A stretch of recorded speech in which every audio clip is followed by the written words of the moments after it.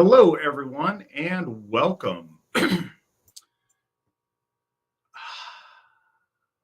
So today on the 101st episode of Victory Never Sleeps, we have Witan Svan on for us to continue our study of the Hárbarðsljóð. And we were, I think, like stanza 40. I'm sure Nick will remember exactly where we were on there. We made it quite a bit of the way through. I think we should get through that this evening, but that's never a guarantee because get kind of inspired at random points to wax philosophic. Coming up way sooner than I think some of us realize is Midsummer at Odenshof. It's coming up very, very soon. It's a week and a half from now. Look forward to seeing as many of you guys as I can there. If that's something you can make it to, I would recommend you do. It's a great time.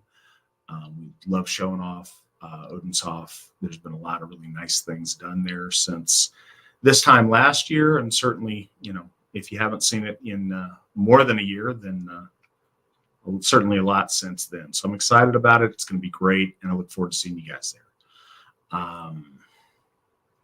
Coming up the following month with a little bit more lead time, but just about a month away, we have Sigurblot at Sigurheim, and that is in Jackson County, Tennessee. I'd love to see you guys there. I'm excited to get back out there. I love that place. It is very special, and it's neat to be there at the beginning and watch as it develops because so many amazing things are going to happen there. So we'd love to see you guys there. And last but not least, in August, please join us for Frey Faxi at Baldershof.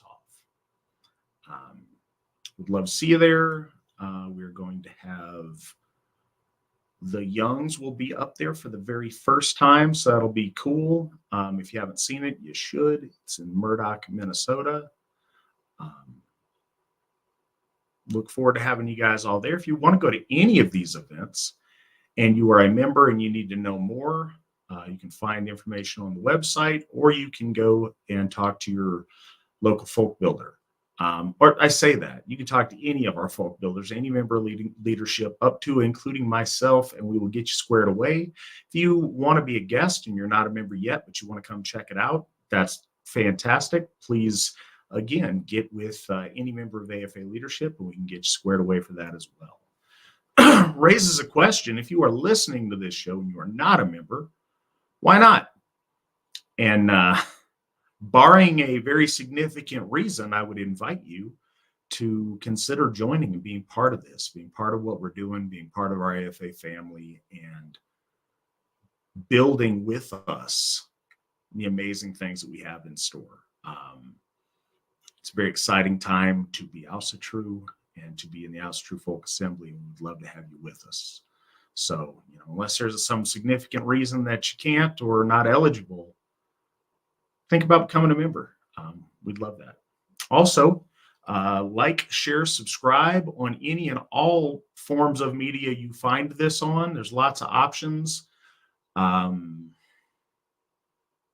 But yeah, one of our biggest tools right now is word of mouth. So if you know people that you think would enjoy our program or be benefited by it, please invite them to check it out and ask any questions they might want to in our live chat room, or they can check it out at their leisure later as a video or as a podcast. We'd invite that.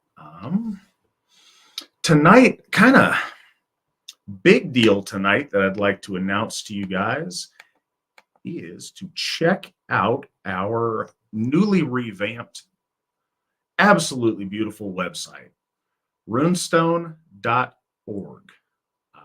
It's always been the address, but it's the site itself is new and improved, and it's super cool. Producer Nick, along with Gothi East's wife, Madison, spent a lot of time making this beautiful and hopefully a useful tool for anybody who is interested in Asatru, the Asatru Folk Assembly, what we're about, who we are, what is upcoming, any of these things, we invite you to come check it out. But yeah, we're pretty proud of it. It's a really nice thing they did, and they did an absolutely beautiful job with it. Also, before we get cracking, a couple more seconds of Nick showing site stuff. Cool. So before we get going, our merchandise of the evening, if you are interested, is for the ladies. Ladies, get one of or all of these 4 beautiful ladies shirts designed with the Hoff flower for each of our Hoffs. And these were chosen by ladies in leadership in each of those districts. No, they're beautiful. And again, we don't know how long any of these things are going to last. As far as what we're doing with the store, we're still experimenting and trying things out. So I encourage you to go check it out. If you want to donate by getting one of these amazing products, one or more of these amazing products, we'd appreciate it. But yeah, we appreciate you guys. Go ahead. I was going to say, does Nick have a list of those flowers? I know they're individual, and the rose and the orange are pretty prevalent, but people might not be familiar with the center two. And I'm actually drawing a blank. So it is a very special breed of rose. Yeah, as we do the show, Nick can get you a detailed listing of those. He's probably going to bother Brandy to get that because Brandy was heading up the project. She knows, and either Nick or Brandy will have those answers for us as the show progresses. Yeah, I remember when they were doing the deciding for Thorshoff specifically, and there was a lot of kind of choices to be made. There was people a lot of the ladies, and I got to see some of this going on, and I was really interested to find out which one won out, because everyone was kind of, I don't know, became like botanists all of a sudden. There was all these, beautiful flowers, the black and orange and black, ones getting thrown around, and I was like, oh man, I can't wait to see which one, wins out. All righty. Well, to start off, as seemingly always, Ronald Blake bought us coffee and donated $50 to help out a member in need. Generosity is an example to all of us. Thank you so much, Ronald. We appreciate you more than you realize. Thank you. So what we've got off the top, Nick's got a little graphic he's thrown up on that. Anybody who wants to donate this evening, got a few options on that. You can monetize your question on Entropy. You can do the buy us a coffee thing. The little special ways to donate are listed in the description of this video. You can always donate at runestone.org. There's a donate link there to any of our causes that we are trying to raise money for. Last month was outstanding. You guys were a huge impact on getting us out of the debt for Njordshof and moving us forward towards the acquisition of Freyshov. I think we made 4 extra mortgage payments within a month's time on top of the scheduled ones. That's where we're at on that calendar. Got $85,872.60 remaining. Sounds like a big number, but not when you consider that in less than 2 years' time, we've paid off $159,127.40. What this means is just about $110 per AFA member would pay this off immediately. Just to kind of put it in intangibles for folks. And we have a list of the flowers. Yep. So the Odenshof flower, the official flower of Odenshof, is the Sheila rose. It's a special breed of rose. Perfect. Corresponding to the Githya that has given so much of herself and continues to make Odinshöf such an amazing place and such a powerful offering to the Allfather. The Thorshof flower Gladiolus.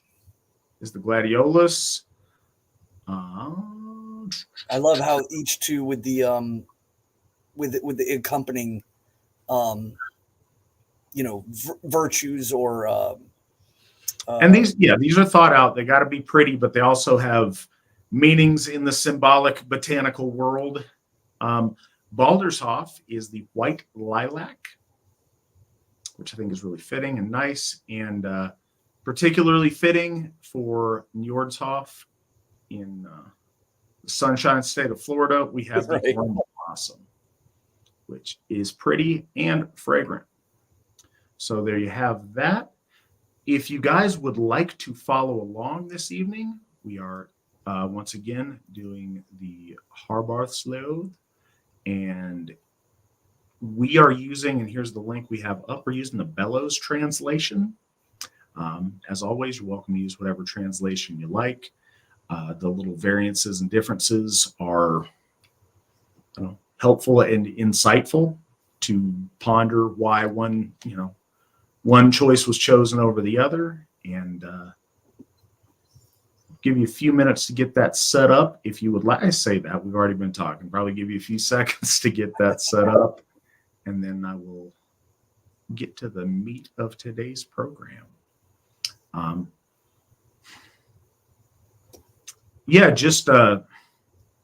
Last week was a really fun episode, and I want to just once again say thank you to everybody who regularly shows up, asks their questions,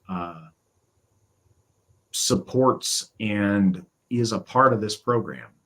It's very much an audience-driven program in a lot of ways, and we appreciate you guys checking us out and spending the evening with us once a week. It's a really nice thing, and I appreciate you guys being here. So thank you, and I look forward to many hundreds more episodes.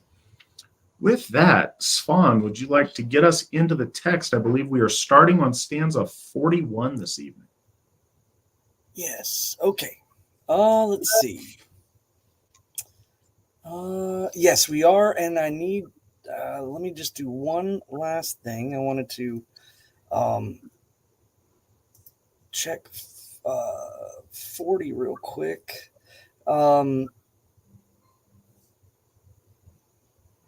Yes, so the reason why I wanted to back check just a little bit is because we were on a point in this in which the insults are kind of less pronounced. In this part here, the insults are kind of insinuated. And, Lord Odin in Harbard form, speaks of his, in the host I was that hither fared, the banners to raise and the spears to redden. So he was stating about how he was within the, it's not specified. It's like kind of led to an alluding sense that he was within the throng of either humanity or possibly an unknown battle for the Einherjar. It leaves a lot of questions to be kind of brought up, and I just wanted to double check and backlog to that.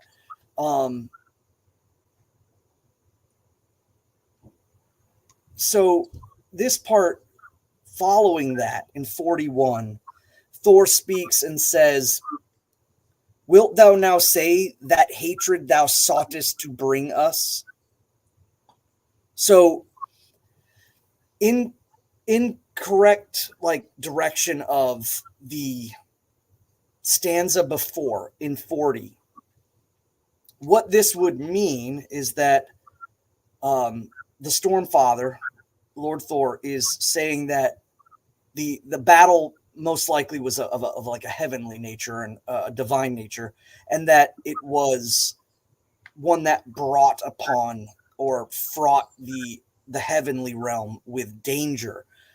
Some people try to take this part here and allude that somehow Thor thinks that this is Loki. And I don't think that that is the case. We already kind of covered that at length last episode about this, where we were talking about how there is this a very, very deep connection I think this story has to Slavic counterparts. And this, standing alone, it could be alluded to. But when you look at the stanza before, it's saying that, I was amongst the throng, I was amongst the army, I wanted bloodlust, I wanted the blades to be red, and I wanted the banners high. And Thor is saying, well, thou say that the hatred thou soughtest to bring us.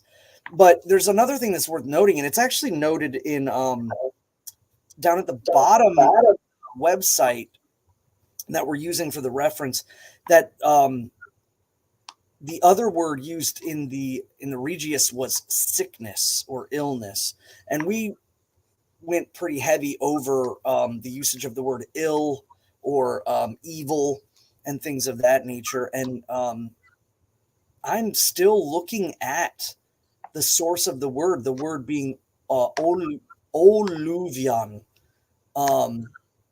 as a source, and I'm running into some dead ends there. So interesting word for folks to look into. But I believe that that's really what this is that the stirring of strife is a common mantle placed upon Lord Odin in the Viking Age. Lord Odin was specifically seen as in poetics as again the creator of battles, the creator of fights, and this again being the animosity brought against us because of your stirring of strife. So that I think is the ultimate insult. There is or not the ultimate insult, but the ultimate insult he's trying to insinuate. And then Harbard returns in 42, and he makes another kind of deeper alluding. He says in 42, "A ring for thy hand shall make all right for thee, as the judges decide who sets up to at peace." So in return, he's saying, you're blaming me for strife that I have caused and all of the aftermath that brings, but don't worry, I can pay you off, because true peace is really brought about by just as corrupt men or just as corrupt judges. So the idea being that it's like stirring strife is no less a task than appeasing those who could be bribed. And again, that's alluding to that the Storm Father, Lord Thor, could be bought off. But he's also making kind of, again, a larger statement that, many times what causes the strife can be just as cunning or conniving as what ends it. And then Thor speaks, "Where foundest thou so foul and scornful a speech? More foul a speech I have never before have heard." And Harbard retorts in 44. He says, "I learned it from men, the men so old who dwell in the hills of home." Now, I didn't really know where to take that one, and Bellows kind of believes that the reference is the burial mounds and the burial grounds of. So in essence, he had learned it from the souls of men, or he had learned it from the history of men. And that the hills of home is a kenning for the grave mounds. And that would be a safe assumption. Unless, of course, speaking to a specific reference to another poem, but that we don't really know. So that's why I wanted to kind of backtrack to 40, is to remind everyone. He's saying, you're a stir of strife and you're unwilling to admit all of the pain and suffering that you've brought to us because of your stirring of strife. And he's like, don't worry about it. With a ring in my hand, I I can, or a ring, and some money, I can bring this to peace, because oftentimes the peacemakers are just as crooked as the stirrers of strife. And it was a shot at the integrity of Lord Thor, and he then says, like, where did you learn such like hateful and mean speech? And he says, from the sons of men, and where they dwell in the hill homes. That in and of itself too is like, again, that's one little gleaning towards the necromantic nature of Lord Odin. And in especially in the view of the way that our ancestors in Old Norse saw the gods, because we got to remember that the relationship between our ancestors in the Old Norse time frame, especially during the time that the poems were being written down, is kind of akin to the way the Greeks viewed the gods during the time of the Philosophes. The Philosophes were trying to decrease the religiosity of the priests at the time. I think that it could be with an argument that the Philosophes did not like the standing religion, and they encouraged the declination of belief in the gods, and that's what ultimately led to the dramas that were being kind of spread about, and how they changed from a divine nature to almost like a soap opera, or you hemorize,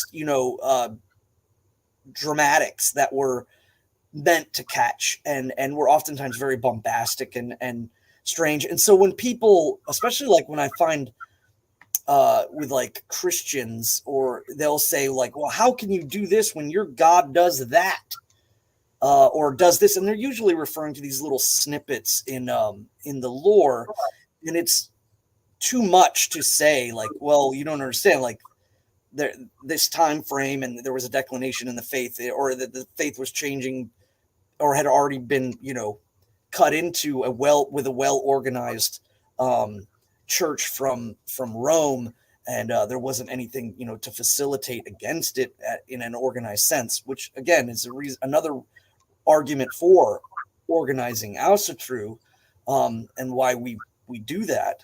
But the way that we know our ancestors looked at Lord Odin and Lord Thor and Lord Tyr differently than, say, the Old Norse by the 12th to 13th and 14th century is pretty clear in the way that they kind of attach them or paint them into these poetic models, a stir of strife, and so on and so forth. Or again, the big one was about Thor being both strong and wise, and was kind of always played on the idea that there's far more wisdom behind the strength. And sometimes you see one story where he's just blatantly strong and not very wise, and then others where you see him as clearly wise and not very strong. So yeah, I think this is what's going on here.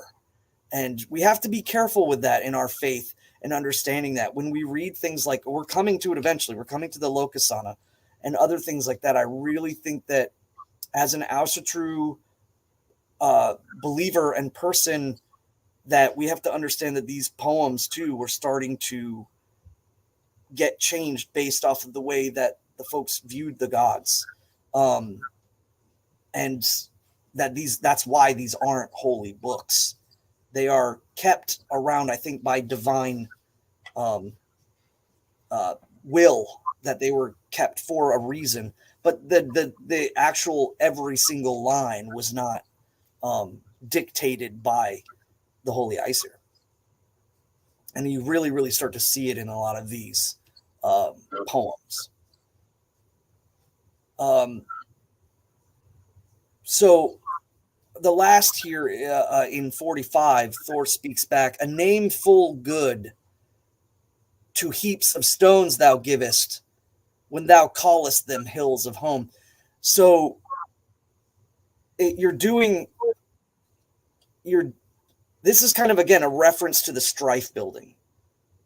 you're giving it a good name for the very thing that caused them to be buried, which was the stirring of your strife. Is again the ultimate meaning of this exchange, these insults. So you paint a colorful word when you're the source of the reason why they have found these homes.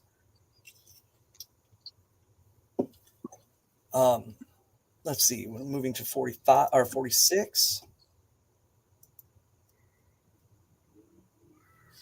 Harbard returns, of such things speak I so.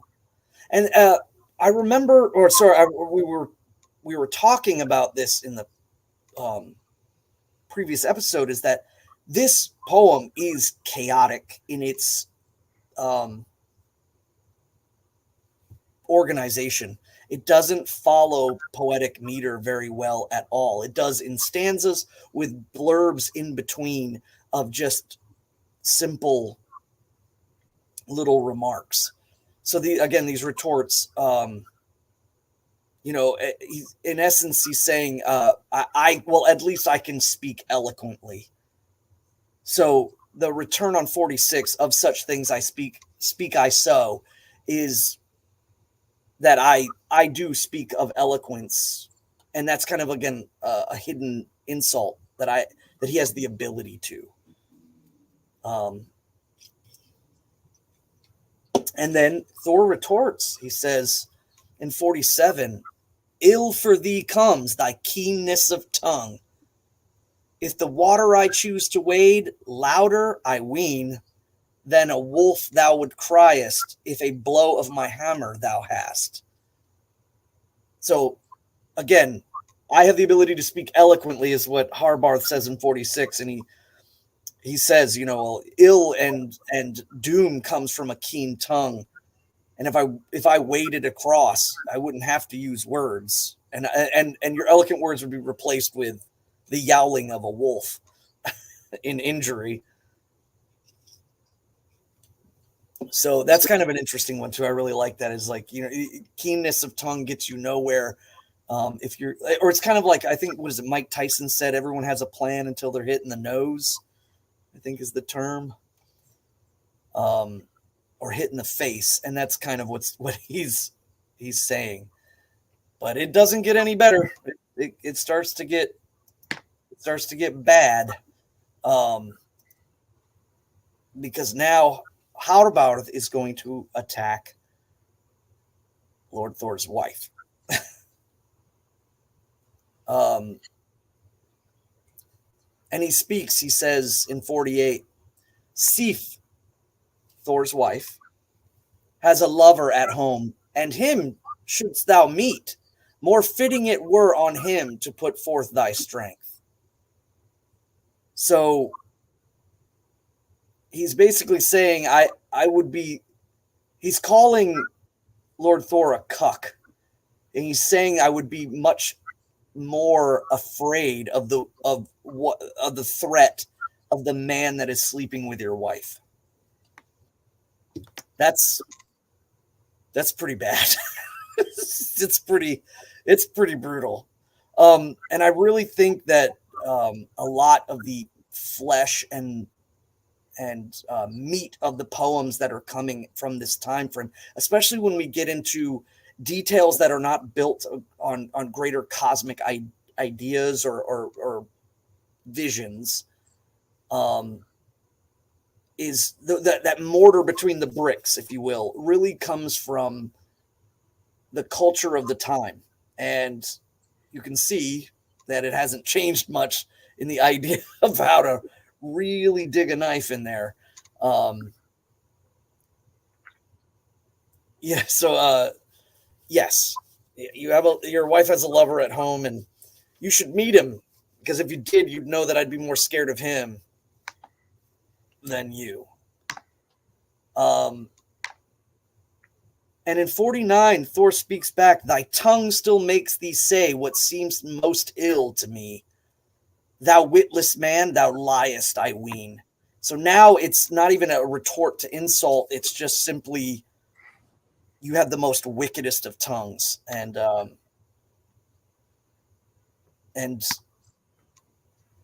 that you lie. In my knowing is that you clearly lie. And Harbard doubles down. Truth do I speak, but slow on thy way thou art. Far hadst thou gone, if now in the boat thou hadst fare. So in essence, you've stopped to trade barbs with me. Imagine how far you would have been if you had just kept your trap shut and had your own boat, or I had given you a ride, or crossed somewhere else.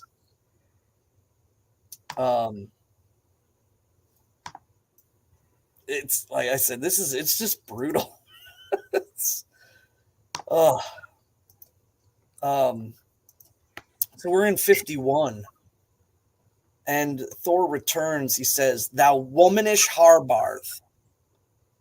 So here, actually, that's a great point I wanted to bring in. The usage of this translation to the word ragi.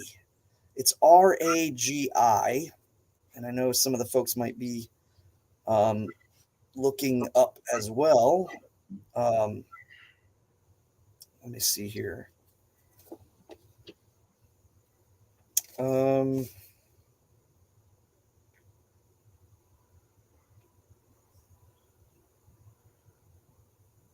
me see. We have some interest. So, like, ragathir means like ragged or raggy. So, this translation of womanish, I think, is an interesting, usage of word. And I think this might actually be on Bellows, because looking at cowardice, rag menska, cowardice, rag mali, it's ignominious, or charging one with being weak. And I think that it's worth noting that the word ragi.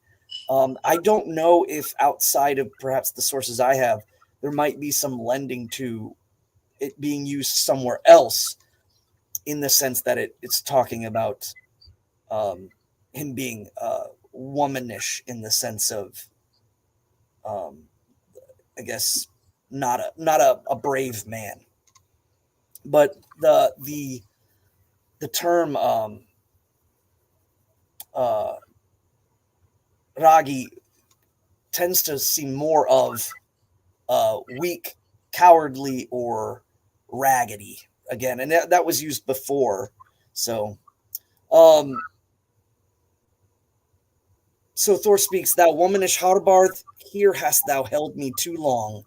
And Harbard retorts in 52, "I thought not ever that Asatru would be hindered by a ferryman thus from faring." And Thor retorts in 53. He says, "One counsel I bring thee now.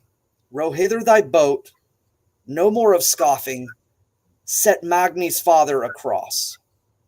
So let's set everything aside. You bring that boat here, and there will be no trading of barbs. You take me across. Harbard speaks, "From the sound goes hence the passage thou hast not." So the sound being like the usage of the word sound, as in a bay or a river or a large river. He's basically saying, and it still remains, that from this body of water, you'll have no way across. So then he returns. Well, then in 55, "The way now show me, since thou takest me not over the water. So point me in the direction of where I can cross, since you refuse to ferry me over."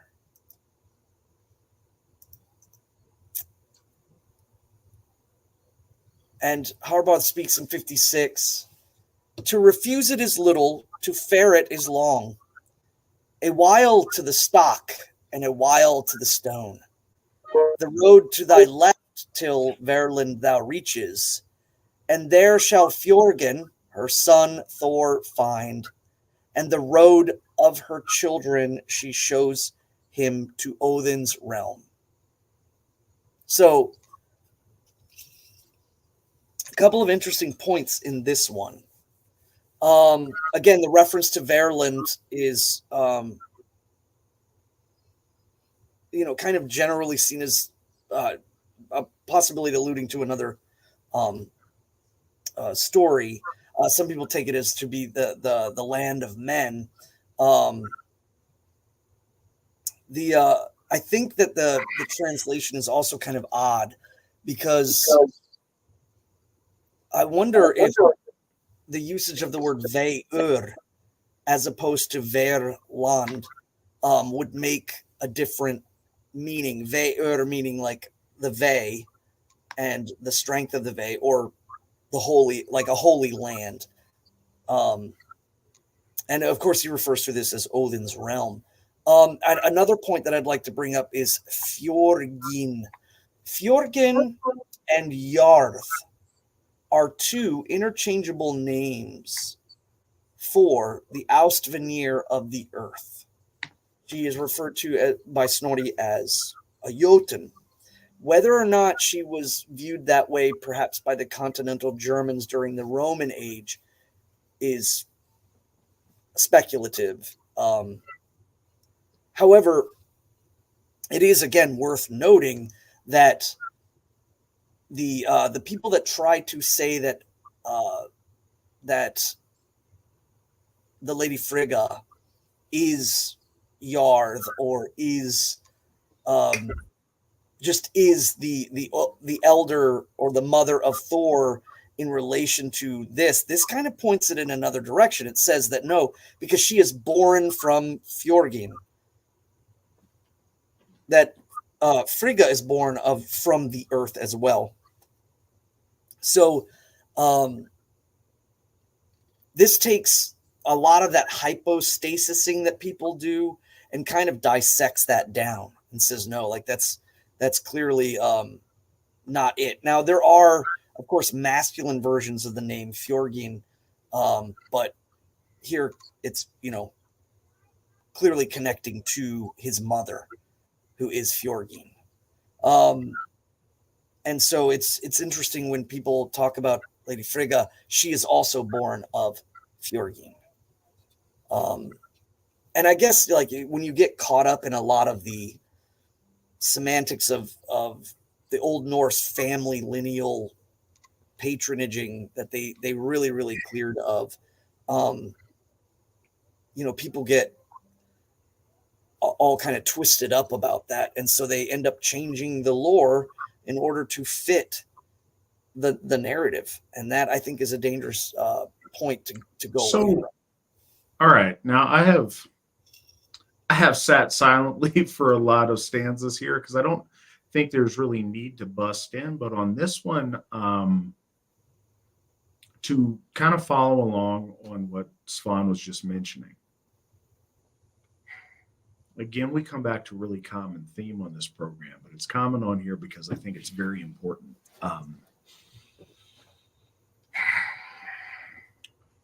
If your goal is to examine the Eddas as early medieval storytelling, then yeah, you have to make all the pieces fit, and you have to draw clear pictures of,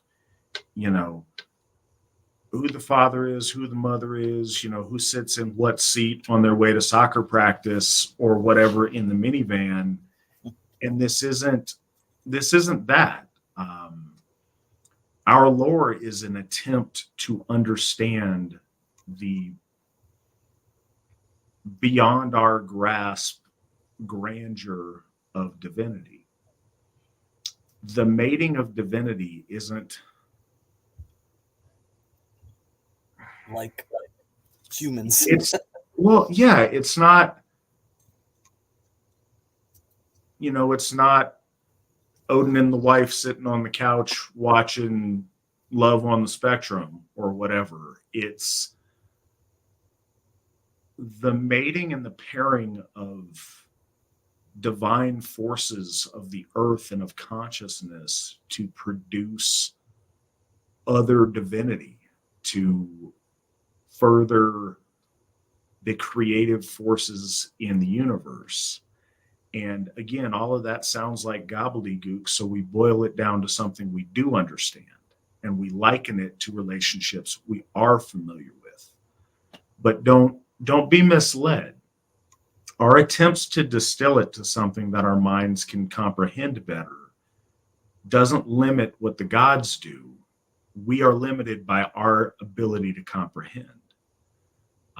We don't force the gods to fit the story arcs that we learned in 9th grade English class. We do those things to better understand the greatness of our gods. And it's important to realize that. We get wrapped up in the imagery because the imagery strikes a chord in our soul. It's beautiful to us, and it's something that we know how to relate to on a emotional and primal level, because we have that in our history, we have that in our understanding of the world. I'm under no illusion that, if by the benevolence of our Aesir that I have some glimpse of Asgard one day, that it's, going to be wood shingled Viking age, longhouses and people in chainmail and axes and swords.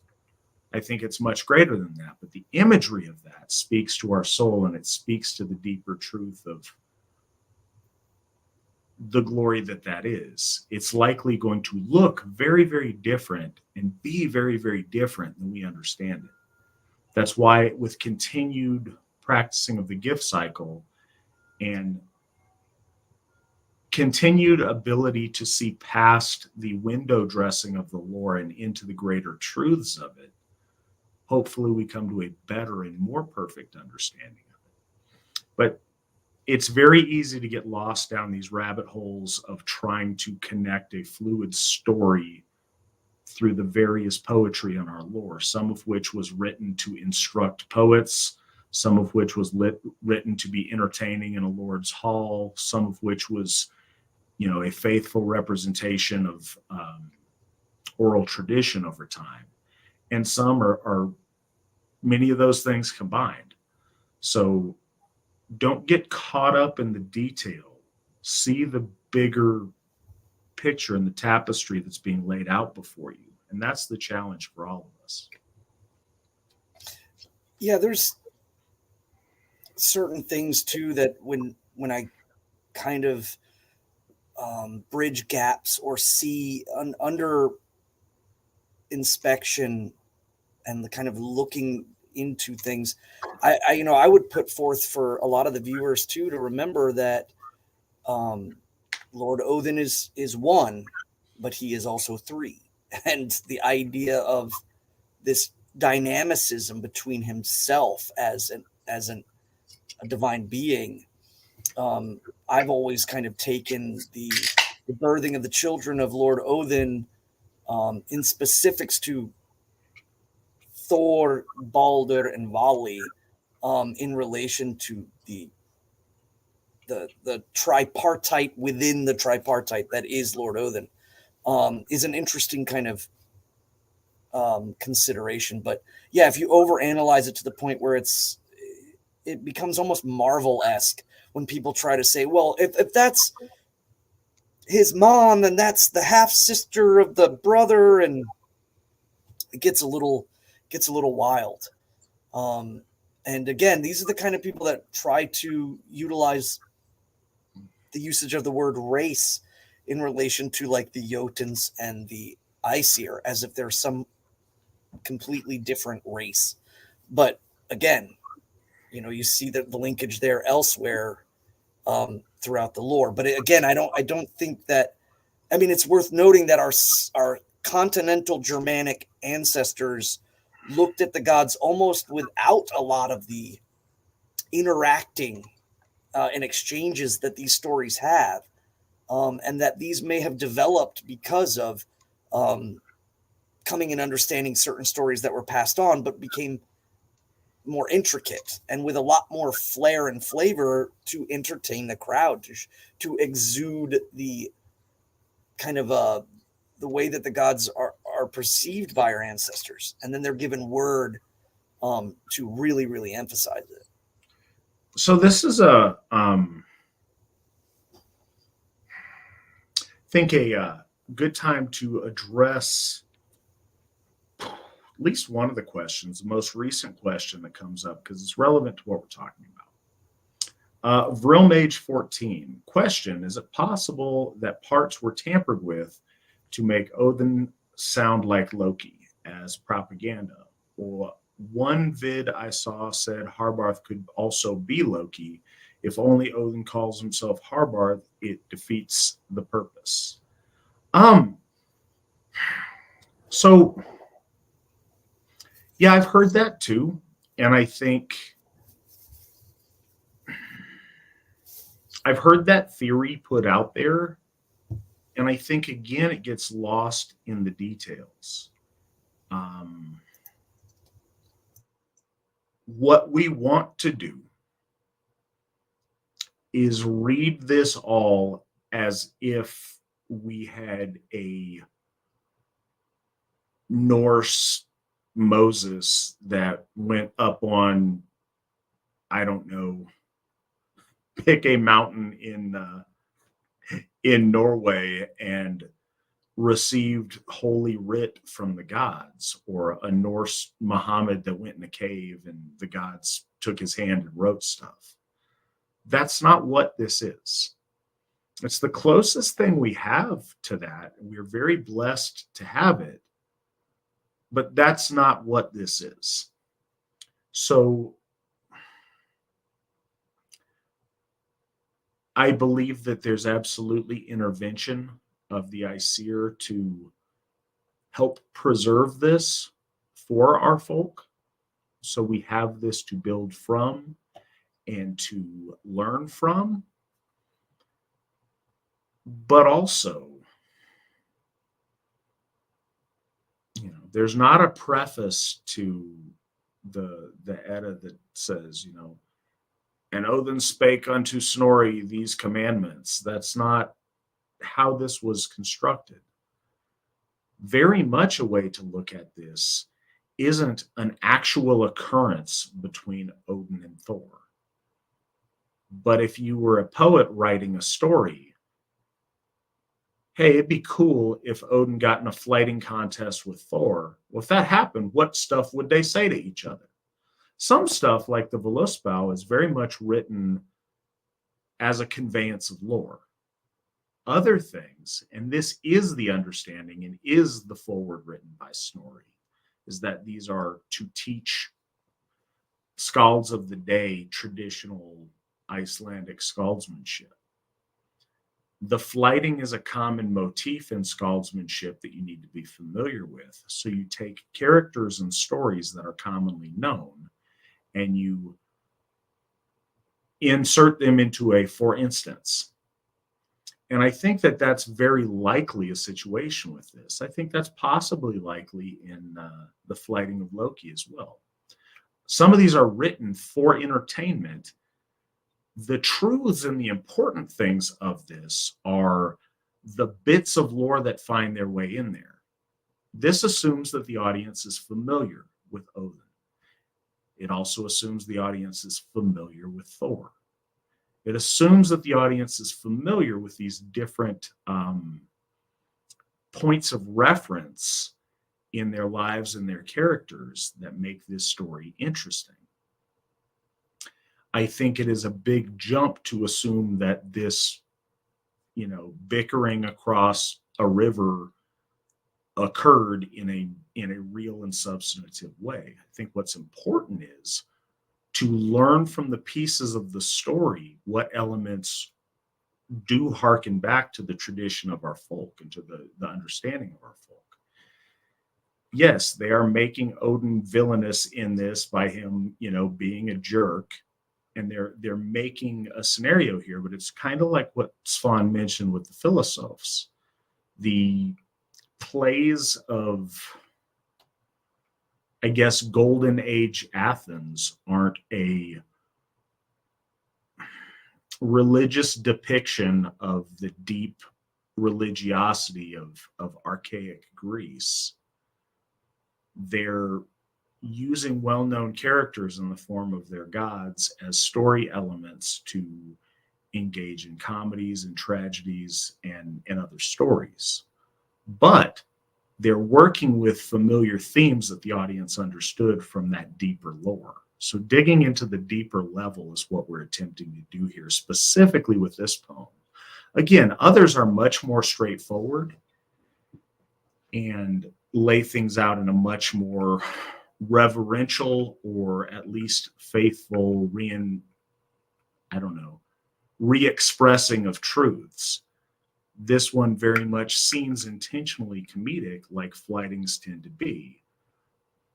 This is imagining Odin and Thor in a battle rap competition that's just, and that's the thing.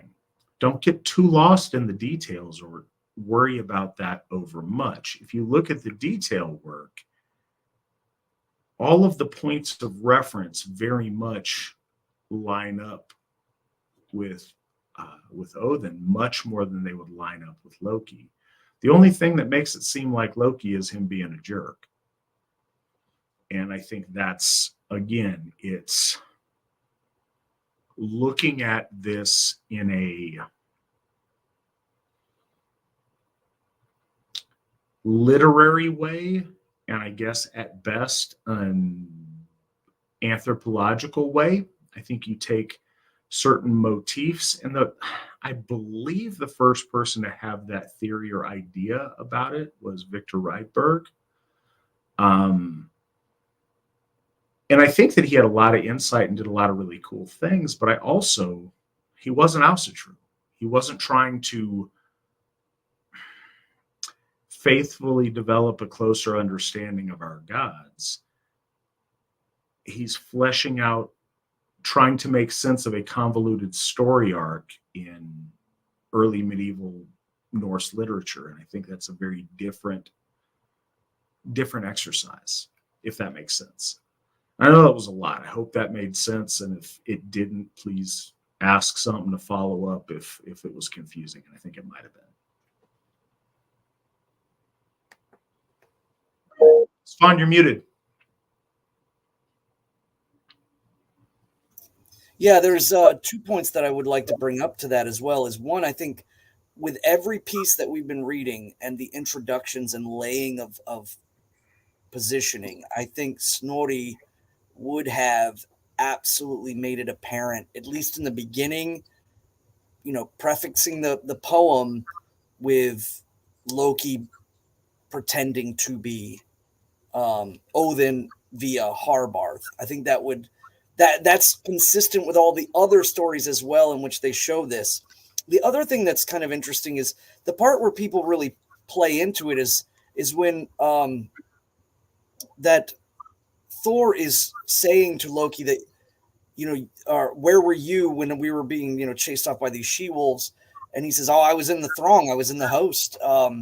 And, it's the interpretation of that is like you were in the throng of the trolls or the Jotuns that were kind of against us. And that can't be Lord Odin. That has to be Loki because he's aligned.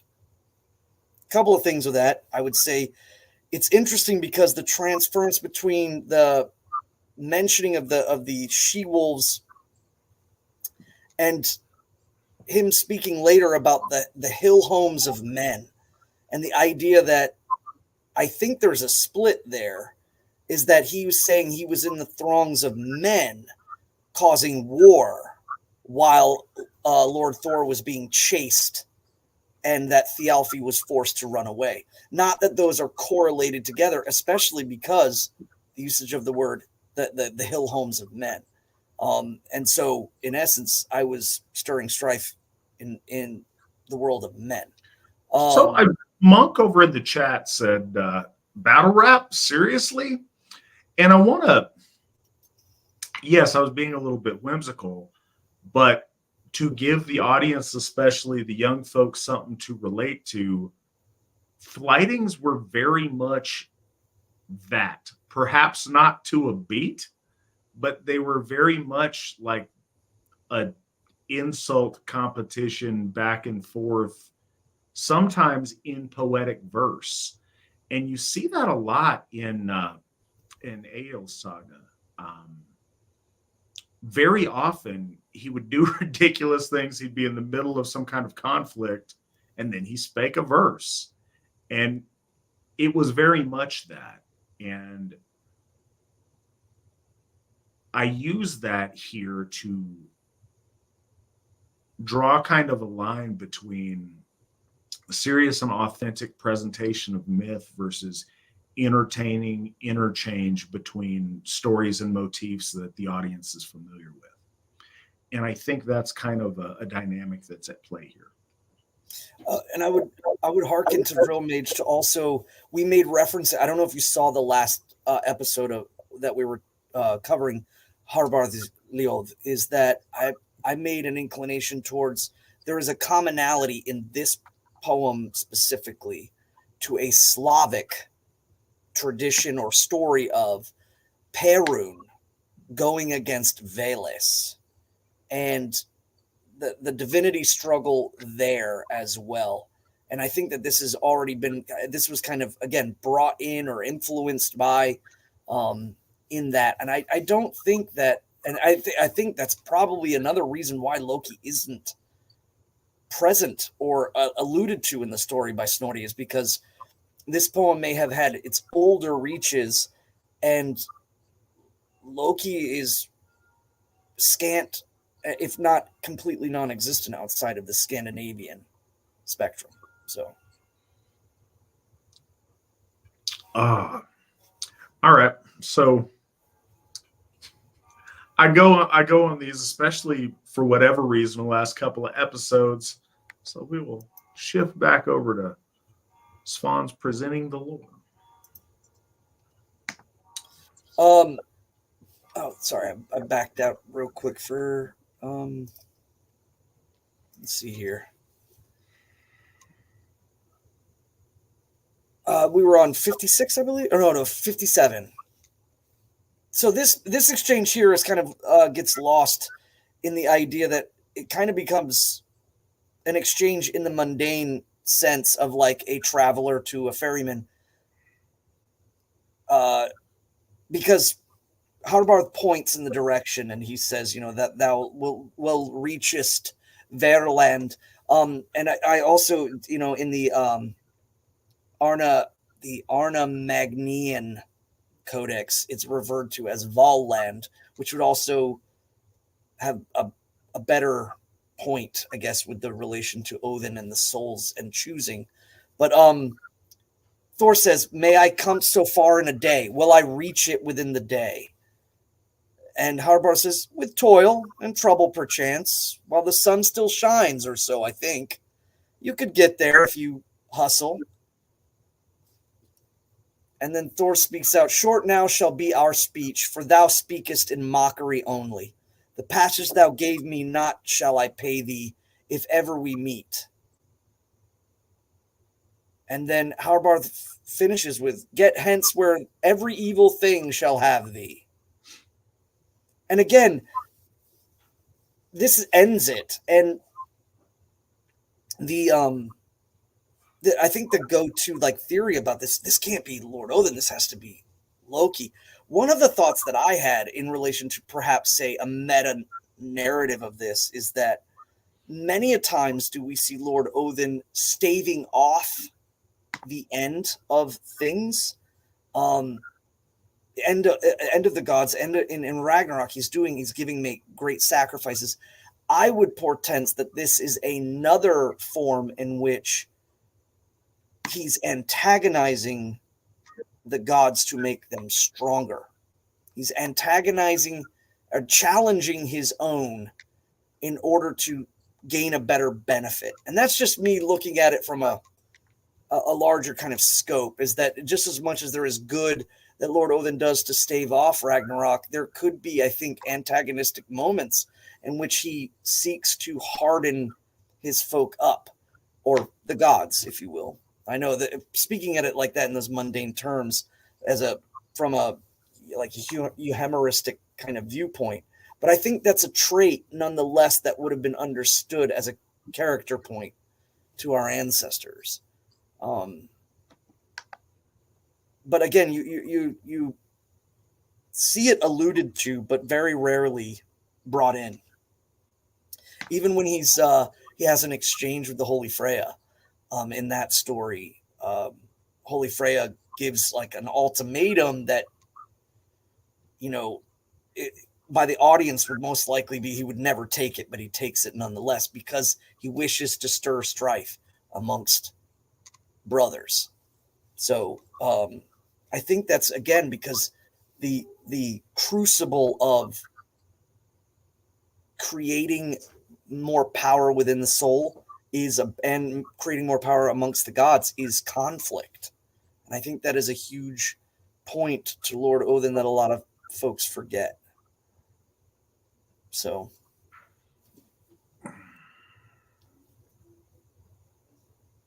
and that ends it. All right. So we've got a few questions that are lined up.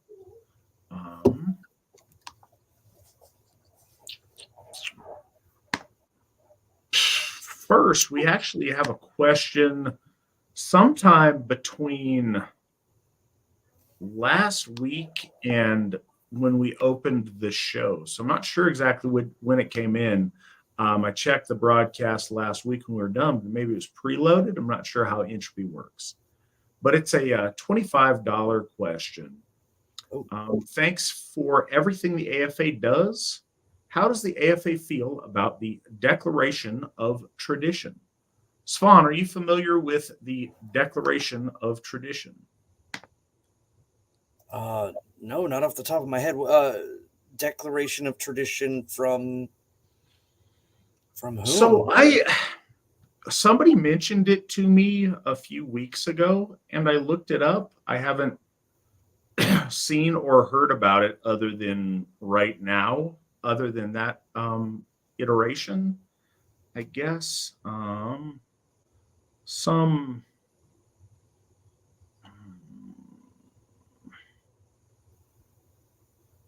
to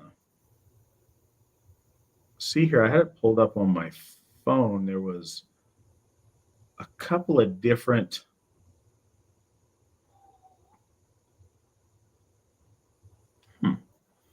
So I'm looking here at the people who supposedly, I say supposedly, the people that are credited with creating it. Woden's Grove. Yeah, Woden's Grove, which I don't know anything about. And it's some kind of an online declaration of tradition, but related to Asatru. And I was looking at it, and it looks nice. I'm not really familiar with it or where it comes from or who any of these folks are that are, initiating it, or for what particular aim it serves. But yeah, from what I read of it, it sounds like good things. But yeah, I'm not really, that hasn't crossed our radar of much of what we do or folks that we interact with. Svan, do you have any thoughts? Do you know anything about these folks? No, I'm not familiar. I know that obviously my initial thought was, again, there was Real Mage in the chat says it's the Norena Society. Yeah.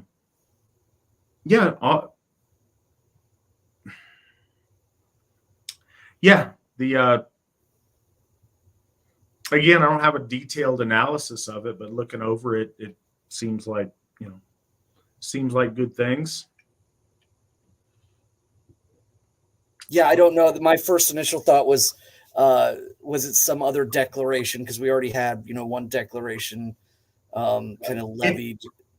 Well, it seems like a very similar thing, but this one is, pro good and upright values as opposed to pro degeneracy. So that's good. Yeah, I think people are attempting to claim that Asatru is amoralistic and doesn't have, a sense of right and wrong or what have you. We've covered that here pretty hard, that we are, again, very traditional. Like, it's, I don't know. Right. Well, so other questions that we've got. From folk builder Cope Crawford. Should all Asatru folk always carry a weapon? In the Havamal, Odin says to never go one step without a spear because you never know when you will need it. Svan, what are your thoughts on this? No, you have to specifically carry a spear everywhere you go. No, I'm joking. No, it is worth remembering that the Halvamal is wisdom set out much from Lord Odin's experience as well. And so the intent there is that it is wise for someone to always have an ability to defend themselves, because you never know when you're going to end up in a situation where you might need something to defend yourself. I think that, that immediately, if people say, no, it's got to be like a weapon or what have, it's like the reference there, of stepping away from your blade. It's not specifically about carrying a sword or carrying a spear. It's about always having the ability to defend yourself, because you never know when you're going to need it. And does that incline towards the idea, especially in a modern age, to carry a firearm? Yes, but not everyone in other countries can carry firearms. The idea, again, is to make yourself hard to kill. And I think that's a really important thing. The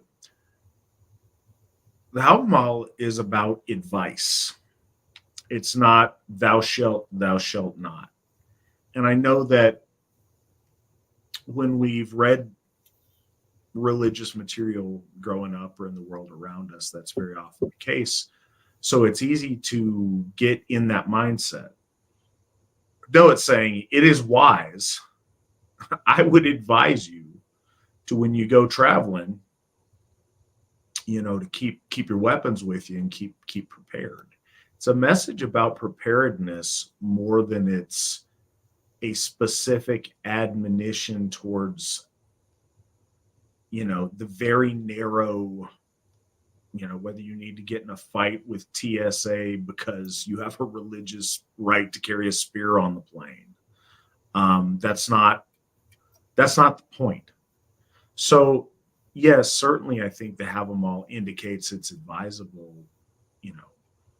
to be prepared. And if you live in a place to where you have a legal right to carry a weapon, then sure, I think that's advised. That's better than not doing that. There's any number of reasons that you may not be able to, or it may not be advisable. And again, that advice was levied in that particular iteration of that truth to Viking Age people with Viking Age society works a little bit different. I think the scales get balanced different if the carrying of said weapon puts you in legal jeopardy, or puts you in a dangerous spot, or limits your ability to travel. People get stuck on those things, and we've seen that too many times. Yeah, if you have a legal right and it's an acceptable thing to do in the jurisdiction you live in, by all means, conceal carry, open carry, carry, go for it. I think that's completely consistent with the advice of the Havamal. But we don't advise anybody does stuff that's illegal in their area. And just objectively, the juice may very well not be worth the squeeze if that's the case.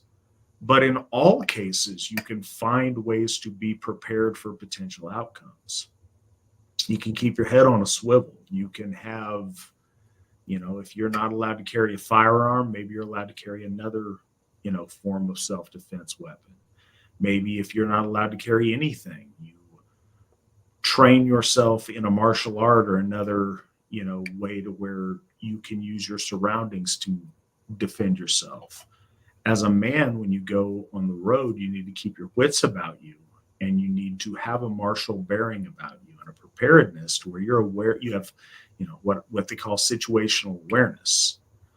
And so often folks don't do that. And I think that this isn't me trying to water down, like, keep your sword with you. Your sword does you no good if you're like not paying any attention. It's just giving the other guy a sword to stab you with. So the preparedness goes into a lot more things than just having a sidearm. You need to be aware of who's around, what's going on. It's one of those things. I know a lot of folks, and I try to do this if I'm in a restaurant or whatever. I try to sit facing the door so I can see what's coming, so I can see things before they're coming in. Maybe if you're, avoiding getting cornered in strange spots that you're not aware of, all those kind of things. That kind of awareness you can do when armed, but you can also do that when unarmed, and it will all do you good. And I think it all harkens back to the advice that Lord Odin is giving us in the Havamal. Svan has disappeared on us, but that's okay. I think he will return.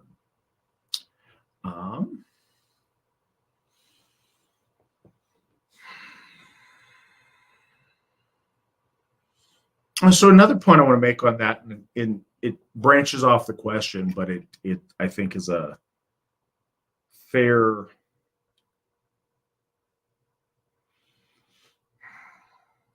segue. It's important as noble people. One of the characteristics of our folk is agency and having the power to choose our situation instead of having life thrust upon us. We don't want to always be counterpunching and always be reacting to someone else. We want to have the presence of mind to choose our actions. And you can do that when you have the situational awareness, when you are cautious.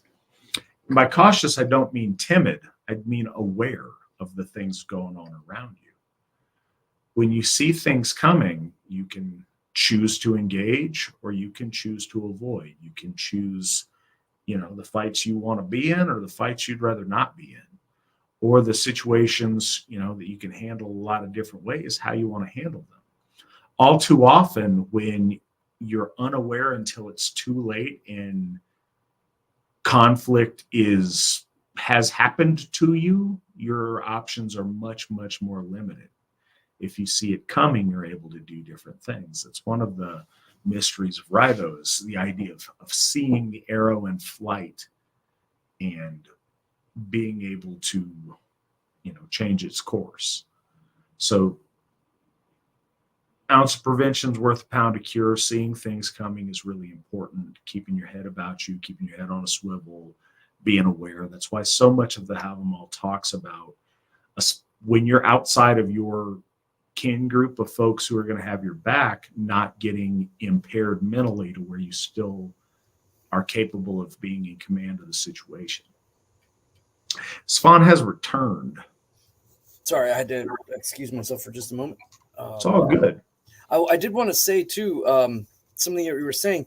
If we take it too literal, you already see people starting to break the literalism of it when we start talking about other weapons than specifically a sword or a spear, or something of that nature. The other thing is like I have been to Iceland numerous times. You know, I've been overseas. And if the literalism of it would force you, like, I'm not going to go to this country because I can't do what Lord Odin told me to do, which is to carry a firearm, you're already kind of, one, missing the point and kind of hindering yourself to the reality of it. Instead, it should be, an understanding that you must never just relinquish your attention, like Asatru was saying. It's just that you have to. It's like, it's not good. I'm going to Iceland and I'm bringing a weapon on this plane because this says I'm allowed to. That's gonna cause a lot of issues. So you have to play that right. The other is if you're living in a place where you don't feel that you have the right to protect yourself, and I'm a big personal firearm promoter and believer in it. Move to a place where you can. If you're folk and you're living in overseas, come to America. So, a couple of things take a little bit of liberty here. I mentioned last week, good friend of mine, and that's what I'm going to do. So, good friend of mine who I've talked a lot about. You guys have heard my bouncing stories on here and there. We go to what we know, and that was kind of a crucible that taught me a lot about myself. The guy that really taught me so very much was a guy named Barry Ingalls. And tall dude. I'd say he was at least 6'7". Tall guy, tall, bald guy. He had these long monkey arms to where he had reach on everybody. And he had a boxing background. So he was a one-punch knockout artist when he had to be. And he would irritate us nightly when we'd have kind of our debriefing about whatever fights we'd been in or dealt with that night. And he'd always, get on our case about how we could have done them better.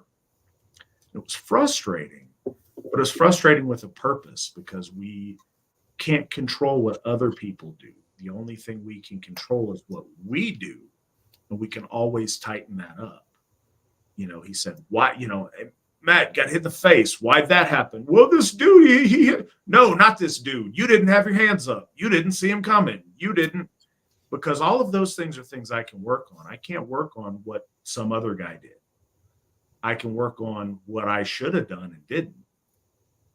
And the other thing is, it was just amazing about him is he never came off, he never lost anything. The closest to being outmatched is one time he got hit, but it was him versus 4 other people. He didn't lose. He just got hit.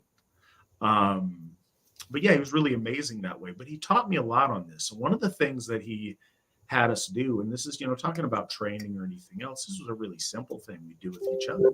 So you'd walk around and you play this game where you'd see if you could touch the other guy on the chest. Like you'd walk around and you have all the time in the world to put your finger from wherever and poke them in the chest.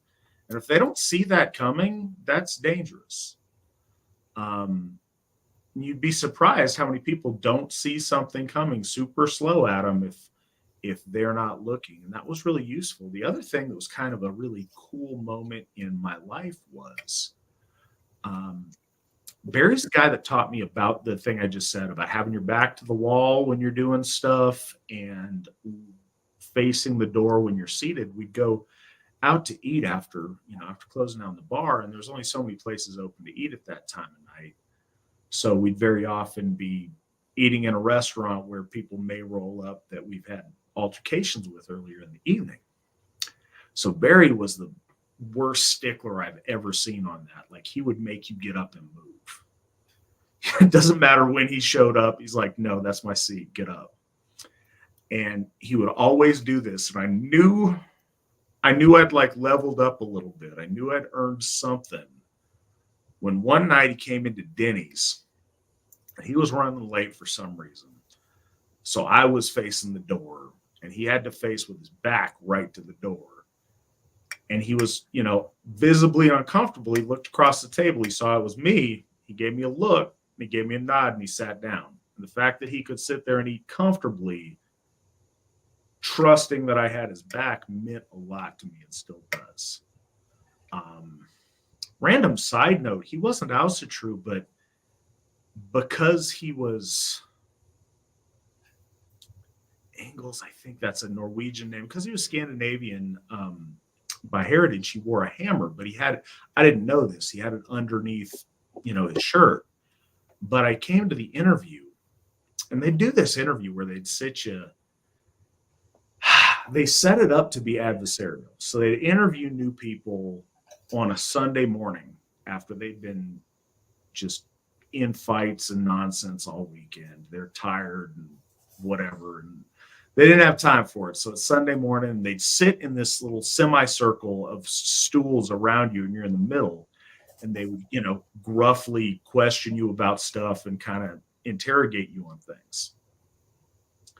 I didn't do this on purpose, but apparently I responded by, kind of flexing on them and looking out, and I wasn't trying to look hard. I just didn't want to be the one to blink first. So they weren't going to hire me. They thought I was trying to flex on them, whatever they thought was the case. But Barry saw I was wearing a hammer. And so he vouched for me just because of that. He's like, nope, you know what? Let's give him the benefit of the doubt. Let's hire him. And that was really early on in my, my coming home to Asatru. And I thought that was a fortuitous occurrence. But yeah. Can I kind of want to break a mode here. Sure. But it's because of what you just said and why. One, I think that the stories that you have from that time, again, a lot of people don't get into conflicts where they're face to face with, even with your friends being antagonistic. But there's a question that came in, and I think it fits really well with answering the question based off of what you just, the story you told us. There is, let me see. I think Nick said it. Nick. So what is the takeaway from this piece? What's the point of Hárbarðsljóð? And I think with the story that you just said, it's actually perfect to answer that question. I think that the takeaway really is that, and this is, again, I've alluded to it a couple times, is that there is a antagonism brought about with the intent of making someone stronger. It's kind of absurd in its way of thinking. Lord Thor, in a lot of stories, has no issues crossing rivers. It is very much his thing. Like, it's not. I would see. He crosses one of the Elvigar to stave off Geralt's daughter, who's trying to drown him, and he throws a stone and hits her, and he's buried deep. He stands at the bottom of the ocean in Himmer's boat, in Himskvida, so he's half submerged.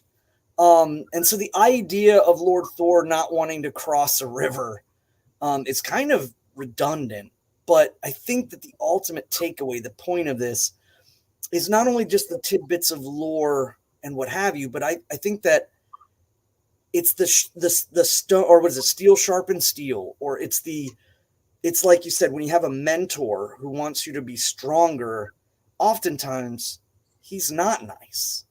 And I think that kind of also like alludes to some of the stuff, just like our interactions, you and me, Alzirgo, like in the AFA, like you often refer to me as like the good cop. And I think that if people get the notion in their mind, like, oh, I like the good cop. Yeah, as a good cop treats you nice, but he doesn't make you stronger. He doesn't push you. He doesn't urge you to be better. He kind of, I mean, in some ways he's more past reflective. The things you've done are good, but you don't stop there. And it's the bad cop that pushes you forward, that constantly hones you into a stronger, more effective person that they believe you can be. And so I think the ultimate point of Hárbarðsljóð is that Lord Odin is in the guise of just the lone ferryman, is testing, he's sharpening the wits, he's insulting in order to see, how that's taken. And I think that that's really important. I mean, we know all the way back to the fact that during the agoge of the Spartans, there was a spot where they would hurl insults at the young Spartan, and it was the way he dealt with the onslaught. It was very, very important. If he blew his cool, if he got into a furious rage, it was seen as like a failure. You got, and I know in the military, we used to do this joke where he's like, we'd make this symbol when we broke someone, because we would just all day long just chiding this person, and then if they broke, it's like, we got him. So the idea was never to break, never let them see you break. And I think that that's the ultimate point of, or the spiritual point of Hárbarðsljóð, is that Lord Odin is not only doing things to benefit the gods in staving off and becoming aggressive, in cultivating souls in the world of men, and cultivating strife amongst the Jotuns. He's also turning inwards and hurling himself at the gods to make them stronger. I mean, ultimately, it is kind of funny and absurd again, because Lord Thor wades through rivers in all the stories and has no issue, braining people with missile weapons. That's not the point. I think the point is that it's worth looking introspectively every now and then and taking the barrage. And that's the thing. In the worst case scenario, our gods can cross a river. It's obviously not that right, literal. It's not that literal. How's the god of storms going to get across the river if he can't get in the ferry? That's silly. And our ancestors had the same brain capacity we do. It's insulting to treat them as if they were idiots. They weren't. So, point I'd like to make. It's an hour and a half into a program. We're out of lore material. So it's story time for a lot of this on a lot of things. And I hope it's beneficial to folks. But I think it really is on this. Svan's point about becoming sharpened by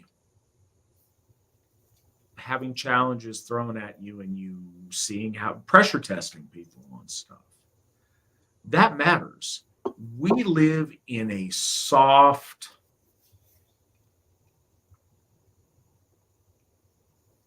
trying to elevate my language. This one's for you, law speaker. I'll choose to find different verbiage.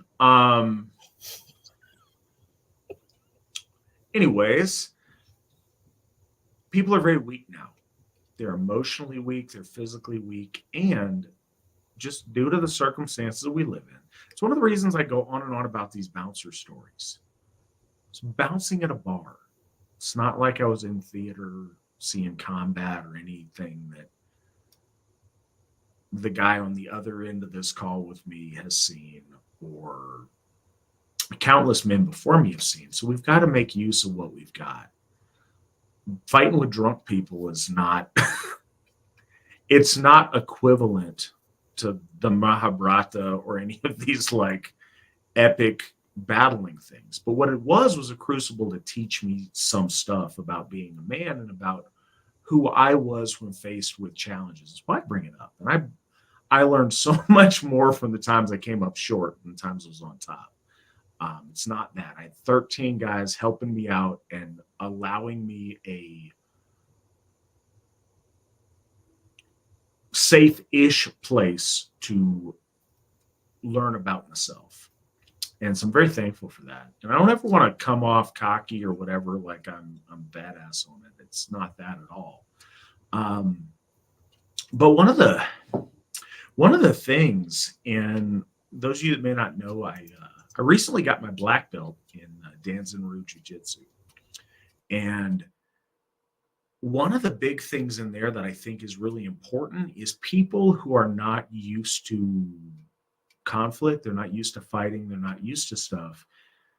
In that class, you have to get in people's face, you have to be touched by other people, you have to be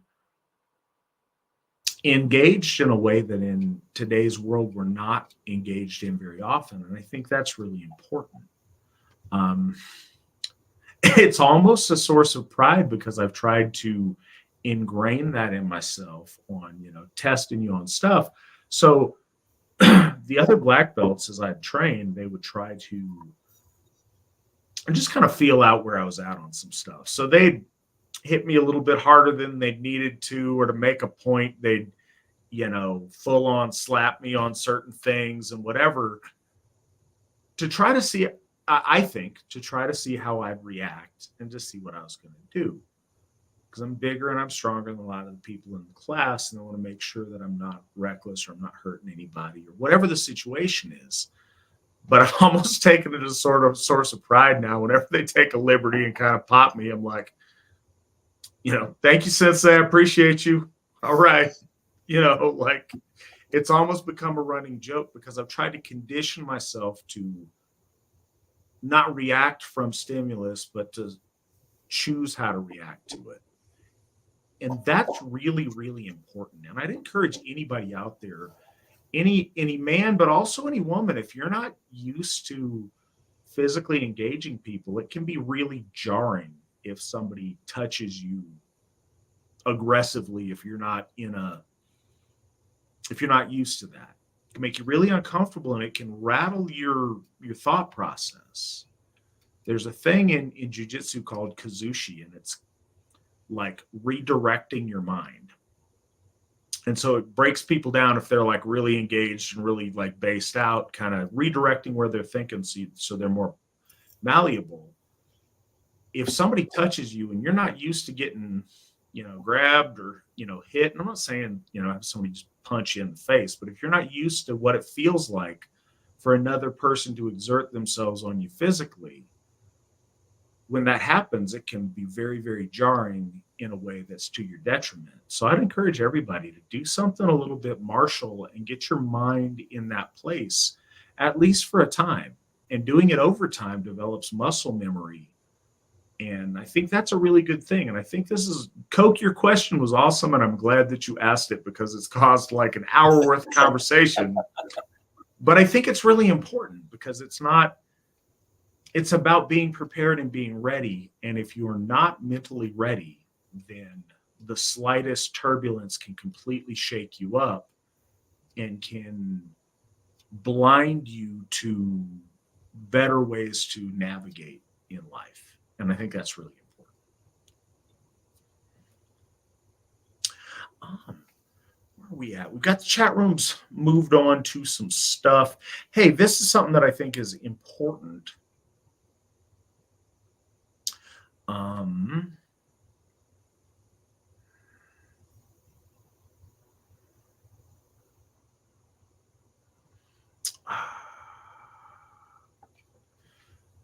So Morris Taylor mentioned this in the chat room, and this is not coming at you at all. I think this is a question a lot of people have, especially because we get a lot of people involved in Asatru that are very strong-willed. He says, I consider the Nordic beliefs to be my birthright, and I don't think I could agree with being told what to think. Yet I see the need to have a family and community with similar beliefs. So, and I think, and this is just going off your question, I'm not presuming to know exactly where you're at with it, but I think a lot of people may have that concern. It's not that. Nobody gets their jollies off of trying to demand that you think the same way that everybody else thinks. And one thing that we've tried really, really hard to do, and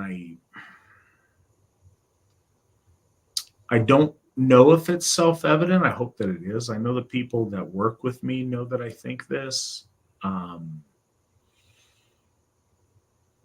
you know, I guess I ask that you believe me on it, and over time, if you give me time, hopefully you will as well.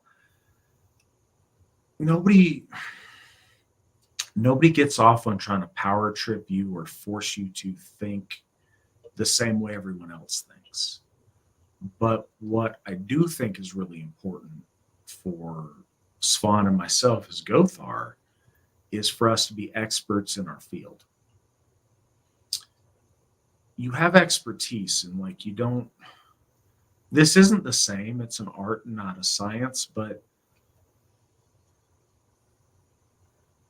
if you call a repair guy to fix your TV, you don't, nobody tells me what to think. No, he's telling you how a TV works because he knows, and he's an electrician. And you might not be. It's not a challenge to your free will or your sovereignty. It's trusting in the experts in a field to know about that field and to pursue it. And it's trusting people, and it's more than that. This isn't a vocation in the same sense, and I don't mean to lessen it. I'm trying to put a concept out there. The world doesn't work if everybody is just these individualists that nobody tells me what to do. I do whatever I want. That's not real. And first, anybody's free to do what you'd like to do.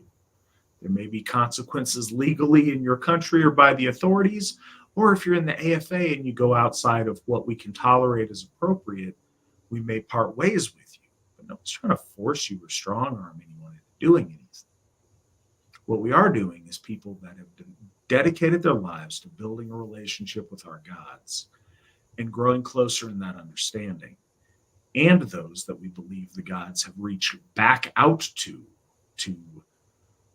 share their wisdom with and to guide. And I very much believe the gods have done that with me. And I'm very self-aware of saying that out loud right now. It's not comfortable. I'm raised in the same world you're in. And I know that it may sound off-putting to people, but I do believe it, and I want to do right with that gift and that blessing. So yeah, the AFA, we try to lay out in the broadest terms that we can essential truths, but nobody's trying to force you to live a certain way or whatever. We do have core values that we kind of have to agree on for us to occupy the same space. But we try to make that as minimal as possible while still upholding the fundamentals of what we believe. And I hope that over time that you see and recognize that. But if there's ever a need to clarify any of it or whatever, please reach out. Talk on here. We'll talk wherever. We'll answer any question you want. You can always give me a call and I'll talk to you about it if you want. 907-350-8252. Call me whenever you like. Maybe asleep, but I'll call you back if I get a strange call from a number I don't know. But yeah, Nordic beliefs are your birthright. Whether or not, you're interpreting that appropriately, I don't know. Whether or not we're all interpreting it, we're all trying to get there the best we can. And there's some people that have devoted our lives to it. Could I? Yeah, please. I wanted to bring up a point too.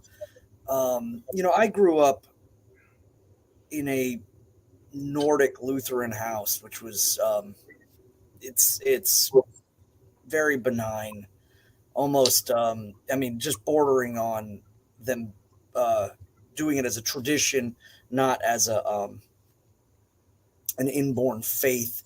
But when I came to Asatru, I did feel that it was my birthright, that this was in my blood. And now that I've had children, and now that I have a wife, and a wife who came to the faith outside of this, and then my children who are born of it, one of the things that I always kind of lay out is, and this is something that I see people don't tackle all the time, is that there was a time when my son was looking out at one of our events, and I was like, these are our people. And some people may come and some people may go, but these are our people. And this is the faith of our people. And he was a part of something. He understood himself within the world. He understood he is himself, but he's also of his people. And there were things that he just innately knows and experiences. So the difference, I think, and I've spoken about this before, is a lot of religions, especially the Middle Eastern religions, hinge entirely on isolating you as an individual with your soul. And the only thing that you have to be concerned with is the caveat of whether or not you're going to get to the good place or the bad place. And, there's only certain ways you can do that. And that is where I think that source of that feeling you get when it's like, I don't want to be told what to do. It's very, very different than when the elders or when the folk around you are, through experience, wanting you to have a relationship with the gods, have a relationship with your ancestors, just like they have, or they have garnered over time, and that there becomes these kind of communal traditions, and what that might mean. There's certain things that influence. I mean, even the AFA with the stoles. This is clearly when you walk around in America and you see a clergy member, there's generally a stole. It doesn't quite often matter what religion they're in. Or, if you're to show up at a hospital to give last rites and you're wearing a stole, most everyone there culturally outside of our folk culture knows what that is. And that has significance. So there are certain things that we do that guide us outside of being simply told. Sometimes there's that inclination that if I'm trying to express this idea that I've passed through a threshold and have gained some sense of being able to guide people in a direction, that stole, that's why, you get a stole during graduation. It's not a Christian thing at all. It's a Greek thing. But again, it's understood. So there's the threshold, there's the guiding, there's certain things that are outside. And then within our folk culture, there are things that my children, they see other religions as not their way, or not the way of their people. It's not like, if you follow this, you're going to, Odin's going to put you in a bad place. No, that's not it at all. So, bear that in mind as well. When you accept and when you join in with the community at large, you become part of something bigger. And that's not people telling you what to do. And I think that we just have to be careful, because some individualism is, I think, foisted on people in order to make them fragmentable, to make them not able to build those greater connections. And I think that Christianity is a perfect example of that. It doesn't matter how nice grandma was. It only matters if she accepted Jesus as her savior. Otherwise, she's a burning. And that's because that's an isolation technique, and it fosters individualism to the point where you don't gain the greater understanding when you interact with your larger family and your ancestors and your gods, and that ring gets bigger and bigger, because the more you do that, the stronger you become. All right. So our next question, seeing as it's Pride Month, why do you think society promotes being proud of being a sexual deviant, yet being proud to be white is considered the worst of all evils? I think some of this is hyperbolic. I think we all get it and have seen this for quite a while now. I think there's a number of forces at play. I think there is a degeneracy inherent in the wolf age and in the chaotic force of entropy that brings things towards the unhealthy and the unwhole. And I think that there is a pull towards that if we're not vigilant against it. And I think that affects people subconsciously. I think there's also a factor of misery loves company. And I think that there's a lot of dysfunctional people out there that are broken, that don't want to celebrate or allow the celebration of things that are healthy because they're miserable and they don't want others to be happy. I think there's, and that same. Good night, baby. Okay. I think there's also a, by that same misery loves company thing, there's broken people that try to force you to validate their mental illness and internal dysfunction. And I think that if they do that, it's a very short-term validation or salve for their illness. Unfortunately, if something internally is broken, you can't fix it with something external, so it comes up short. But it creates an even more ravenous hunger for forcing the rest of us to celebrate their broken state. But that's kind of an illusion. And then there is the bigger current of social manipulation. People and forces in the world that have power and money and influence are very, very threatened by white people being proud of themselves and their heritage, because that force can change and shape the world around them, and has shaped the history of the Western world since the beginning. That is a threat, and that is concerning to those people. A bunch of people run around in parades dressed in S&M gear and furries and nonsense is a very distracting and destabilizing thing, but it's not something that threatens the power structure of people who have taken advantage and manipulated our system. And that's why I think that is, in short. Svan, do you have thoughts on that you want to share? I think because one is politically advantageous and the other is politically disadvantageous. We see them. It started with saying that sexuality was an orientation, and it became relative, and then the relativism created a group, and then that group was politically harnessed in a direction. We could get into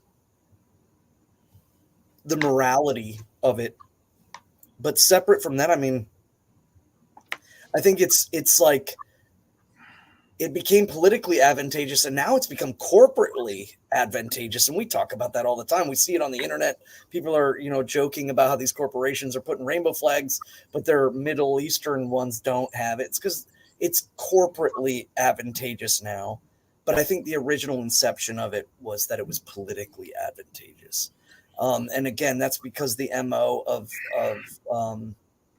globalism or liberalism is that you need to create an oppressed class that will unite based off of whatever it may be. For a minute there, it was about marriage, but that went away, and now it's just, again, about their sexual desires, what they're into, their kinks, as they, I hate to use that word because it's so dumb. But here's the thing is, it's not, though. Like, you have the agenda to destabilize is much bigger than that. It's funny because if you ask somebody in a foreign country what percentage of Americans are gay or transgendered, it's like 50%. Because if you watch our TV, every couple is an interracial couple, and every hero has to be a woman, preferably a woman of color. And 50% of couples, at least if there are white couples or there's a white person involved in the couple, need to be homosexual, that doesn't represent the reality on the ground at all. There's a big movement right now of homosexuals that are like, hey, I'm gay, but this is way, way too far. Like, no, we're not part of all this other stuff. It keeps going further and further because, like I said, there's no point of satiation. There's no amount of acceptance that fixes a very mentally damaged person when they're alone with themselves in the quiet of their thoughts, or at night when the lights go out and it's just them and their demons. There's no amount of us, telling them that no, they're really a girl, even though that's not the reality of the situation. None of that fixes it. What is unfortunate about the political reality of it is very, very damaged and vulnerable people who suffer from catastrophic mental illness are being exploited by political creatures that find it advantageous to support them when the cameras are on. But at the end of the day, we kind of all know. We all know what's a girl and what's a guy. We all know, we all know how it's supposed to be. And politically, many of us have been cowed into, you know what you're allowed to say in public and you're not, but it doesn't change the reality. And unfortunately, there's a whole lot of people, many of them children and young people, that have made permanent choices that might be a lot less cool in a few years. And unfortunately, they're choices that they can't take back.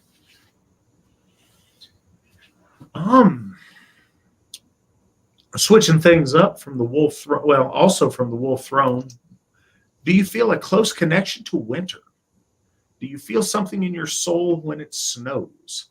I always get this feeling. That's why winter is my favorite season. You can take the Hyperborean out of Hyperborea, but you can't take Hyperborea out of the Hyperborean. I don't know that is a fair question. I do not know that is my state of, emanating from Hyperborea ancestrally, or the fact that I was born and raised in Alaska. Yes, when I see snow, I feel a special fondness for winter and for snow, but that's how I grew up. That was my comfort zone when I grew up. That was my favorite season when I was a kid. A lot of memories and things tied up in that. So I don't know if that is a inherent statement on our folk as a whole, or just me because of where I come from, and you because you're a I'm not sure where the wolf throne comes from. Svan, what do you got? Do you have a special fondness for winter? I think I'm at again the same kind of point where I'm from Iceland, but I can say I've been acclimatized to hot weather over the years, where I live and where I've been in the world. But yeah, I would have to say the winter tiding is my favorite, but I really prefer the beginning of winter when everything starts to turn. That is my favorite time of the year. But I do like, summer tiding when everything starts to come out, even when everyone's complaining about the pollen. I love it. But the winter tide is my favorite time of the year, 100%. When everything starts to slow down and look inward.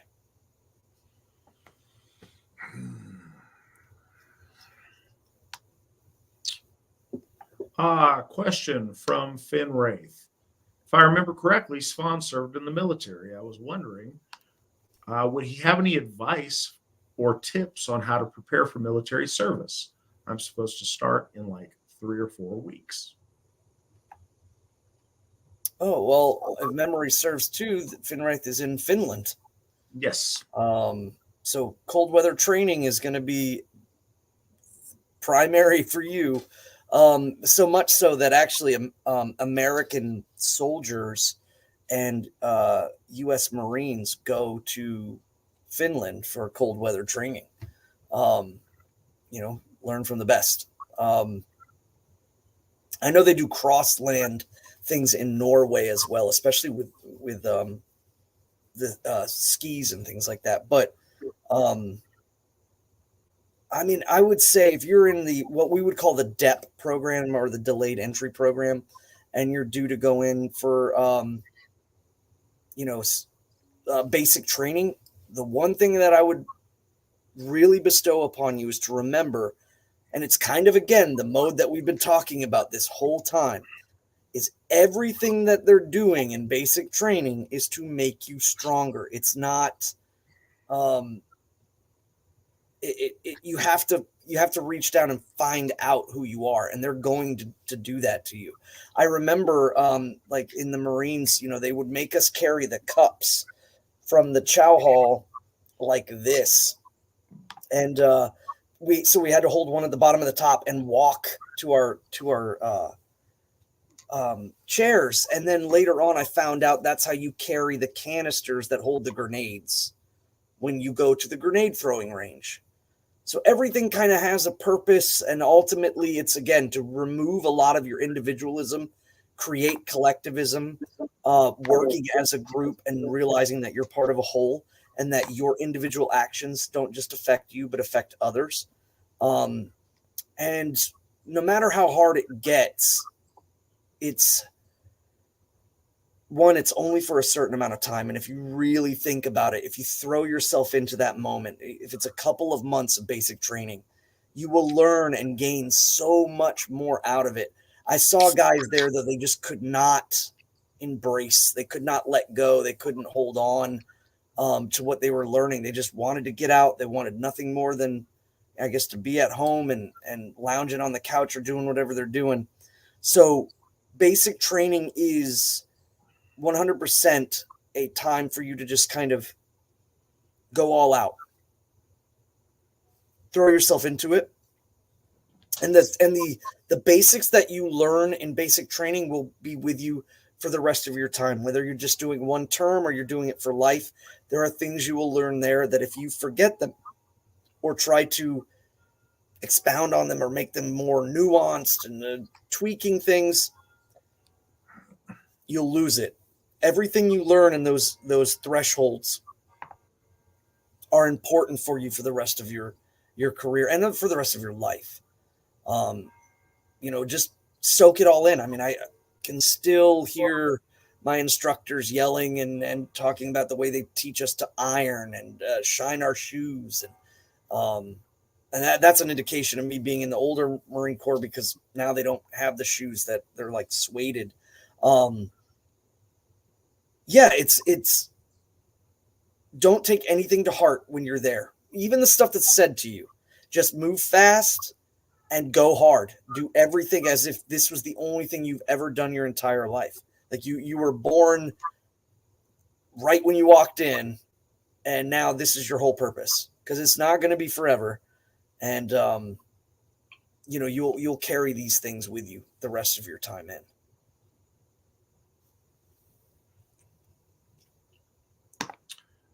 All right. So before we go any further, G.W. Farnsworth bought us 5 coffees.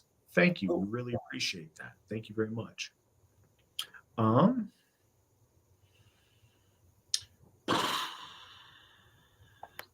Also for Svan, Morris Taylor asks, Svan, how did you learn so much about the lore?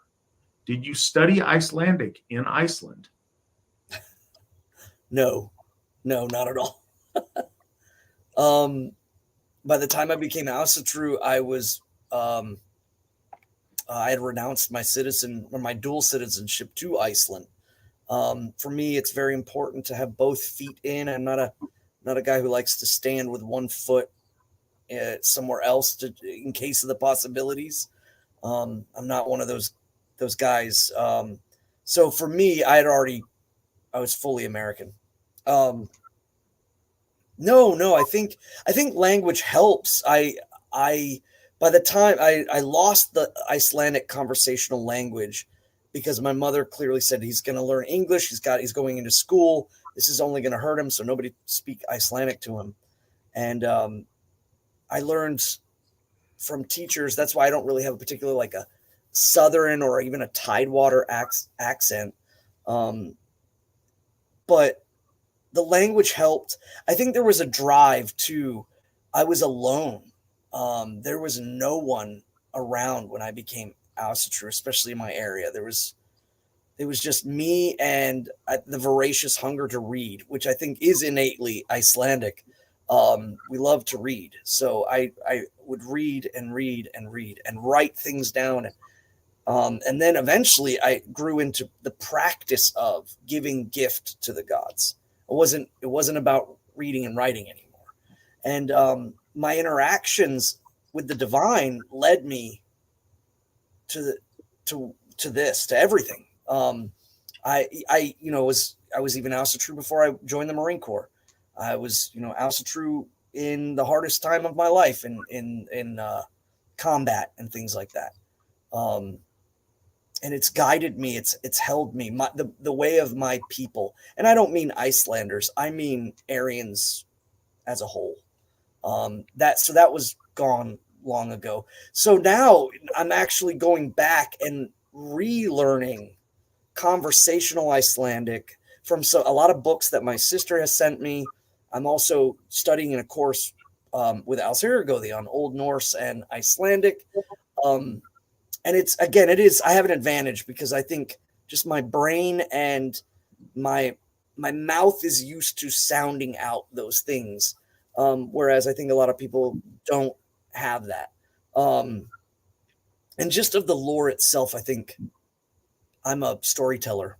That's what I really, when I was first coming into Asatru, I was still in high school and I was part of a storytelling group. And so we could choose our own stories. So most of the stories I chose were the stories of the gods. It was my way of kind of, again, keeping them in the minds of their people. And that was the ultimate reason why I think, like, lore wise, as far as knowing certain stories, is because I told them. So the poems get a little wonky. And again, I've said it before, me and Asatru, they don't prep for these shows. So when I'm coming on there and I start seeing some translations, and then I'm like, oh, I got to look that up. I'm trying to frantically look it up while we're talking about it. I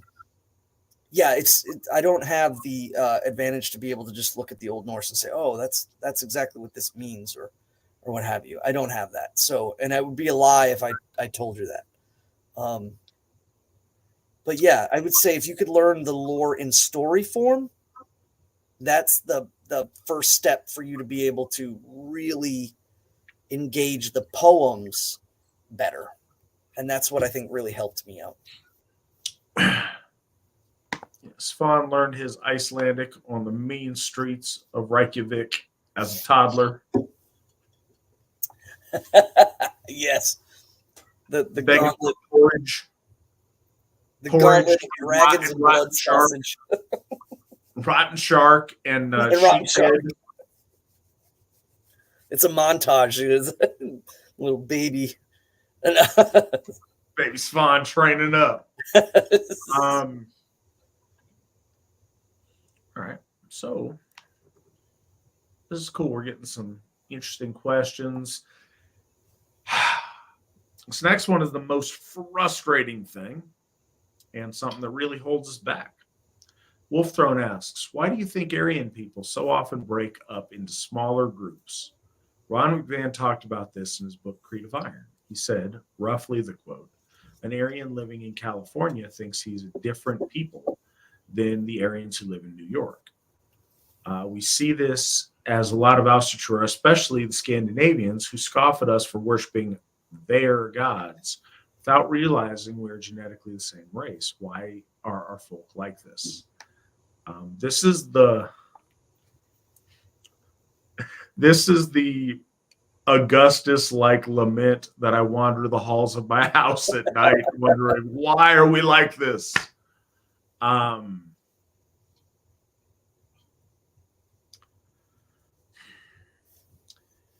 I think it is perhaps the greatest flaw of our people.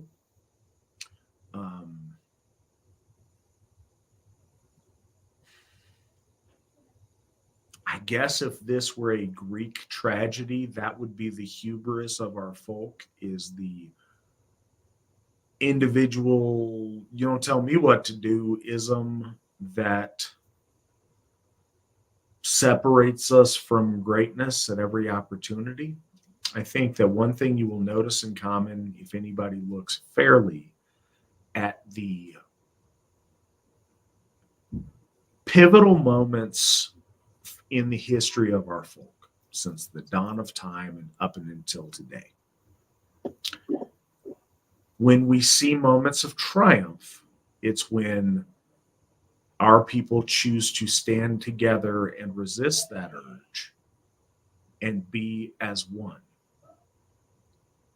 When you see the greatest ills happening, it's brother betraying brother. It's our folk turning upon one another. You don't see a lot in the history of other branches of humanity versus us and them winning. What you see is us splitting and defeating ourselves. And you see it far too often. I wish we could fix it. Trying my best. Something inherently in the soul of our folk that's a struggle. We've always seen it since the dawn of time. We continue to see it today, and it continues to hold us back. Just within the microcosm of the AFA, if I look at all the people who have come through the AFA, if they all would have stayed, the AFA would be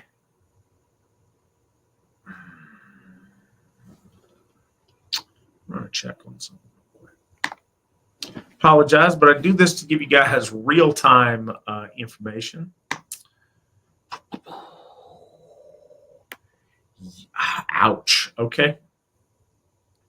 So if everyone who had joined the AFA had stayed the course, the Asatru Folk Assembly would be 8 times larger than it is today. And that's tremendous.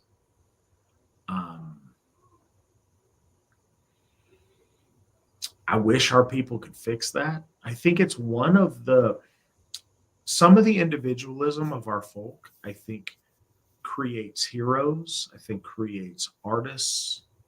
I think inspires innovation and inventors, and some of the really standout great people that we have are based on our inherent individualism tendency.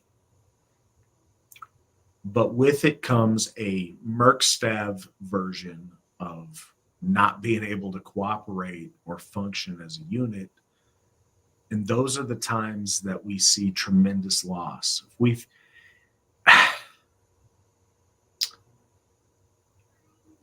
bring you to tears if you start calculating all of the times, what if we just would have stood together? But we can't do that. What we can do is learn from that and vow to not do it next time. It is often uncomfortable to join a group or to choose to do what somebody else says, even when you have this gut urge to resist just because you can. That said, the loyalty of free men that choose to be loyal to you is so much greater and so much more valuable than of slaves or chattel that just are because that's the way the herd moves. There is beauty in individuality, but it doesn't always have to be at the cost of group cohesion. There's a right way to do things. But as I've said on this show, 100 times, our folk, everyone, it's easier if everything's black or white. It's easier if we are all communists or we are all rugged individualists and nobody tells us what to do. We're 100% libertarian or we're 100% communists. The world doesn't work like that. And the path to victory isn't in either of those two ways. Um, Finding that balance is the great soul struggle of our folk. And we work to overcome that daily. Svan, what are your thoughts on this? Um, I was talking about this recently, and I think it was in conversation about the Japanese and their ability to synthesize things that come into and around them culturally. And I don't think that's fair to say, because again, that's an isolated group on an island versus what we're talking about as a vast group of people over many continents. Um, I think our inability to synthesize things and make it about us being the leader of something.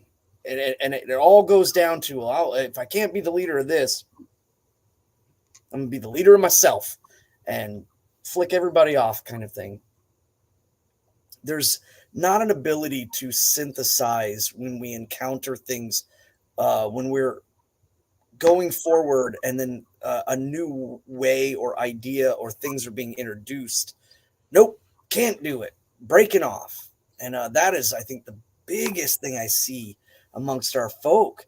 It could be trite and mundane. It could be larger, and I think, with some credence to the idea that there should be, retrospection or introspection on the topic, but oftentimes it's not. It's just trite garbage. Guys, you guys gather in a circle. I'm out. Like, it's so dumb. And instead, of looking at the advancements and the achievements of the whole and what we can do, they're far more concerned with finding the cracks and where they can break off. And they're always looking for that. Again, that's what I was talking about with even myself. I'm not that guy that puts one foot in and one foot out. Like, no, it's both in. And anything I encounter, I have to synthesize. And as I've come into the Asatru Folk Assembly, I had, loner Svan Asatru. I had even a little dabbling in like kindred stuff and things of that nature. But it's you evolve, you change, and it's like once you're committed, there is no breaking off. It is about synthesizing. It is about adapting. It is about evolving. And again, especially when it goes towards, we have broken Swan's heresy with the iron rod of strife. Well, and it's I mean, I don't even really think that it's strife or conflict. A lot of times what has come about for me is I realize that I'm surrounded by people who have been doing Asatru for a long time. And sometimes new people too will like change the way I see things because they have a fresh perspective. But I'm also surrounded by people who have been doing Asatru for a very long time. They have been truthful and loyal and pious to the gods for a very long time. And they bring up points. And I think those points have merit, especially when it's not coming from, I don't think they're even intending to do this in a sense of like ownership or commanding. It's just, no, this is the way I have done it. And you kind of look into that. You see why they did it.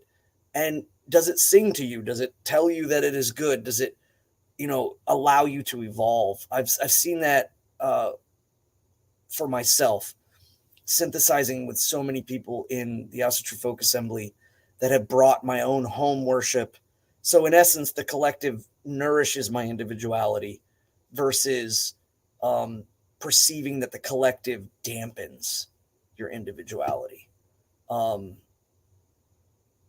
That is a big and hard hurdle for a lot of people to overcome. So if they can't be the leader, and they're going to do their own thing, and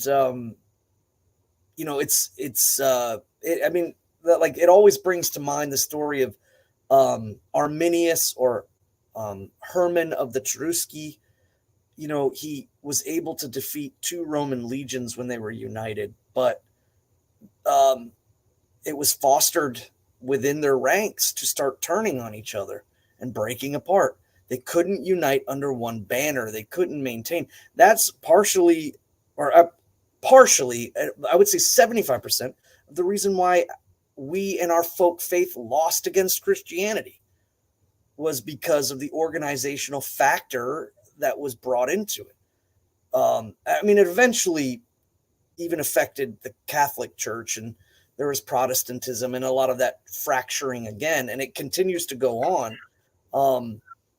But that good solid base of being able to foundationally build under one banner and move forward and get things done is the reason why, even despite all the fracturing, the Catholic Church still remains, is because they had that. And I think that our ancestors, if we had the ability to unite, if we had the ability to organize, if we had the ability to structure and build successful plans towards expansion and, stability and synthesizing with each other, that would, you might be of different, you might be from a different area, but we see the commonality of these things. The other thing I wanted to speak on, this bothers me more than I think anything, is when I do see Scandinavians say, oh, they're taking our gods. How can an American worship our gods? And every time I see that on like social media, I always just type one thing. I type Tuesday, Wednesday, Thursday. And if they don't catch the meaning, they're retarded and not even worth the time. The point is that they're so hell bent, they probably don't even honor and worship the gods. They're just utilizing it as kind of a thing that makes them who they are. I'm actually a Viking and you're not the Viking. And it's like, no, that's not the case. Your ancestors probably weren't even Vikings. They're probably just farmers and herders. But it doesn't really matter.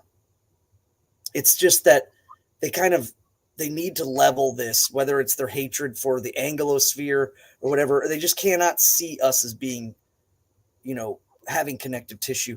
And other times I talk to Asatru and I explain like how much the Teutonic branch of Arianism as a religion was so interconnected.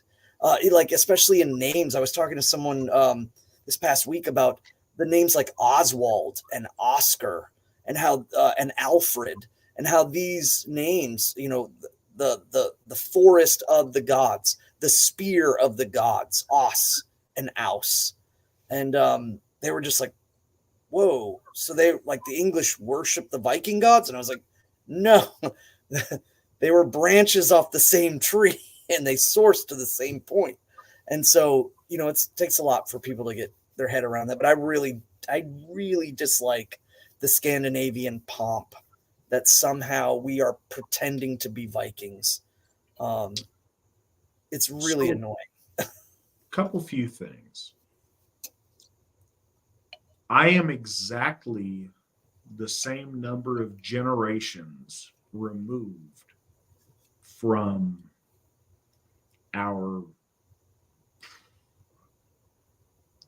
the generation of Scandinavians that broke with the Aesir, as is Olaf in Norway. We are both exactly as far removed from those people. Svan's little side critique, I don't know if it's the case or not, but yeah, the Vikings traveled and they conquered and they colonized and they went on journeys. The not quite so Viking amongst them stayed home. I think a lot of those genes went to the far corners of the world where we find our folk.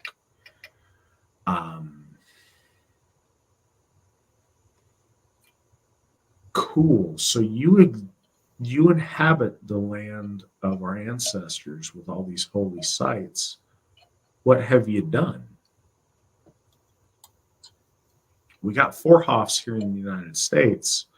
Us, poor, churlish, non-Scandinavians. How many Hofs do you guys have for the gods? Spoiler alert, 0. Iceland. How's that Hoff coming? Yeah, I know. They said that they were going to build it, and it's still not. 2015, I think.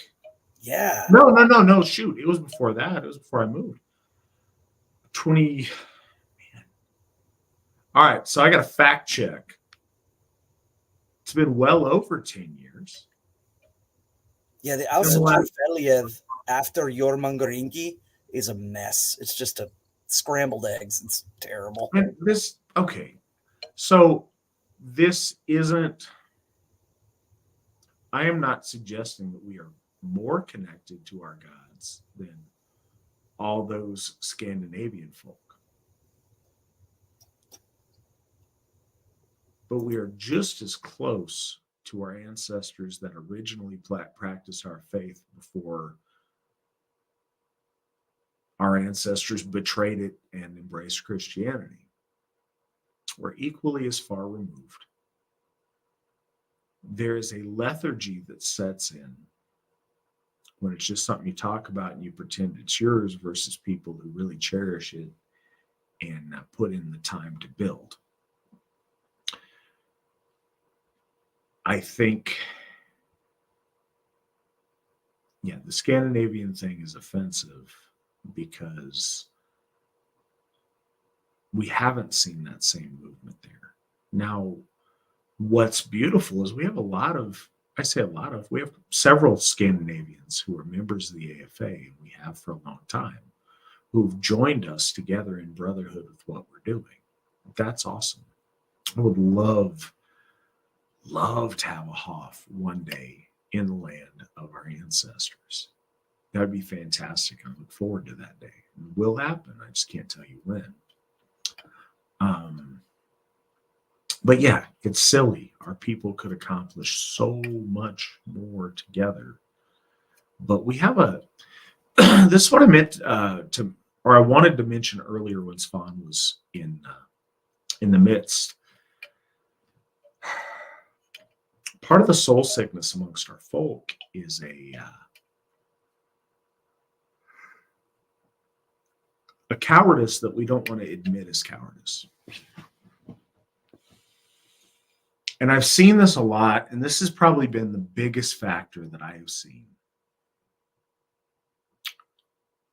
in my time as also Gothi, and my time involved in Asatru in general, is people are scared of change. When at one point in your life, maybe you embrace quote unquote paganism or some kind of alternative religion, largely through an impetus of you not wanting to conform and you wanting to be your own arbiter of right and wrong on everything, so you can that's the thing. This is a strange aside, but bear with me if you will. There's something about being accountable to someone else. It's the reason for personal trainers and life coaches and things that way sometimes. If you're your own arbiter of, what you need to do all the time, it's very easy for you through mental gymnastics and lethargy to make excuses. And it's why I like a treadmill better than I like running on the street. I can set a speed and I'm either running at that speed or not. On the street, you can kind of find reasons to slow down or do whatever you're going to do. And there's not an objective standard to measure yourself against. If you have a personal trainer or various other things, there's somebody externally that's keeping you accountable. We don't like accountability. We like the ability to get lazy and to craft excuses for ourselves. So if you get involved in this because you don't want to conform with someone else, judging you for your behavior, and then all of a sudden you discover, no, this is a real religion. We're all about judging people for their behavior. That's what a real religious community does. It makes people very uncomfortable. Of the people I've seen split with the AFA, that's been the overriding thing. They have a comfort zone of a certain standard of existence, and they don't want to move outside of that comfort zone. Sometimes they've been in that comfort zone for 50 years. They've built an identity by acting a certain way or believing a certain way or doing a certain thing. And if they're challenged to live up to something higher or different than that, that's outside of what they've known, it's terrifying. It's terrifying to the point that it can really shut them down as people. And so they're always looking for a reason. They're looking for some justification to leave and to throw their hands up. And that's it. I quit. It was all, it was all for naught anyway. It was all a scam. It was all whatever. It's sad. That's people who want to revert back to a lower state of being because it's scary to try to be more than what you've always been. One of the fundamentals in the AFA is it's our job as Aryan men and women to be more, to do more, to live up to a standard and be worthy of our gods and be worthy of our gods being proud of us. And it means getting outside of what's comfortable in order to become more. Change is always uncomfortable, but we should always be changing daily to try to be better and more than we are. It's uncomfortable. So that has been the overriding reason that I've seen that people have dropped off by the wayside. And I hope those people can overcome it. Something I have seen from, and in a different way, different segments of our folk, part of the soul sickness of our people is the same phenomenon. And somebody on here who is a psychologist or studied in that field will know the name for this. And I'm not sure what it's called. But I think all the men on here, and probably the ladies too, but in a different way, have experienced this. We'll find a woman in life that they're in a relationship where they're mistreated. They're abused. Maybe it's physically, maybe it's mentally, maybe it's both. And you want so bad to pluck them out of that and save them and make, their life better and help them have something better.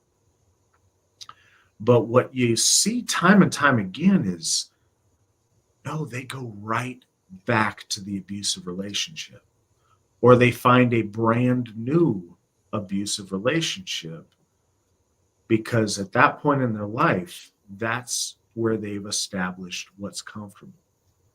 It may not be pleasant, but they know what to expect. They know how it works. They know the routine. That's what's normal to them instead of wanting something better. And it's soul crushing to see that, especially if you care about someone. But the truth is, you can't save them if they don't want to be saved. You can't help people if they haven't made the determination within themselves that they want something better, or they keep going back to what's comfortable, even if they know that it's not ideal. It's what they know. So we see that with folks sometimes. And we keep, especially our Gothar spend a lot of time trying to help break people of that cycle and offer them something better and lead them to something better if they want that. But oftentimes what we want for someone is not what they are ready to want for themselves, unfortunately.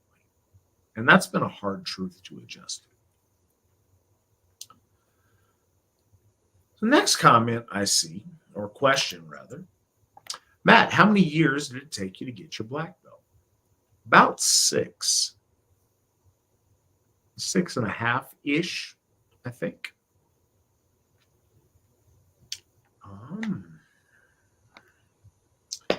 Question, what do you believe is the most effective way in the current political and social climate to convey our message and faith to younger generations, ensuring their ultimate success?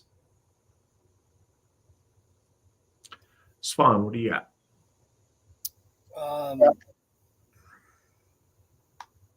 Well, okay, younger generation of our children that are in Asatru and have been raised, or like young children that are folk but not Asatru. Was that specified? No. Okay. Well, I'll start first then with the younger generation that we have, which is our own children. One of the things I would say is that's super important to reach out to your folk builders, reach out to your Gothar, and ask them about thresholds. That's one big one. Of course, to building a hero in your home and having your child with you when you do things. When you do things at the hero, whether you're talking to your ancestors, whether you're talking to the gods, and maybe even start out with talking to the ancestors, because children, it's hard for them to grasp outside of lineage at first with the divine sometimes. So yeah, getting a hero, setting it up. I know a lot of people were on a big kick of like, how do you set it up? I need a diagram, and so on and so forth. I think I believe that one of the most basic ones I've ever seen was simply a bowl and a vessel of fluid, the mead bottle itself sometimes. But doing stuff at home, doing stuff in front of your children, taking them to kindred events, taking them to the temples if you're able to go to the Hoffs, and showing them that this is part of who they are. This is part of their people. This is what their people do. It's not always, it's not always easy, especially like May Day was a big one. May Day is very much a community flex, if you will. When I was alone, I'd never attended a May Day. And then as I came back from the Marine Corps, I was able to kind of find these events. And now it's so important, when you go to a Hoff or when you go to a kindred gathering and there is a maypole there and there's lots of people, dancing and taking the ribbons around. That kind of stuff brings children into an understanding that they're not alone. This isn't some kooky religion that their parents are into or what have you. No, you really do have to show them this is our way. This is the way we celebrate these holy tides during the year. They don't have to memorize the lore. They don't have to memorize stories. Neither do you in reality. You don't have to know every poem and what have you. You need to build the gift cycle with your ancestors, build the gift cycle with the gods, build the gift cycle maybe with the land spirits too, and go out and do things and show them that they're not. If you're unable to, you can go to Runestone. You can go, if you're a member of the Asatru Folk Assembly, you get the Runestone email. You can see so many people doing so much stuff, and you just show them and let them know, look, this is what your people are doing right now, and we're trying to do is what we can. Do the best that you can. That's outside of that. I think the biggest point is there's a separation that children have right around the time that they start to hit puberty up until they're an adult. And then they come back generally realizing the importance of their cultural faith, the faith of their people. Combating that really is about having that threshold of a man making or a woman making, and then making that threshold something that is repeatedly watered through that time frame.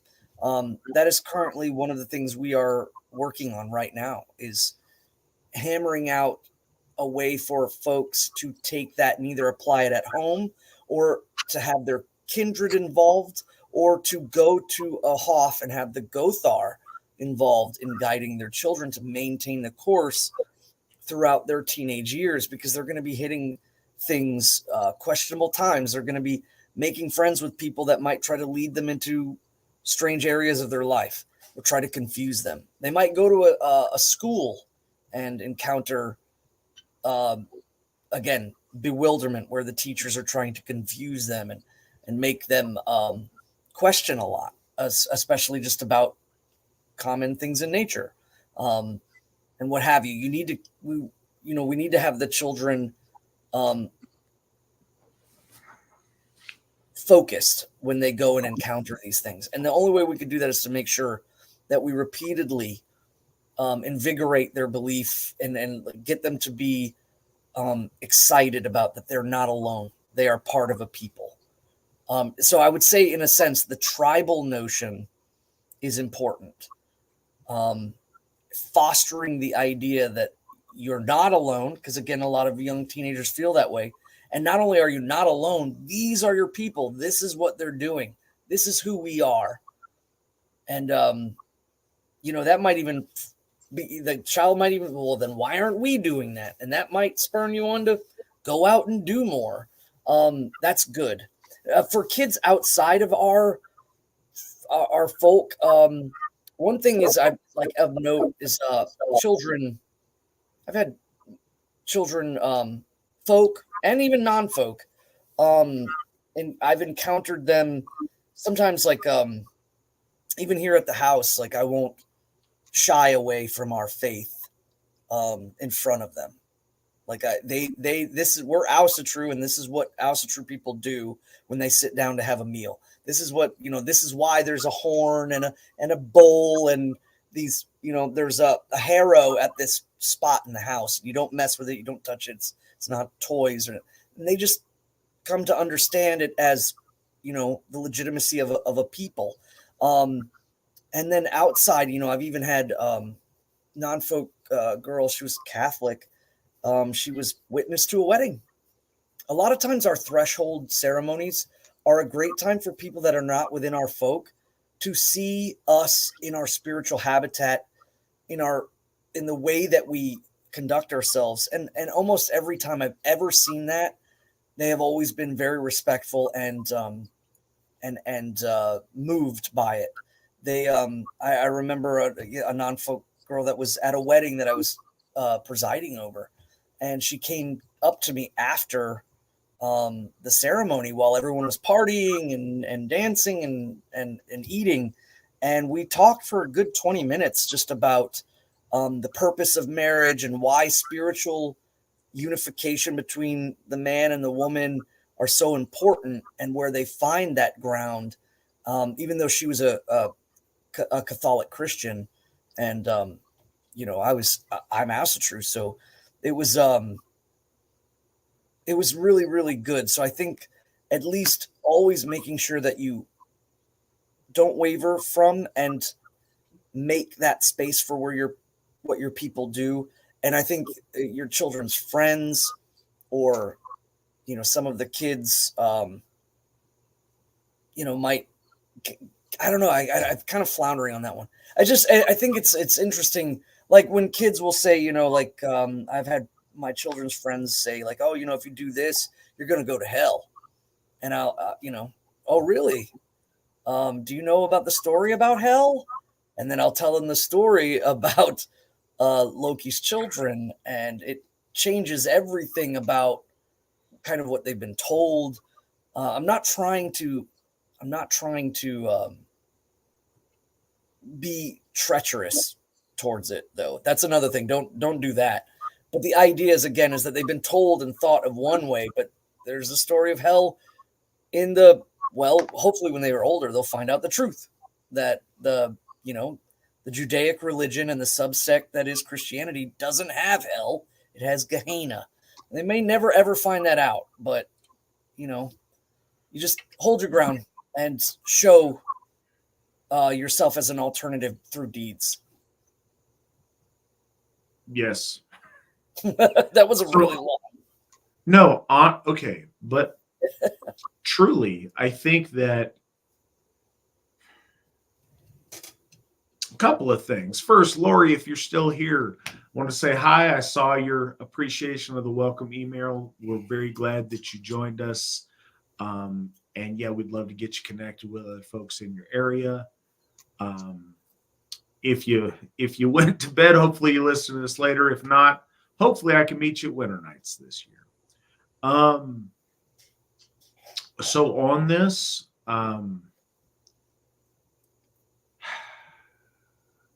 one of the things that I'm very glad we've overcome in Asatru, in kind of the first generation of the first 30 years of modern Asatru, it's a lot of guys that would do this without their family, and comfort themselves with some kind of like, well, I'll let my child make the choice when they grow up. No, that's abdicating your responsibility as a parent.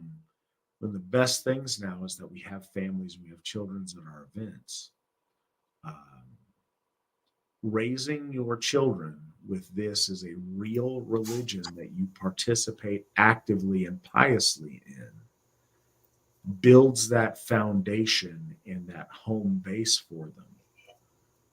One of the biggest challenges for churches in general across the board is retention of young people.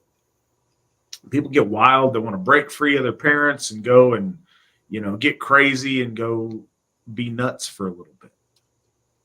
That happens. It's common amongst young people.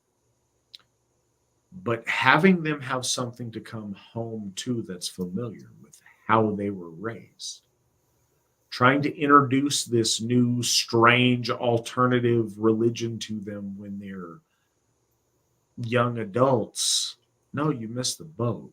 Do this when they are children. Bring them up in our tradition with the touchstones of our lore, our celebrations, our family, our community.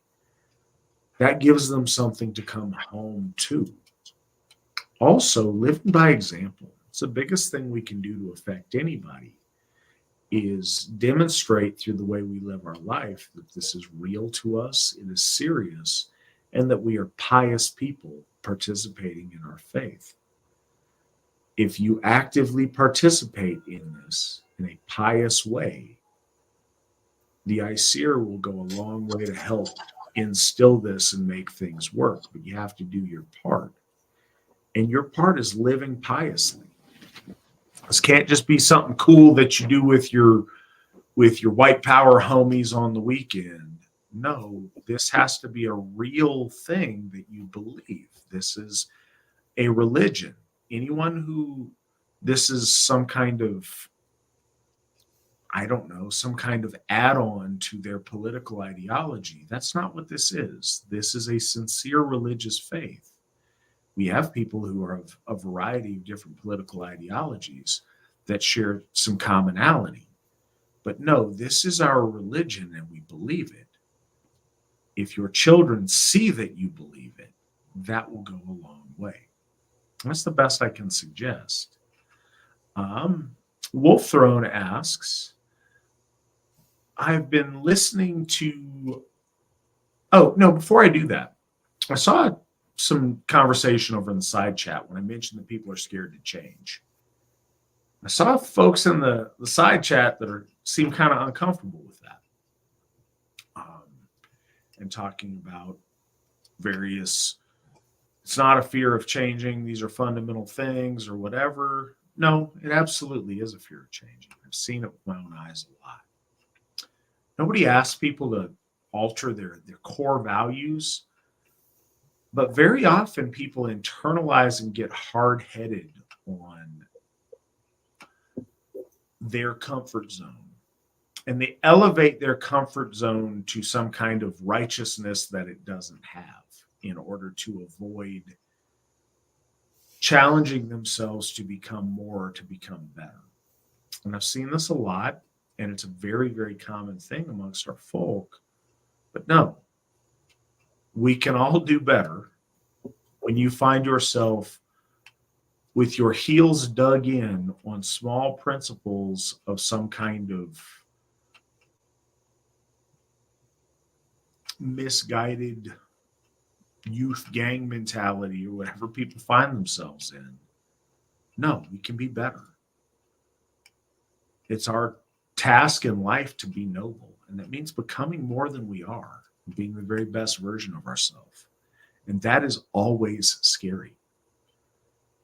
We should always change every single day because none of us are perfect. And we always want to tweak what we are doing to be a little bit more perfect than what we did yesterday. Every single one of us should do that.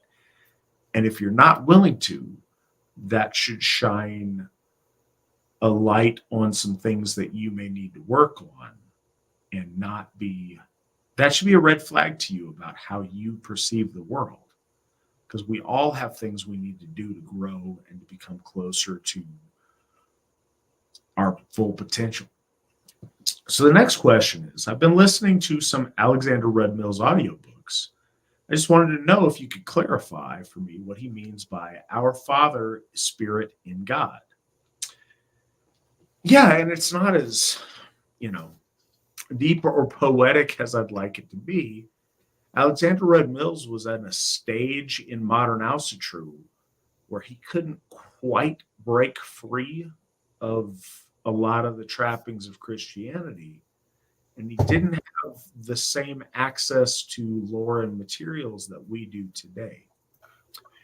And so Alexander Rudd Mills's practice was very much a first steps at breaking away from Christian tradition and reinterpreting or reintegrating himself into our native faith and our native religion. And that comes in phases and can be kind of uncomfortable. So you see a incongruent and uncomfortable marrying of like trying to retract monotheistic Christianity from a Jewish lens and put it into a Norse, and in his case, a specifically English lens. And it's a process of slowly shedding layers of Jewish Christianity off of the concept of the divine and reintegrating divinity into our polytheistic religion. And I think that's a big part of it. He was still in a phase where he conceived of God in a like monotheistic God sense, but maybe that God wasn't the Jewish Yahweh. Maybe it was Odin because Odin's the All-Father. And so that's kind of the idea of seeing that Father Spirit in that conception of divinity. And it wasn't perfect, and that's what I mean about change. But it was a step towards perfection. It was a step away from degeneracy and towards our gods and towards our faith. And it was a fundamental shift in the world in which he lived to move away from that towards a better relationship with the Aesir. And I think that's what that represents, very honestly. Svan, do you have any other insight on that? No, I think that it's just worth noting that much of the way, there's a reason why we look at Christianity as being at its core Middle Eastern or Semitic. But you have to scratch through the surface. And one of the big things on that surface is European or folk expression to the divine. And there's a commonality between us and them in that area, in that crust of giving thanks. Kind of just bringing up the thing that you had said last call or last episode about the Englishman who was upset that the evil pagans were bedecking their temples and giving all this stuff to their priests, and he couldn't get a penny out of his Christian brethren. And I think that a lot of the modes of expression in Christianity, especially or strictly European Christianity, whether it's the emphasis on the art, or we take a look at the cathedrals and buildings and things of that nature, it's distinctly European. We did not stop expressing our faith into the divine. It's just that we were askewed, our lens was pushed over to a foreign god. So that transition back brings with it a lot of things. And I think that expression there is what Alexander Rudd Mills was struggling with. And, you know, it still goes to say, some people could say, like, you know, amongst the Longobards, Lord Odin was known as Godon, and the word go as God or gods was used lesser than Aus, but that it still maintains. And that I think that, you know, Christians look at, or European Christians look at Yahweh like a sky father of a sorts, but not realizing that that was not the way it was, you know, long ago. That's the European in them doing that. So I think it's important that we recognize that, acknowledge it, and even foster a return to that, because of course a lot of folks that come to our faith now, again, are standing in opposition to that. You know, I'm not going to dress nice, I'm not going to do nothing, and then, you know, it's, I want to wear bones and paint my face with runes and have, you know, like sooty teeth, and I want to and elf ears, and oh yeah, it's just, and it becomes a hobby. It's something that they're painting themselves, and they don't truly believe it. And then when they get old, and when they are about to die, they'll quickly scurry back in order to, you know. Has anyone watched the cringy meme reel thing, Pass the Rune, from a number of years ago? Pass the Rune? Yeah, somebody should look that up, if you will. Yeah, I'm just dropping that there. If people want to check that out, it's interesting. Yet, no, I do not endorse that. I chuckle at their existence. Well, go ahead. I was gonna say, like, these people that are dressing up or playing it, you know, when they're older and there's no infrastructure, you know, like these kind of the neckbeard Vikings, the kind of the Cheeto stain war paint. But like you know, kind of writing runes on their head with Cheeto dust. When they're older, there will be no community that they have constructed around the faith in the gods. So they'll grow old, and they will, you know, probably scurry back to you know, save themselves and their souls and go back to the religion of their you know, over oppressing parents or whatever they do.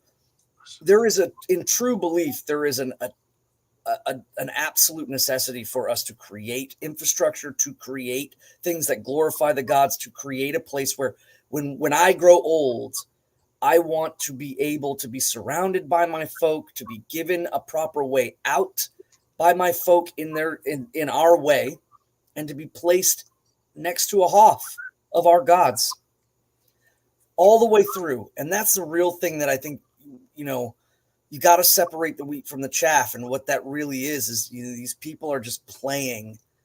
They're usually atheistic or what have you, and they're just playing Viking because they're bored.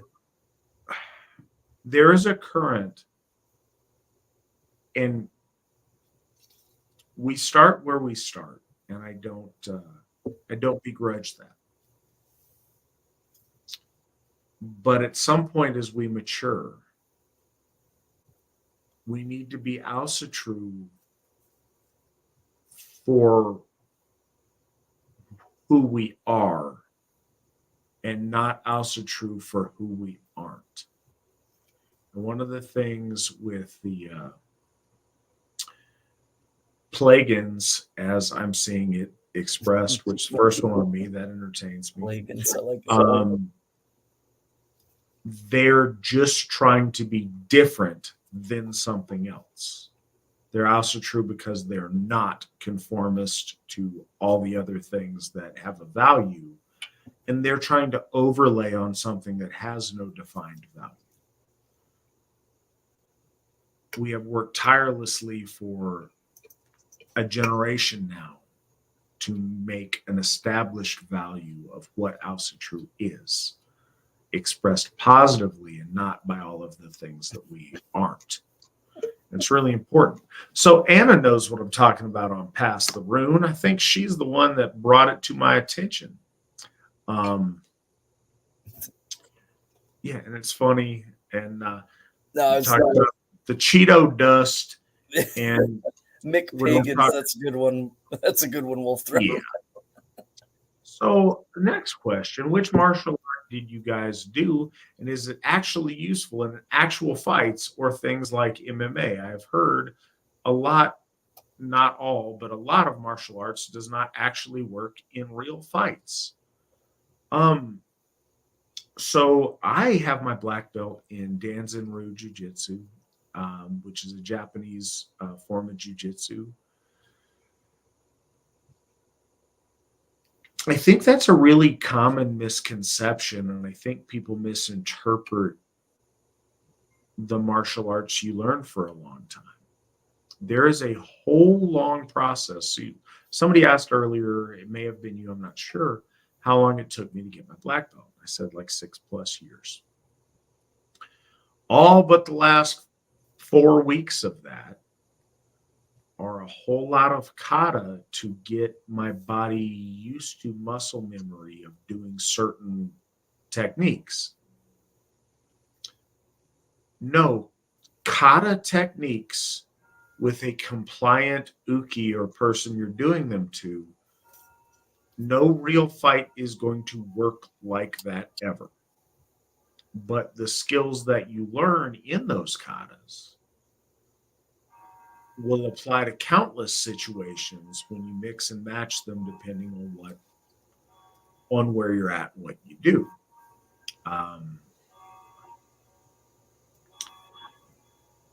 It's hard to say, and I don't want to speak out of turn because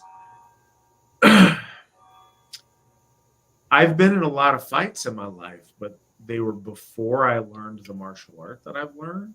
So it's hard for me to speak on that, other than I can see lots and lots of applications where they would have worked better with some of the techniques that I learned. Again, not all of them.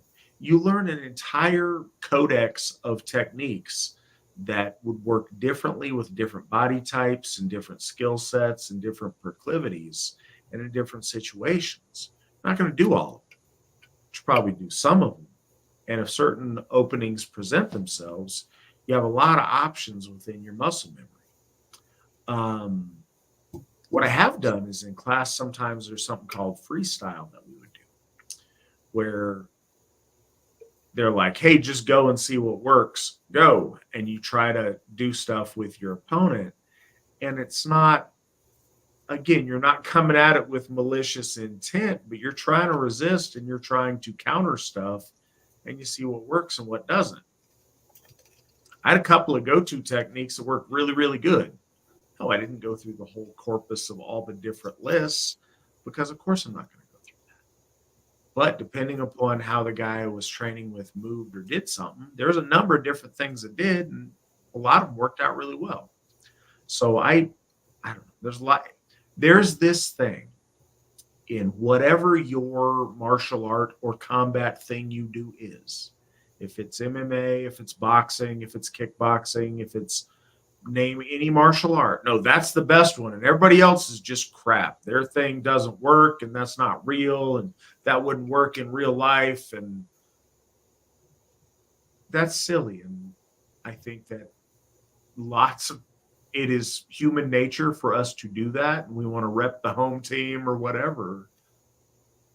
I think most of those things work really well. There are some things that are nonsense, and you'll see the clips of those all the time, and it's kind of funny. there's a whole lot of serious martial arts that are very effective given the right scenario. That's what I got. Svan, what is your background in martial arts? I did traditional and non-traditional martial arts. I think the first one that I started out in was Hapkido. I actually traveled to Korea when I was 15, because Hapkido can compete in Taekwondo tournaments, and I was being scouted for the Olympics in Korea. There was a couple American scouts there looking to see who they could build the team on in that competition. It was a really, really cool time, and but Hapkido is different than Taekwondo. It is not. There's a lot more to it. It adds a lot of jujitsu and judo because of the occupation of Japan over Korea. It synthesized a lot of those arts. And then I got out of it and I went into, I guess mixed martial arts, Muay Thai, Gracie Jiu Jitsu, added a little bit of Jeet Kune Do and, Filipino Kali Eskrima and knife fighting. That was kind of a very big thing around here. There is a guy, he's a former Navy SEAL, who had a couple of schools here, and he kind of brought it up to the forefront. And then it just took off. Then in the Marine Corps, they have a very mixed martial arts approach. They start off with kind of your basic World War II, like chop to the neck, gouge to the eye kind of thing. And then they move later into more Muay Thai and Jiu-Jitsu. And then when I came back, I actually jumped back into a traditional martial art. I started training in Jiaoga Kung Fu, which just means tiger of the Jiao. It's the Jiao family. That was a really interesting thing to be a part of. And some of the techniques there I have used before in other arts that I didn't know were in that art that seemed very, very traditional. I used them in sparring, like in Muay Thai, but I started to realize there was a lot of transference between the arts, that just different names, different ways of going about and doing it. And so I think that traditional martial arts, I don't know. I think there are some that are better than others. I know that some people, like Alcerigo, they said, like repping the home team. I definitely think certain arts lend to self-defense a lot better, and then certain to sport, and certain to, say, exercise. And that's kind of the nature of it. But, if you're going to go, depending on what you have around you, I would always say, learning how to ground fight first, especially when you're young, because it's so naturally innate to you. I had a very hard time learning it because I had been kind of in a striking martial art. So learn how to ground fight first, then move into standing. And then if you're going with a traditional martial art, find one that isn't afraid to put you under the duress of defending yourself. I even knew of a Taekwondo school around here. It was led by an older non-folk black guy who was like really tough. He had kind of grown up in the 70s, in just like they had like a very heavy fight kind of culture in their school, and he was all about fighting, and it was Taekwondo, and everybody kind of thinks of Taekwondo as take my do and kind of the Korean pyramid scheme, if you will. But this guy was legitimately a fighter and a very, very tough dude. And I got to train under him for a little bit. So, it's like it depends on what the person who's teaching it makes of it. If you go to a school and they're there to make money, you might not see it right away, but it's there. You just need to find that they focus on you defending yourself, and that they don't shy away from it. They don't, again, try to get you to spend tons of money buying tons of gear and patches and so on and so forth. I think that was the one lesson I learned, traditional or not.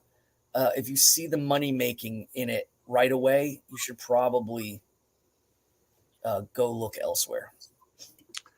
So that's a good transition into this. One of a couple of cool things thought about as far as effectiveness. So the transition, there's a guy who came by the dojo. He likes to go to Burning Man. And I'm out here in Nevada, for those that don't know. I'm in the Reno area. So big dude comes in. He is an Israeli gentleman who is in the IDF. And he teaches their unarmed combative stuff.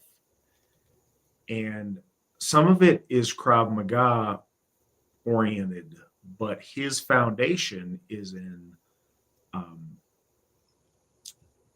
my sensei's school of Danzanryu Jiu-Jitsu. And very quickly, he kind of elevated stuff. He took a number of us aside, and we're used to a dojo with, girls and kids and, all ranges of people's skills and abilities and warriorness or lack thereof. And so there's ways to apply the principles and the techniques through all of that in a useful way. But he was able to take the more martially inclined, and it was amazing when he showed things like he would teach his soldiers that he dealt with, because you see exactly that they are arcata, but elevated and sped up and with a couple of extra little tweaks here and there that were super effective.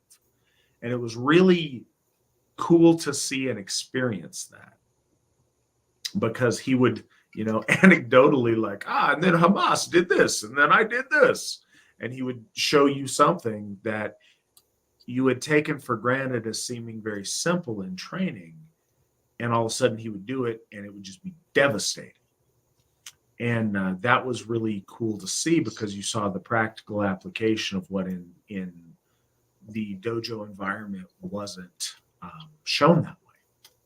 The other thing is that I thought was really cool about my dojo, and I am bigger and stronger than a lot of the people who are in there. Certainly bigger and stronger than the little Japanese men that perfected a lot of the techniques. So it was really, the various instructors there would single me out often to demonstrate on me. And it showed the class that the moves were effective, but it also showed me that. And at various times, they'd ask me like, hey, resist this. Hey, like try to fight this, see what you do. And they would end up beating me up and demonstrating to me that, it was very effective. And that taught me a lot. That really gave me an appreciation of it. I do that to this day. My sensei of the dojo, he's 84 years old as of last week. And I say that he's 84 years old. I would be shocked if he weighed more than 155 pounds. I'm about 250, maybe 245. It all depends. It fluctuates. He was able to very much pick me up and throw me and do the techniques to me. And that was really informative. Like, it's always been really important to me that in a martial art that I train, that it's effective. So, you test some of these things. Well, what if I don't just give it to you? What if I resist? What if I do that? Then I get hurt. So I believe that the martial art I train is very effective in a lot of ways. There's a lot of techniques. I'm probably not the guy that would use them. There's a lot of other techniques that, in my head, in that conversation that I think any of us men have when you drive by anybody on the street or you pass anybody in the store when you have your imaginary fight with that guy, there's a lot of techniques that I go to in my head that I think I would use. So no, I think there's a lot of practicality in most martial arts if you take them seriously. But it all depends on how you train them in your mind. If you are just doing your kata for whatever, there's silly people in my class that I don't think would be effective at all in a real situation. Because like we talked about earlier, they don't have their head in that scenario. They don't have their mind in that place to where they're thinking about those things. But that's one of the best things I found about martial arts. I use it meditatively. So being the Hárbarðsljóð, I've got stuff on my mind all of the time. 24/7, I got stuff eating at my brain on just things. It's nice to be able to go in class and focus on repetitive movements to try to do increasingly more perfectly to make them work and to get my head in that headspace. It's really valuable that way. So I'd encourage anybody to take up a martial art, not so concerned about what it is, just that you keep your head in that headspace. The next question, go ahead. Well, I just there was something that popped in that was in relation to this question. I just had it. Dang it. Somebody asked me if it was a specific. I don't know who Master Ken is. Where was it's right here somewhere? So they're asking about Master Hankins. Yeah, Master Hankins. No, it was not Master Hankins. It was Master Dark. Funny. But no, it was Jack Dark is his name. They might have been from maybe the same schooling. Oh, so Jack Dark is the black fellow you mentioned? Yes, that's awesome. He was the Taekwondo instructor of that school. Very, like I said, very, very effective combat. His Taekwondo style of teaching was not for sport at all in any way, shape, or form. And I got a lot of respect for him. He was a solid guy and was very straightforward about everything. But and he did kind of have. I mean, I believe he was open to everyone, but I think he had his own folkish tendencies towards his people. But he was open to everyone, and he really just wanted to teach everybody to be able to, like, if somebody messes with you, I'm going to teach you how to kick the out of them. That was his modus operandi right there. I'm going to teach you how to make them regret it. And that was it. And I can really, really respect that. But no, I'm not familiar with Master Hankins. And I saw Jason Plord said, why is it Master Ken? Who's your favorite martial art? I don't get the joke. So I don't get that, but I do get the reference to Frank Dux. Oh yeah, Frank. Okay, USA. So the next question is interesting. Do the gods forgive?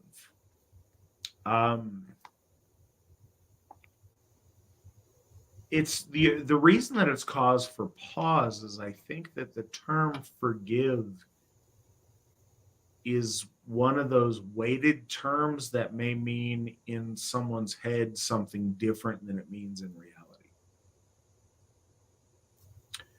So forgive, and it's a Germanic word. It means like to pardon or to release a grudge, or release being angry about something, or release being ill-inclined about something. Yes, but there's condition to it. We're taught in other faiths this unconditional forgiveness, or a forgiveness based on submission. That's not the same.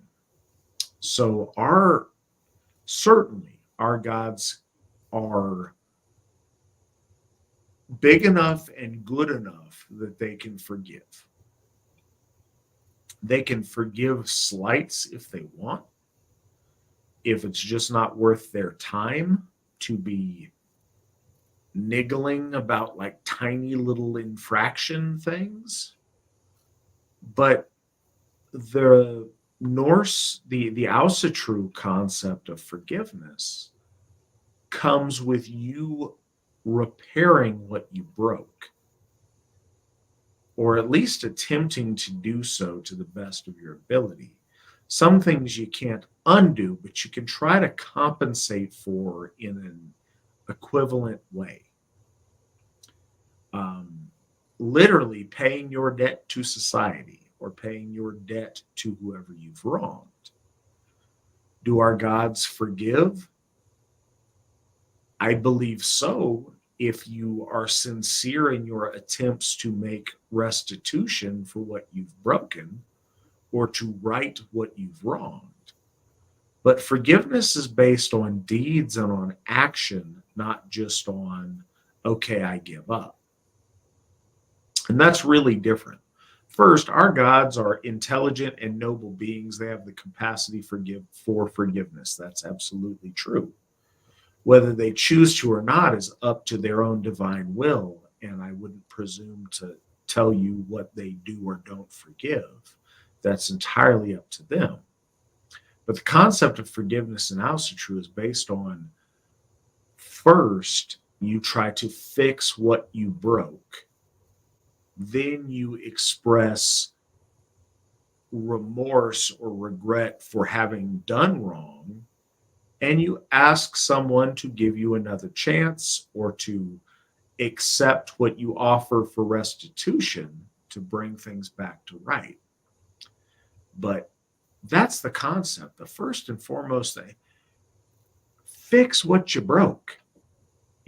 It's not a matter of, oh, shoot, I just, spilled coffee all over this book that you had. I'm sorry. Oh, man, I'm so sorry. Let me get you another one. I ordered one from Amazon. It's on the way to your house. I'm really sorry. I didn't mean to do that. Absolutely, you can forgive that. But forgiveness is based on you making the effort to fix what you broke or to restore what you've made unwhole. And that's the idea of forgiveness with our gods. Now, again, our gods are so far above us. Sometimes there's not an easy equivalency to, like, if you showed yourself a coward when you were called on something to represent our gods in a certain way, what is the monetary value of fixing that? That's an interesting question. And I think there's probably a lot of right answers to that and even more wrong answers to that. But the idea is the intent, much like offerings to the gods. What is your intention in trying to fix it? One of the things in the Asatru concept of justice is if you can't restore it one for one, then you do the best for the equivalent value. So if I were to publicly accuse Svan of something that is not true or not right, and then I learn that I am mistaken, my path to forgiveness should include, hey, with the same volume, in the same public space, in the same whatever, I am officially retracting what I accused. He is not that person. He is virtuous. These are his things. I am sorry for my mistake. And then after I have done what I could to repair the reputation that I have damaged, then come to him and apologize and ask for forgiveness, or, see if there's something more I can do to make the situation right. But the key to the forgiveness is the rebalancing of the scales. I think that's the best I can put it. Svan, do you have anything to add on our gods and forgiveness?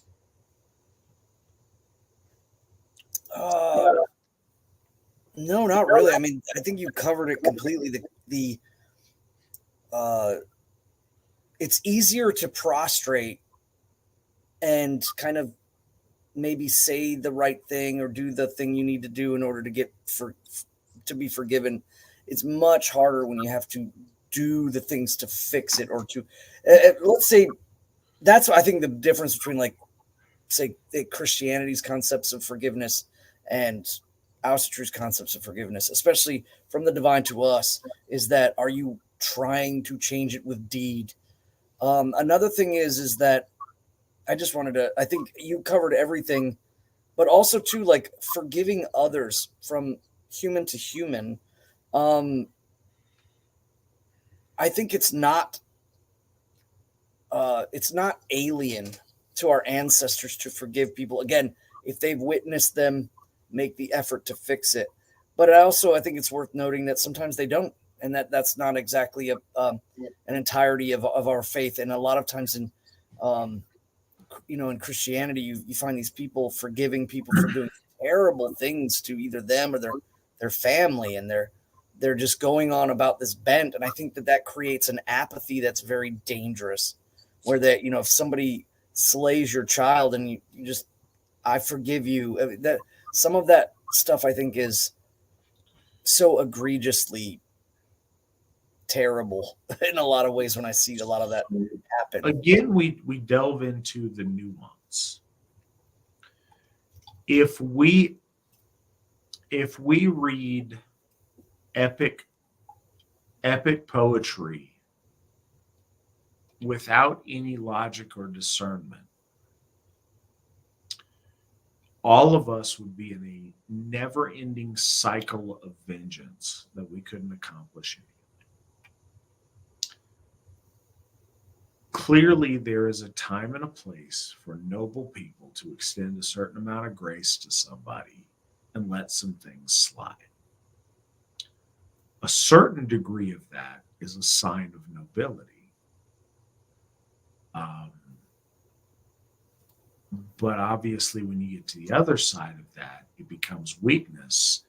And then when you get to what Svan just described, there's this thing that I've noticed. When any great tragedy happens, there is a race amongst Christians to forgive the most heinous of things. If there is some kind of serial rapist or mass shooter that kills children, there's almost a competition amongst parents to see who can be the first to go out in front of a camera and, like, I just want to say to the one who murdered my children, I forgive you, and Jesus loves you, and I'm bigger than that because I love the Lord, or some nonsense.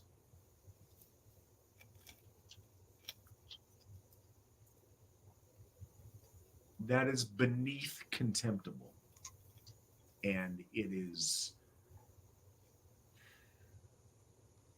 makes me very angry right now to consider that folks do that. So there's a really big scale there. If somebody scuffs your kicks, you can just let it slide. That's a nice thing to do. If somebody rapes and murders your children, no, you should hold that grudge until they are dead and gone, and then beyond. There's no virtue in flagellantly forgiving gross infraction. But the same thing is, look towards reconciliation. Don't be a jerk. In your life, if somebody wrongs you in a normal way, and this is something that, okay, as a Gothi in counseling, this is something I do a lot. When people have this kind of a situation, I ask, what does victory look like? What do you want? And we can start from there. Maybe somebody betrayed you, they pissed you off, they did something wrong, they did whatever. Cool. What would it take for them to compensate you and for you to want to forgive them? See what that is. And if that's something ridiculous, okay, but if they gave you $1 million, you would forgive them though, right? Well, I suppose. Okay, cool. They're not going to give you $1 million, but that's a place to start. What if they said they were sorry and they bought you a cheeseburger? No, that's not enough. Okay, cool. Fair enough. Fair enough. I had to try. All right. Well, what if, and then you find a spot where realistically you find a place where you can come to a reconciliation. And I think that Lord Forseti is our divine inspiration for some of that, for fixing those kind of conflicts in a way that moves the folk forward instead of cuts us all back by an endless vengeance cycle. So I would encourage folks that were in a position between other members of our folk that they wanted to figure that out, to seek, I don't know, to seek the blessings of Lord Forseti on it while engaging your Gothar to help with it a little bit. I know that's way beyond the simple forward, do the gods forgive question, but I do think it's important. I think it's very relevant. All right, so interesting question. Vromage 14 question. Eoric was the son of Arieric and the father of Athanaric. He was raised in Constantinople, where a statue was erected in his honor. So, hail Athanaric, hail Athanaric. But could Arieric, the name, mean Aryan king or chieftain? Now, I saw this and I started looking up on my phone while Swan was talking to see linguistically what the deal is.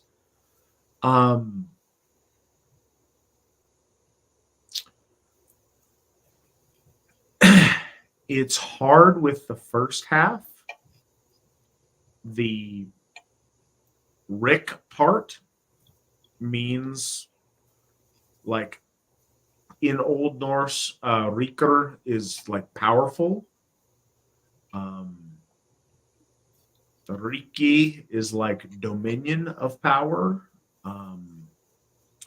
Rex in the Latin means king. Certainly that part of it is correct. The error part of it is a little bit more questionable. It's one of the reasons that if you look at it, Athanaric is, there's speculation on whether that was his name or his title because of that. And I think that there may be overlap to both. I think that maybe if you were in a Gothic noble house, you might name your children with a regnal title if they're presumed to be one who would inherit that position of kingship. But it's really interesting. And I just thank you for actually digging into. So here's a lament of mine. So often, I think a lot of our people don't appreciate our days of remembrance or the heroes that we celebrate. And I think they don't. It's hard for me because I've always loved history and I've always been really intrigued by that. So I go down those rabbit holes, but I think a lot of people don't. And I think it's really cool that you do. And I'm appreciative that you're looking into one of our heroes. It was really important to me to include King Athanaric in our list of heroes and honor him with a day of remembrance. I read a piece, I guess. I think it was made into book form, but it was like a transcript of a lecture, I believe, something called The Roman and the Teuton. And that was the first time I heard about Athanaric and his taking a stand when so many of his people were being seduced into accepting Christianity. And he took a bold stand with fire and sword to make war against those of his folk who would break their troth with our gods. And was then and is now very inspirational to me. Svan may be able to help with the linguistics a little bit more here. So I'm going to hand the talking stick over to Svan. Well, I was just going to say that as far as AO, I'm still looking at, but Ariaric, given just as that right there, I would definitely say it's most likely meaning honorable.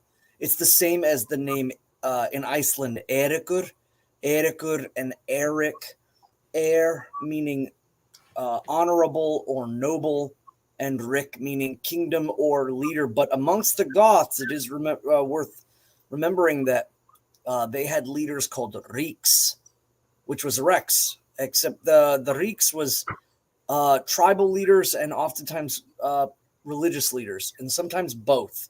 So a Riks could have been a tribe leader or a priest, and often those interchanged. And they were instrumental in keeping Ufilas and his Arian Christianity. But remember, Arian Christianity, Arian, is not Aryan. It's actually coming from a person who was named in the same cut of the name of that meaning, noble or honorable. But he was a teacher in Egypt, and his name was Arius, or that, at least that was his Latinized name. So when Ufilas brought that form of Christianity, which I guess is considered a Gnostic form now, it was the Riks that kept him out and kept him from, kind of. And the only good thing that really came out of that, though, I mean, as much as I kind of am glad that worked, the one thing that he did do, which I think Christians were very good at and ahead of their time, was the chronologically writing down of the language. And it was because of him that we know about the Gothic language, specifically in his writings of the book of Matthew. So I can't fault him for that at all. I think that our ancestors should have gotten on the chronological writing, and we eventually did. I mean, that's the reason why the Eddas that we're reading right now comes from the Icelanders, is because they jumped on that. But yeah, from the linguistics, noble or honorable king versus sometimes you'll see Ulfric, which might mean wolf king, but it most often means kingdom of the wolf, like a Reich or Reich or Reek in or Richa in old or in Anglo-Saxon. So yeah, no, that was a really good question.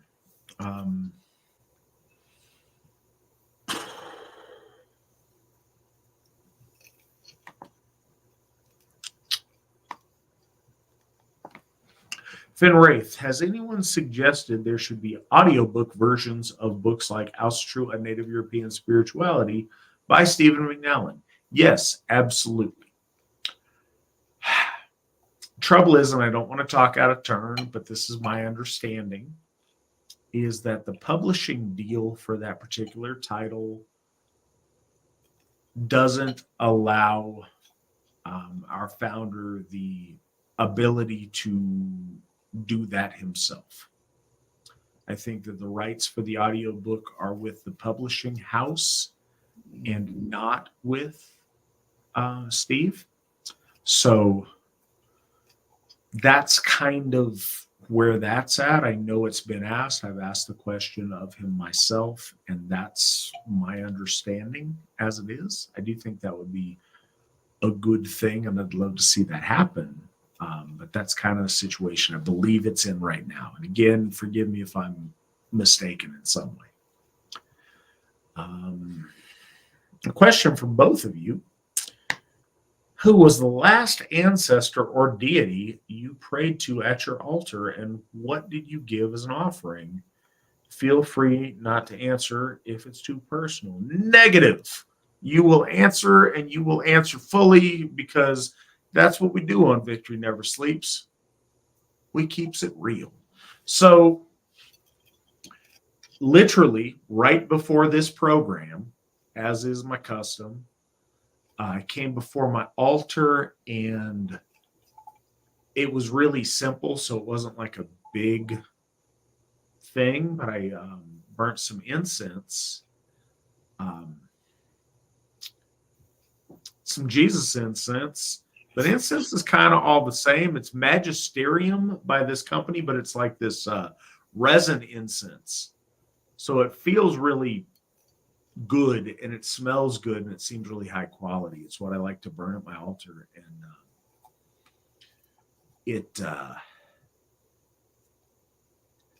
it was to the Aesir generally. It was focused at Allfather Odin specifically, but also looking a bit to Asatru, because we were doing the Hárbarðsljóð tonight.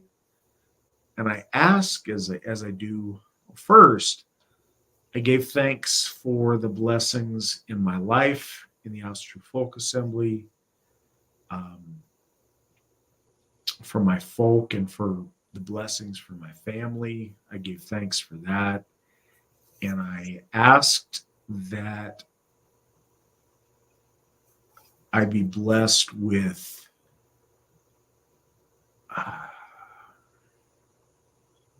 inspiration and eloquence, that I could convey to the folk the things that they wanted me to convey in the best and most accurate way that did them honor. And that's what that's usually what I do before one of these shows, just to, I don't know. Again, you get talking heads on here, and I want to make sure that I'm representing the gods as accurately as I can. And it's not perfect. And I want to be really aware of that responsibility. So that's what I did. What about you, Svan?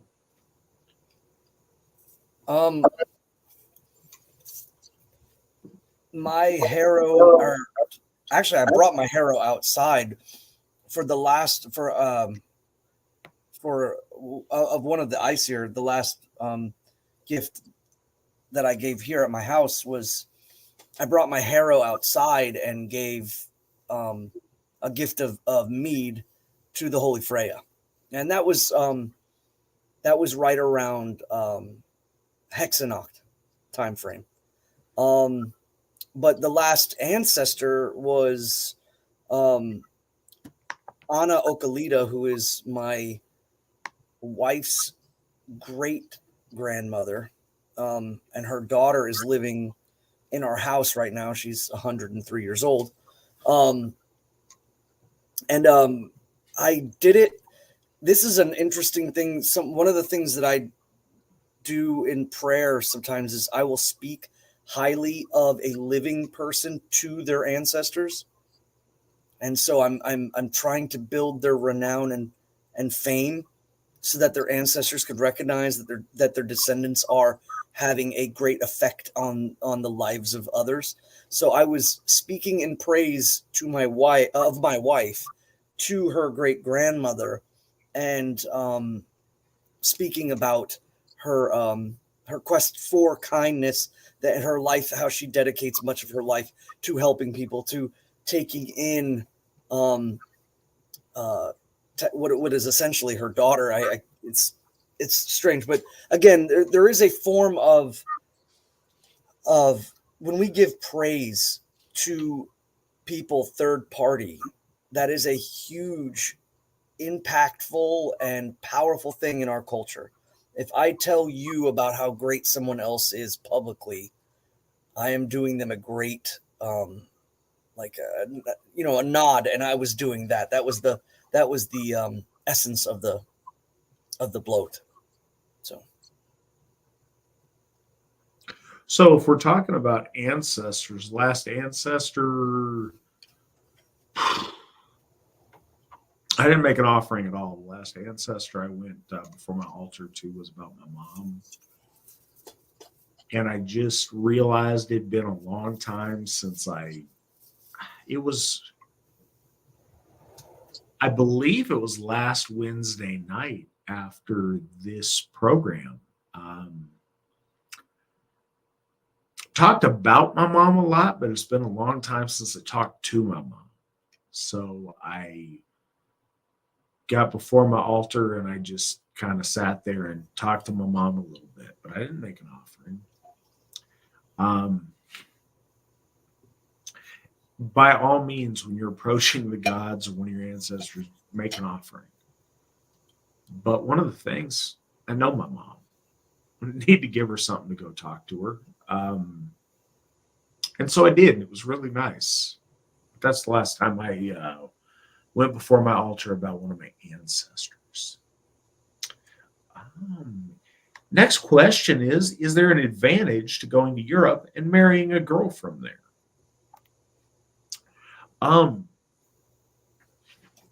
Yes, in the sense it's really cool. It depends on where in Europe you go.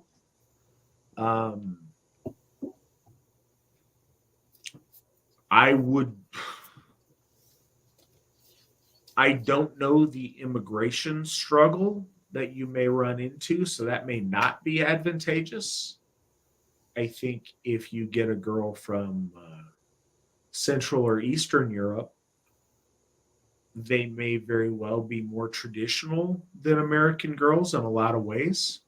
I think if you get one in further Western Europe, they may be less traditional in some ways. So, I mean, I think it sounds like a fun adventure either way, and I wish you success with it. But I think there's pluses and minuses, like there would be with anything else.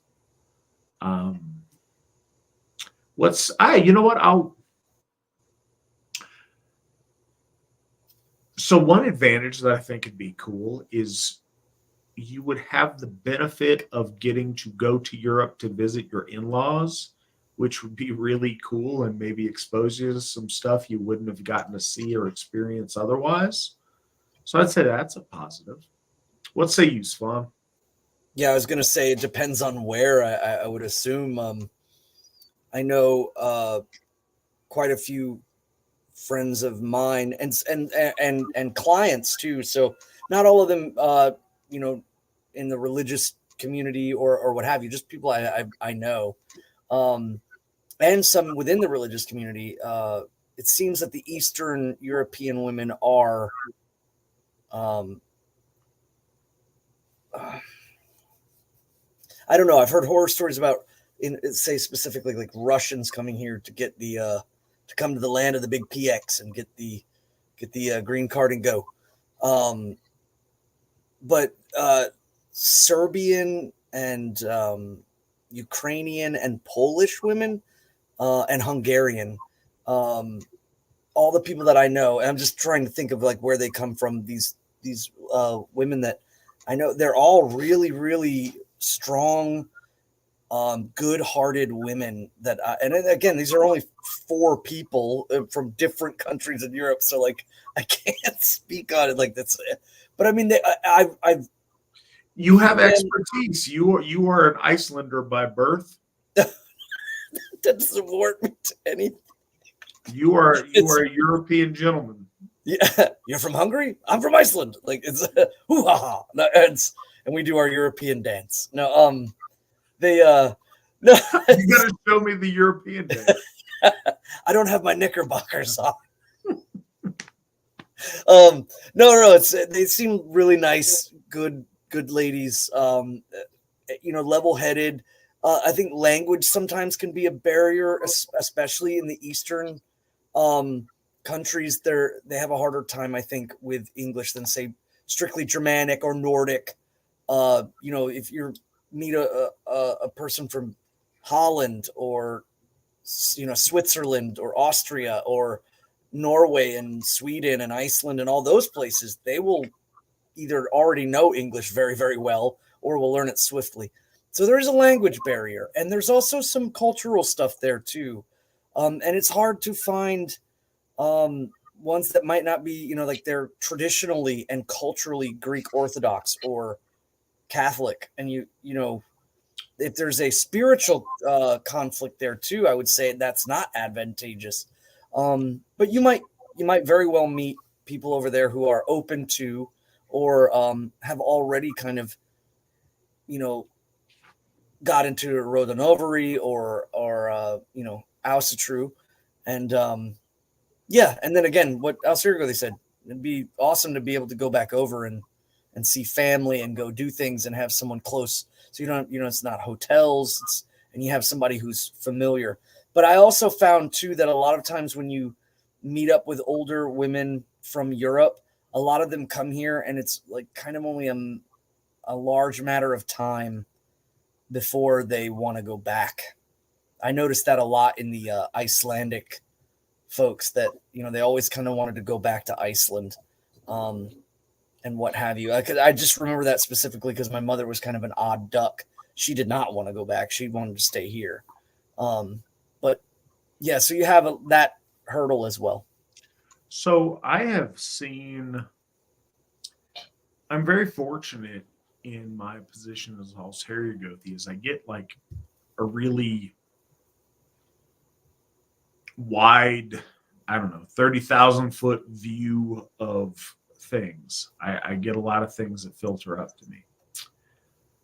Known a lot of folks that have met beautiful, amazing European women that they have awesome marriages with and amazing families with, and they have these women with they're beautiful and have traditional values and aren't soiled by all of the degeneracy we see in the West and United States, and they're amazing. I've absolutely seen that. That's the thing. It happens.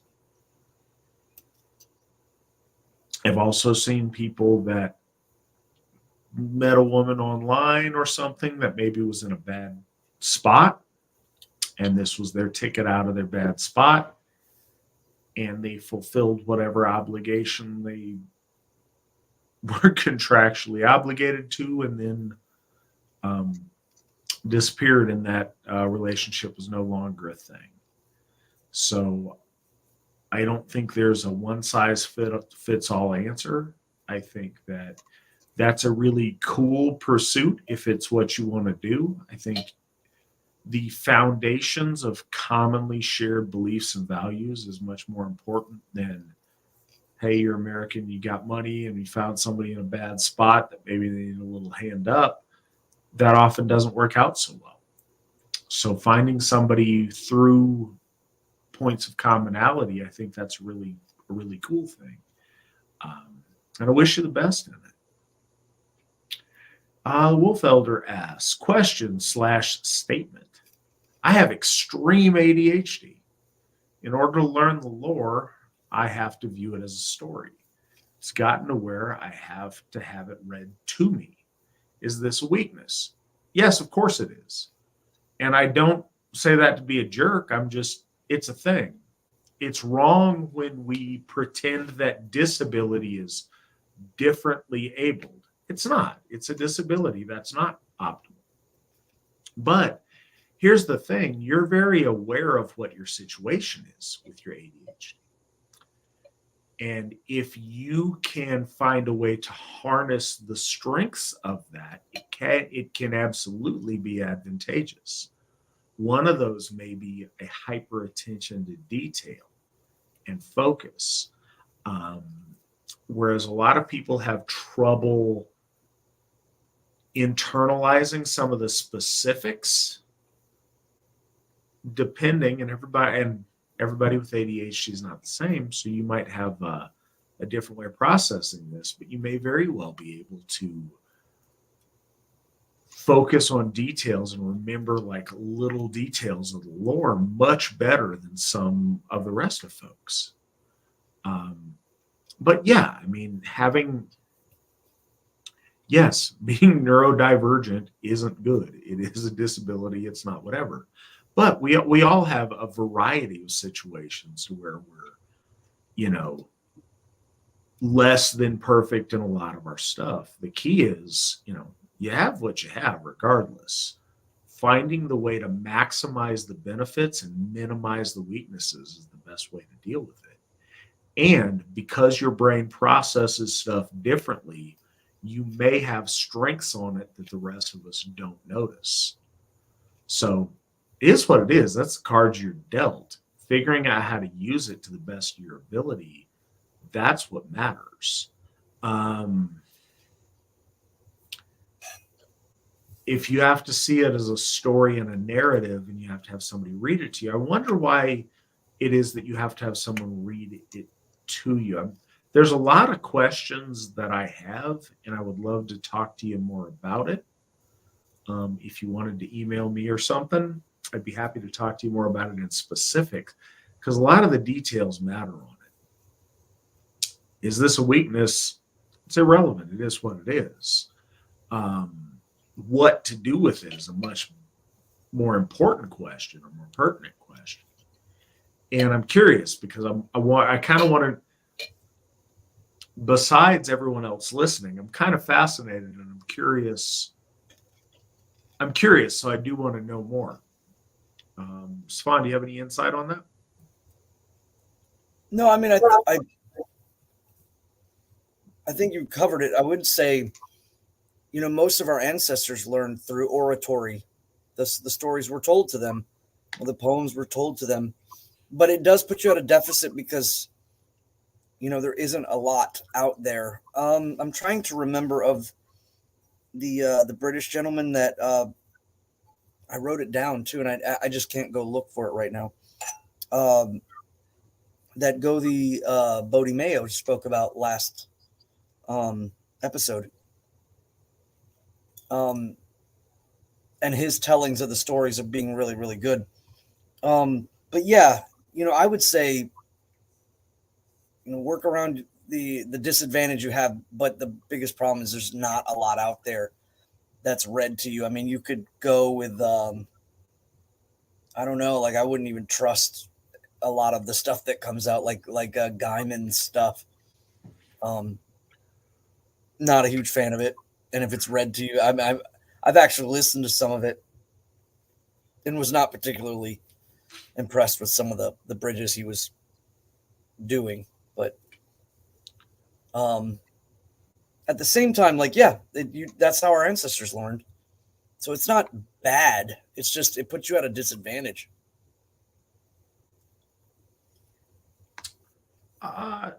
Next question. Hard times create strong men. Strong men create good times.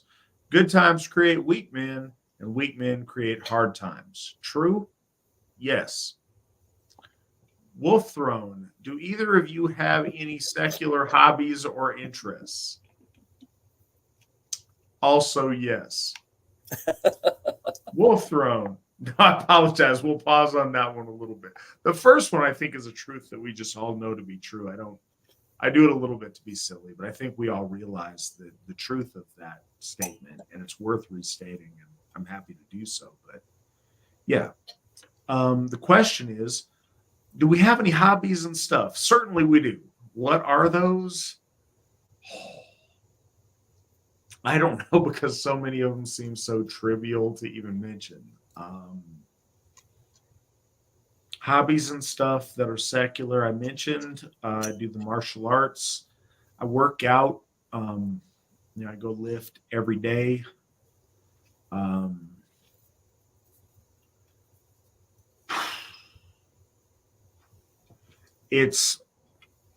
in a really strange spot, and so we've all got different hobbies and interests. And I'm sure I've got plenty, but I have arranged my life to where Asatru is such the entirety of it that, yeah, I've got hobbies and interests and stuff, but it comes out differently in increments. But most of the stuff I find myself focusing on, I relate to Asatru, or I relate through Asatru. I've noticed this, and it seems like kind of a strange thing to my friends, but even my father, when my dad asks me how I'm doing, there's two things. When he asks me specifically, how are things or how are you doing or whatever, I give him a state of the AFA address about how the AFA is doing, because that's my life. That's what I do. It transitions very quickly, and then I'll talk about my daughter and how she's doing at something. But this is such a massive center of gravity of my life that it pulls everything else into it. So even if I have a hobby that's external to it, I relate to it through Asatru or by Asatru. Other than stupid nonsense, there's plenty of like pro wrestling or some whatever that's like a palate cleanser, stupid thing to pay attention to. But like history, I love history, and it's not just like, you need to read Viking history. No, I like all history. I like Civil War history a lot. A number of my ancestors, fought for Dixie in Civil War. So there's a lot of things that I like, but I relate it to our faith because our faith is holistic. But in a way, it is such a force of gravity. It brings all the things to it, to where the other things I like and enjoy, I affix to my practice of Asatru or my relation to it, if that makes any sense. I hope that it does. Svan, do you have secular interests or hobbies? And if you do, which I assume you do, what might they be? I'm kind of using your blueprint because I've got work and 3 kids and religious duties. There's like a tight window there. It's very, very tight. So like having extra time to do things is very, very hard. I was thinking about it because I saw the question and I was like, man, the only thing I can say is that when I get a chance to, one thing, and this is just kind of an obscure thing, I don't even think I've ever spoken to you about it, Alzir Goli, is and it's not something that I can tend to all the time, but every once in a while I'll get a chance and I will play an OSR game. I'm a fan of Pause for a second. What is OSR? It stands for old school role playing. It's I grew up in the 80s and 90s, and so it's akin to. So I know you use the word Dungeons and Dragons it has a different mindset though. I think is like paper and pencil and dice. Yeah, and maps. And I know some of my friends are into perhaps like the Warhammer stuff there. They were into it. I have never been into any of that stuff.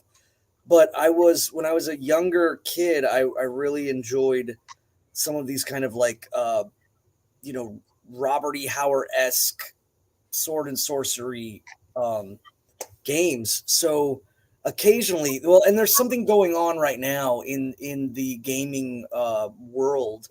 OSR is like this revival of getting away from current games because they're becoming very, very, again, hit with the agenda a lot.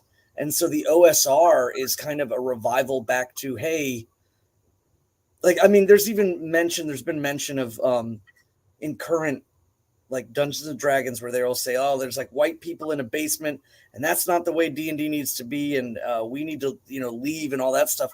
And in a way it was like a couple of white guys in a basement playing battle games. And they created this whole entire genre. And I'm seeing a lot of these kind of things getting wrenched out of their hands. Their memory is kind of being squandered and people are talking about them being problematic or, racist or whatever and all of this stuff. But the genre was so popular in the 80s. And I was definitely one of those kids when the satanic panic was going on and people were like going crazy about it. I was one of those kids. Just saw the absolute like absurdity in the really, really churchy people. Because we were just playing a very simple game.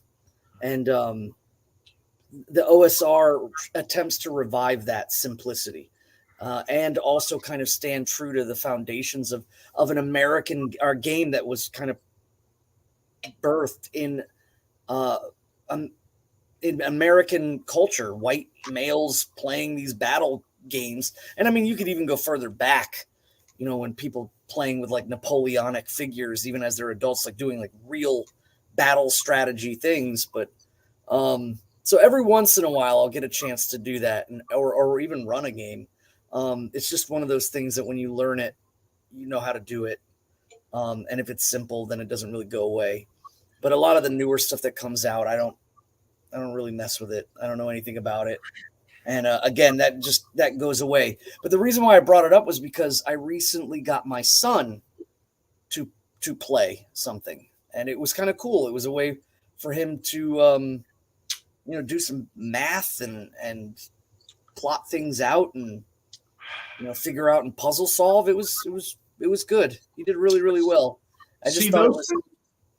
Oh, go ahead. I'm sorry.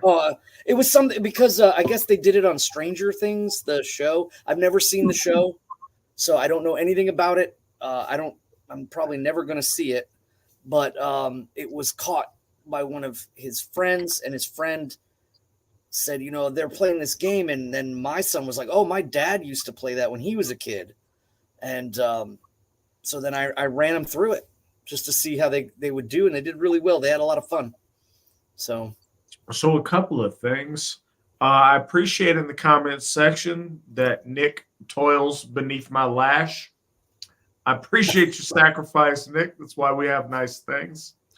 No, he said he used to run a lot of games and things, but he can't nowadays because I've always got him doing stuff.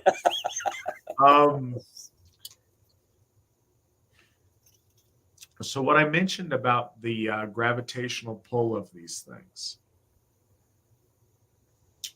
what I like to do if I'm hyper focusing on stuff that I don't have an access to fix and I need a palette cleanser is sometimes I will play Crusader Kings. I always choose somebody who starts out as Asatru.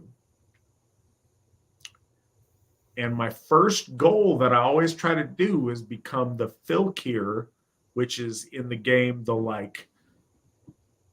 if you reform Asatru and you select lay clergy, you can make your king / emperor / whatever noble that you're playing be the head of the reformed Asatru.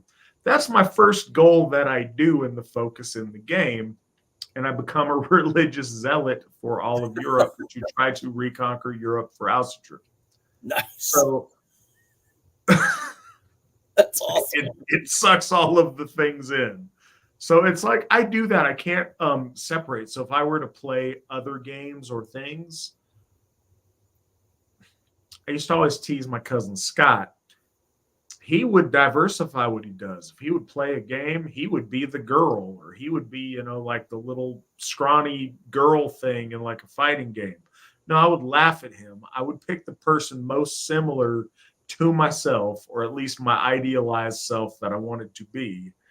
And I would further go along that same pattern. So I don't really deviate from that a lot. Is that like a phone thing? You play it on your phone? What are you talking about? Crusader Kings? Yeah. No, I play it on my on Steam. Oh. No, Crusader Kings is the thing. So also I'll play War of Rights, and that really doesn't have an Asatru thing to it. It's an awesome game, but I'm not ever I'd be dead before I play Union on that. It's a Civil War game. But it's really cool. It's really well done. So, I mean, sure, there's other little stuff. And a side question, and I'll jump ahead just because it's relevant to what we're talking about. The Wolf Throne asks, Matt, how are you doing? Not the AFA, not your daughter, but how are you doing? And I think first thank you for asking that. It's really nice of you to do that and think about that.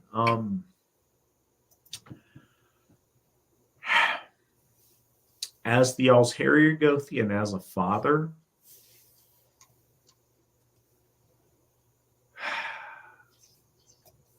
and I'm trying to think about this. I don't mean this to be inauthentic.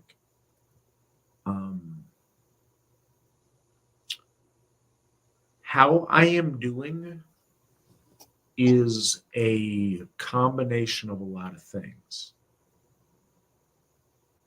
How I'm doing depends very, very heavily upon how the AFA is doing, how my daughter's doing, and how my wife's doing.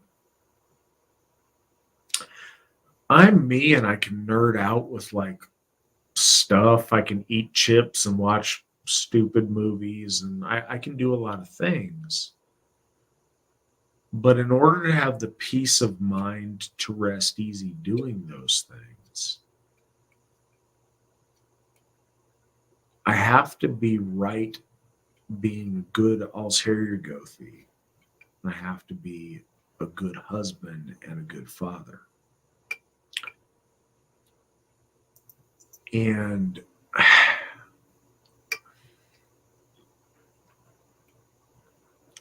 I'm really trying to answer the question. It's kind of an interesting thought experiment.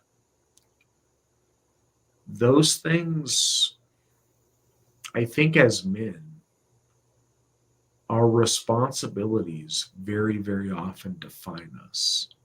And I don't think that's wrong or bad. I'm very blessed that being the Allsherjargothi, I have an outlet for a lot of creativity or impulse to innovate and to build and to do.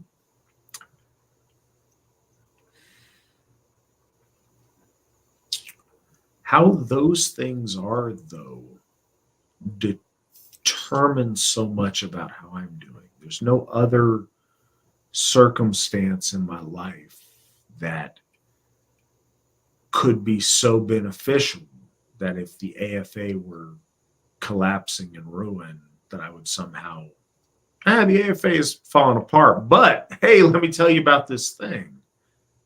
I'm not built that way.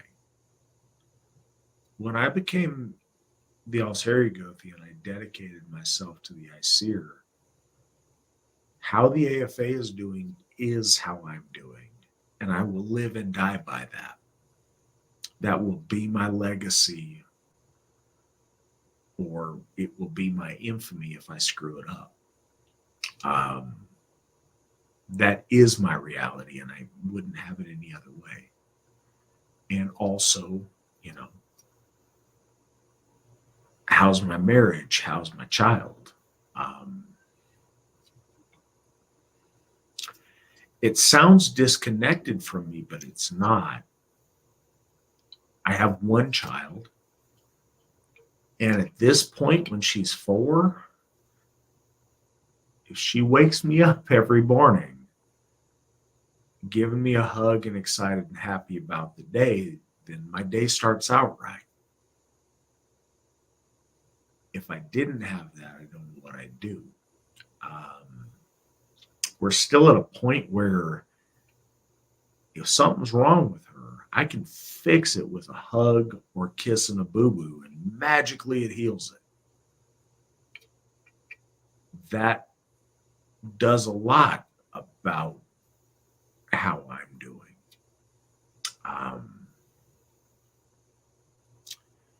If my wife is happy and I feel like I'm part of why that is, it's not really happy wife, happy life because she's not going to bitch at me thing.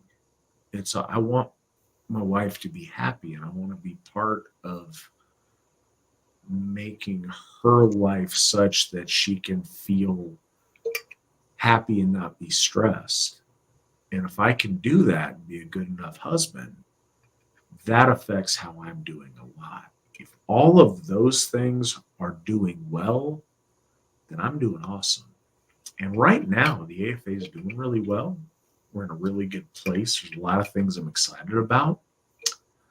My daughter's killing it. She's in gymnastics now, and she's doing great at it. And look at my wife when she comes home, and I spend time with her. And to the best of my understanding, she loves me and she's happy. So I'm doing all right.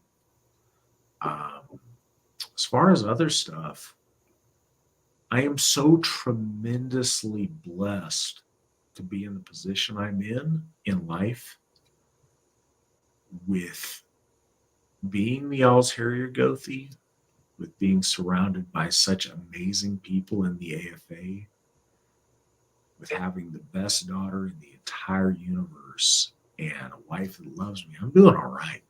I'm doing pretty good.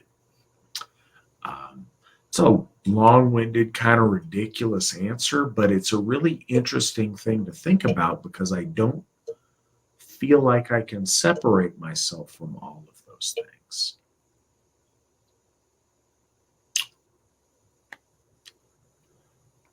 Next question from Wolf Throne that's kind of interesting. Can a coward become heroic and be redeemed for his cowardice? I've been talking for a while. This is fun. Take a swing at that. I think so. I think that he can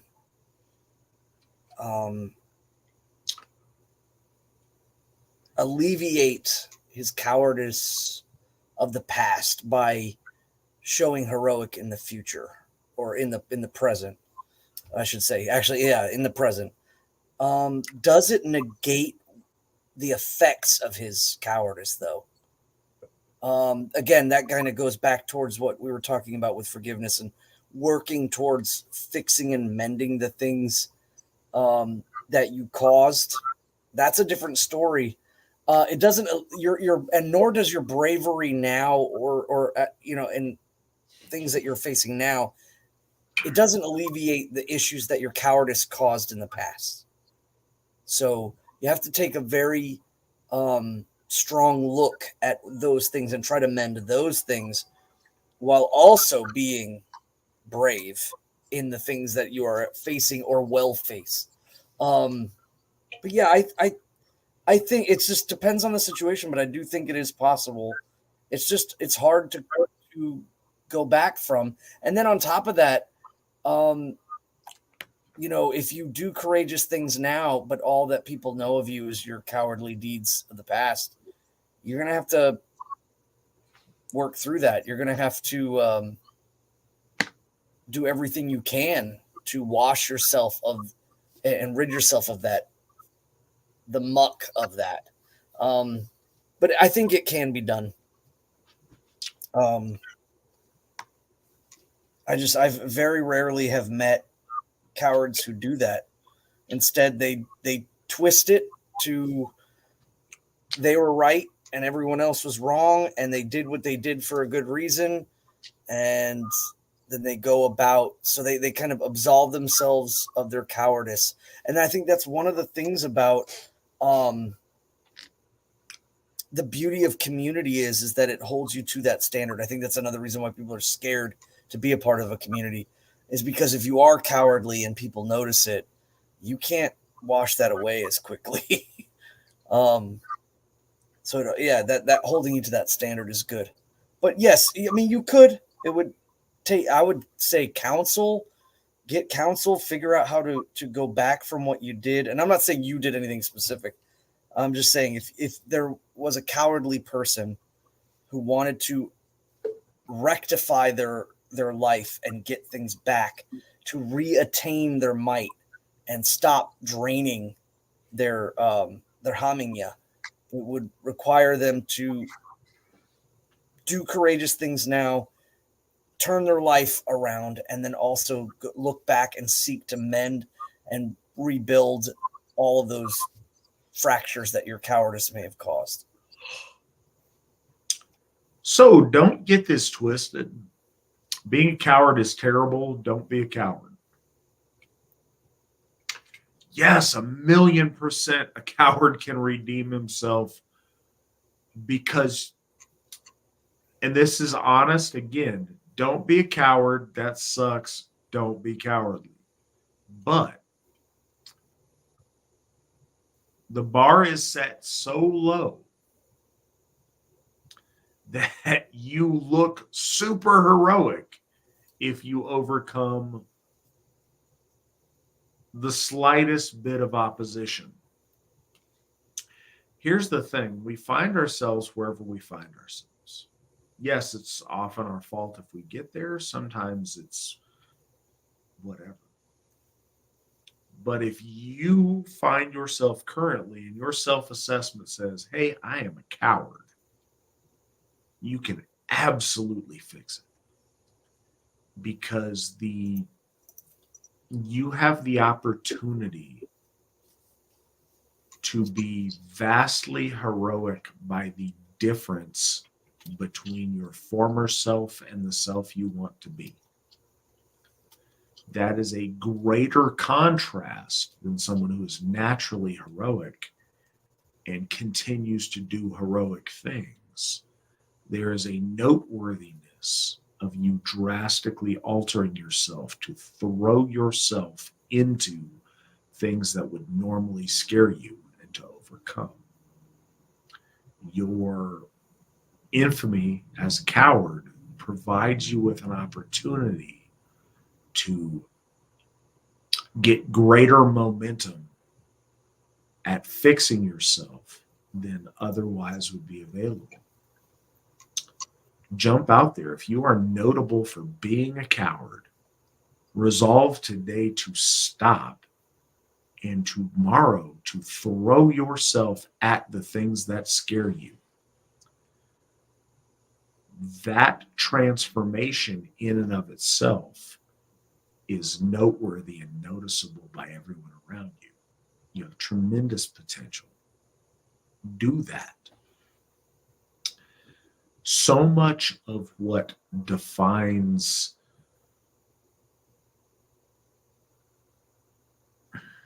character development individually is based upon your relationship to self more than your relationship to others. A hero who is born a hero and continues to be a hero throughout his life. I'm not suggesting your cowardice and then you doing something heroic puts you on his level. It doesn't. But the difference between how you were and how you are going forward is so dramatic that it forces us all to stop and take notice and appreciate. That's an opportunity you have. So seize that. I did want to. Yes, go ahead. I don't know if this is a question or not, or if it's going to be coming up as a question. There was one that, is there like a Viking game that anybody would recommend that is accurate or at least somewhat accurate? I don't have that, but I did want to say one thing, and so I don't own this game. I have not played it, but I have seen footage of it. It is on Steam. And if anybody is interested in truly historical swordplay with sabers and with swords, you gotta check out the game Hellish Court. It is a Polish. It's set in Poland.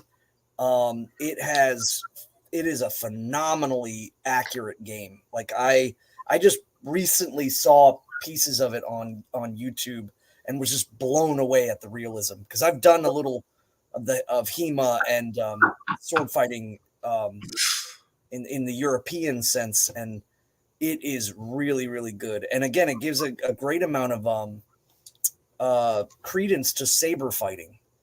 So, and you had mentioned Steam, and that's what led me to that. I would definitely recommend that for anybody.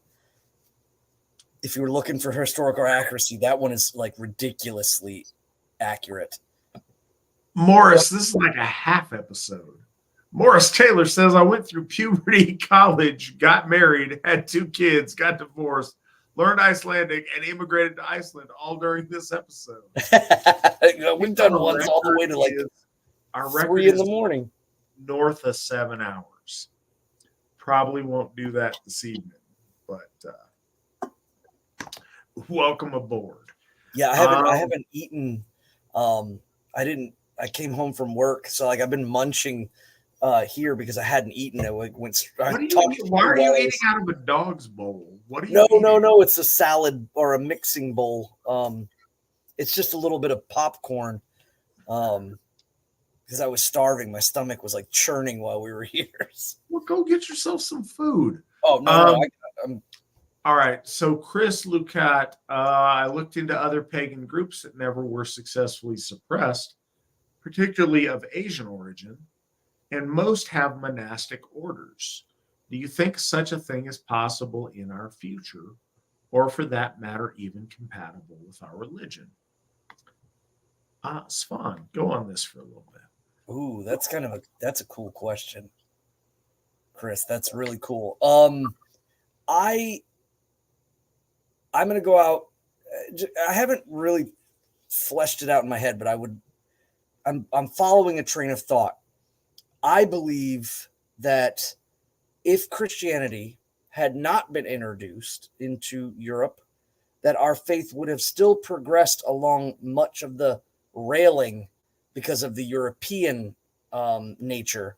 I don't think Christianity facilitates warfare. I think that was Europeans bringing their warfare into Christianity. I know that I guess the Christian bros are all about the Crusader stuff, but it's the knighthood, the essence of knighthood, I believe could be a thing expounded upon even with our holy gods as like the driving force of it. And if that's the case, the monastic sense, I don't know. It would have to be dependent on. I could see it happening, but it would be dependent on the nature of what the monasticism is trying to achieve. Could could individual Aus or Ausinger have a cult like monastic? If we were living in an Asatru nation, could the cult of air be completely built around medicinal and or just medicines and healthcare? Could law be built around in a cult worship or monastic worship of Lord Forseti? I think it could be done. But again, it's the achievement of that wouldn't really be built, I think, around trying to attain some sense of nirvana or some mental state. I think it would be more about like encapsulating the pure relationship with one of the gods or one of the goddesses. But that's just me following an extension based off of the idea of knighthood and how knighthood could, I think, very much so with the Varangians and with the Yom Vikingur, knighthood was starting to show up. So yeah, I guess, I say cults just not to get confused. Although I think a lot of people might wonder what that means, but we often refer to like the cult of Odin, or the idea that there are people who hold devotion to Lord Odin in such a way that they build kind of a life around it, however that might manifest. And it's different than monotheism. They understand that there are the other gods. They're just focusing. And I think that, perhaps if there was a sense of like building of these cults where people would facilitate members of the religion to come there and inundate themselves with the faith of a particular Aus or particular Ausinia, and those people that stayed there to facilitate that would be the closest thing to the monastic life. They're I would say most likely would facilitate, say, a person who's just Asatru and they want to hold devotionals to Hlin, the Ausinyur of one of the maidens of Fensalar, and they go perhaps to like some place in somewhere in the United States, and there's a grove and maybe a place dedicated to that, and there's like maybe 2 women that like tend to that place. But I think that strict monasticism might not really hold well in our faith. I think we're very, very practical. Even the Gothar marry, have children, and I think in a monastic sense, it would be about maintaining a sacred place and space and a focus on the devotional reach to that god or goddess. But I don't think it would be so cut off that it would lose its practicality. So I think that's the best answer I got on that one. That So it's getting late. We will answer your questions. I'm committed to doing so. Some of them may be a little bit briefer than others. It's no disrespect to the question, but we're going to be a little bit picky on our voluminousness of the answers, and we will probably go long-winded on the ones that inspire us. So that being said, what Svan said, I think that cultic practice, absolutely. I think that military orders, when you see monasticism displayed in, and your question referenced the East, but when you see it in the West with the Templars or the Hospitallers or the Teutonic Order or things like that, absolutely. I think a military order of military age men devoted to martial prowess for the gods, for our church, for whatever at some point, that makes sense within our faith. Svan mentions the Jomsvikinger, and I think that's a thing. The deal with monasticism as a whole is it's world rejecting. It's people wanting to retreat from the mundane world, cut themselves off from it, and like exist in this pod of not being part of the world. And that is directly contrary to our faith. You see that certainly in Christianity. That's where you banish people that you don't want to deal with or are no longer relevant in society. Cool, you can, either we will kill you or you can take monastic vows and you can disappear within the monastery.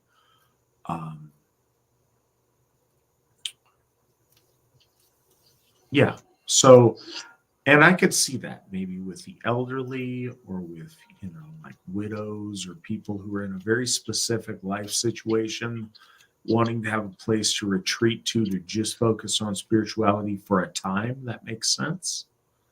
But we don't ever want to be world rejecting. You see that in the East is the monks reject the rest of the world and disappear within their monastery because the world is suffering and the world is horrible. We don't believe that. We believe life is good and we want to embrace it.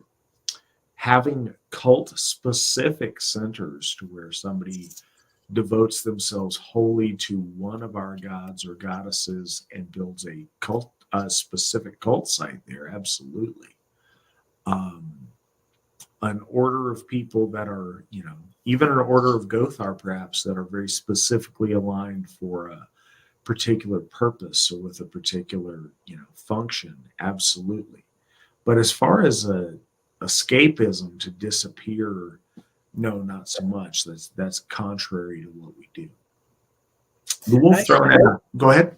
Oh, I was gonna say I forgot about like the dichotomy of that, the monastic orders that go out and do things or like tend places and sacred sites versus the ones that kind of close up and don't come out. I was thinking of the former, not so much the latter. All right. So Wolf Throne, is it okay to offer beer or whiskey to the gods if you don't have mead? It's okay to offer beer or whiskey to the gods if you do have mead. There's things that just kind of evolved as what people did. Honestly, I think that in the 1970s, people are like, man, we're trying to be Vikings. What did Vikings do? Vikings drank mead. Let's offer mead to the gods. And that's how we got where we are. It's not to disrespect it. I offer mead to the gods too. But there's no reason not to offer beer or wine or other spirits or whiskey or rum or vodka or whatever you want to do, having a toast of, a drink that has value and significance to you, to the God that you are offering it to your culture, or wherever you find yourself, I think it's completely appropriate. No, stop. Yes. That I don't think that is absolutely completely appropriate, and we all do that and have done that. Well, our ancestors weren't able to create whiskey, so that's not what we give on the God. I can just picture somebody saying that, like, our ancestors didn't create whiskey because they didn't have the capabilities, and that's why we don't do it. Yeah. Yeah, Ugh. that's silly. Yeah. So Morris Taylor, has the European spirit been waking over the last few weeks? I have seen videos from Germany that look interesting. I think we're in a time where the spirit of our folk has been awakening for a number of years now. I think in general it's been waking for a long time. I think we are seeing it more due to circumstance in the past few years. Spawn, what do you say? Yeah, I do. I think that the people are. I'm just surprised they're waking up now and not a lot sooner. Like as in relation to, like you said, with Europe. But I'm glad that they are. I know people speak of the political stuff that's going on in Europe right now is just interesting. But I'm glad that it's better now than say 10 years from now. But I wish it was 10 years back. But yes, I do believe. Next question is, once you guys get Sigerheim more established and fixed up the cemetery, do you intend in any way in the future to try to bid for the relocation of Elsie Christensen's body and bury it there?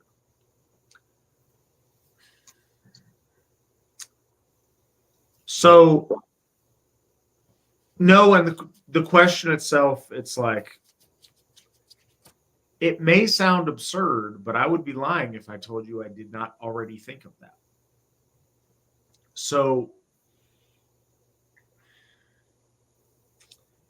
I don't know the specifics. Yes, in a perfect world, if tomorrow I snap my fingers and we have the Asatru Imperium and I am at the head of it, sure, if I had the power to claim the body of our heroes and relocate them where I wanted to, perhaps I'd do that. But other questions come into play that I'm not certain about. Why is Elsie buried where she is? Was that important to the family? Why did she find herself there? What was her will in doing so? Is that a specific thing that she arranged for because it was important to her? If it was, I wouldn't want to violate that. If it was some kind of rando thing, sure, I would love to do that. We would reinter her at Sigerheim with all the pomp and circumstance we could muster, and that would be a spot of worship and veneration for her for eternity. But I don't know how that works, and I don't know the situation. And I think that I don't think that we have standing to just go and like take possession of Elsie's remains and move them where we want. But yeah, if I was the Asatru Emperor of North America, then I would seriously look into doing that. But it would depend on why she's where she is. But yeah, the idea is a really nice one, and I'd love to do that if people found themselves in spots they didn't want to be in, or were only there due to a cost thing or whatever. But I think that's kind of distant into our future. It's an interesting idea, and I'd be a liar if I didn't tell you that wasn't something I thought about, because I have. I think so. I'll put this there. In order for you to disinter somebody's remains and relocate them, that's not something that you do at a whim. That's something that has to be very seriously. Your intention on that is really, really important. I don't think it's like desecration unless you're doing it to be a jerk, unless it becomes politically disadvantageous or whatever your nonsense is. If you're doing it as a way to exalt them and to honor them in a greater way, then cool. But again, a lot of thought and a lot of hemming and hawing back and forth needs to be done in that kind of scenario. But we're not there, and she is not even in the United States. She's in British Columbia, so I think that would be quite a thing to be able to accomplish, especially not being any direct kin to her. Finwraith, is martial arts useful in military combat? Svan, what say you? Yes. And I say that with about it, because it's mainly if your combat mission at a certain point changes to perhaps not being, not killing your opponent. It might be crowd control. There's lots of possibilities there. Then yes, it does have function. It also has function in the sense that if you ever find yourself in a compromised position and you're trying to maintain your weapon or maintain the situation, yes. And I guess, like bayonet fighting, knife fighting. I was one of the last Marines. They were thinking about getting rid of the bayonet, and I got a chance to learn in bayonet fighting and sentry removal.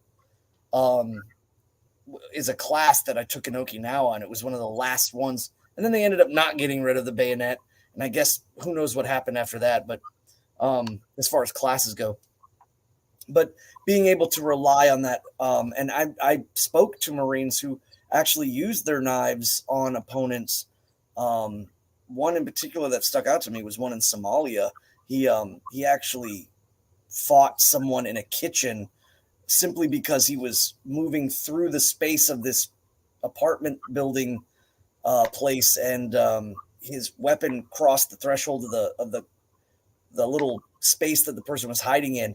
And when they opened the door, it clipped his rifle, and he lost grip on it. And the first thing he did was turn around, and he, if you go in through the top above right in the middle of the clavicle, you can actually, with a 7-inch or bigger knife, sever the top aorta, and they will bleed out very, very swiftly.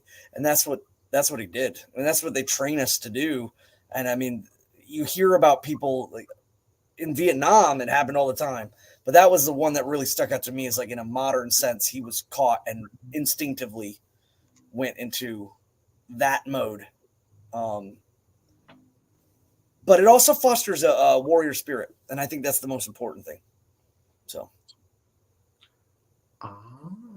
Finwraith asks, have you guys, or do you know anyone who has competed in a martial arts competition or in MMA?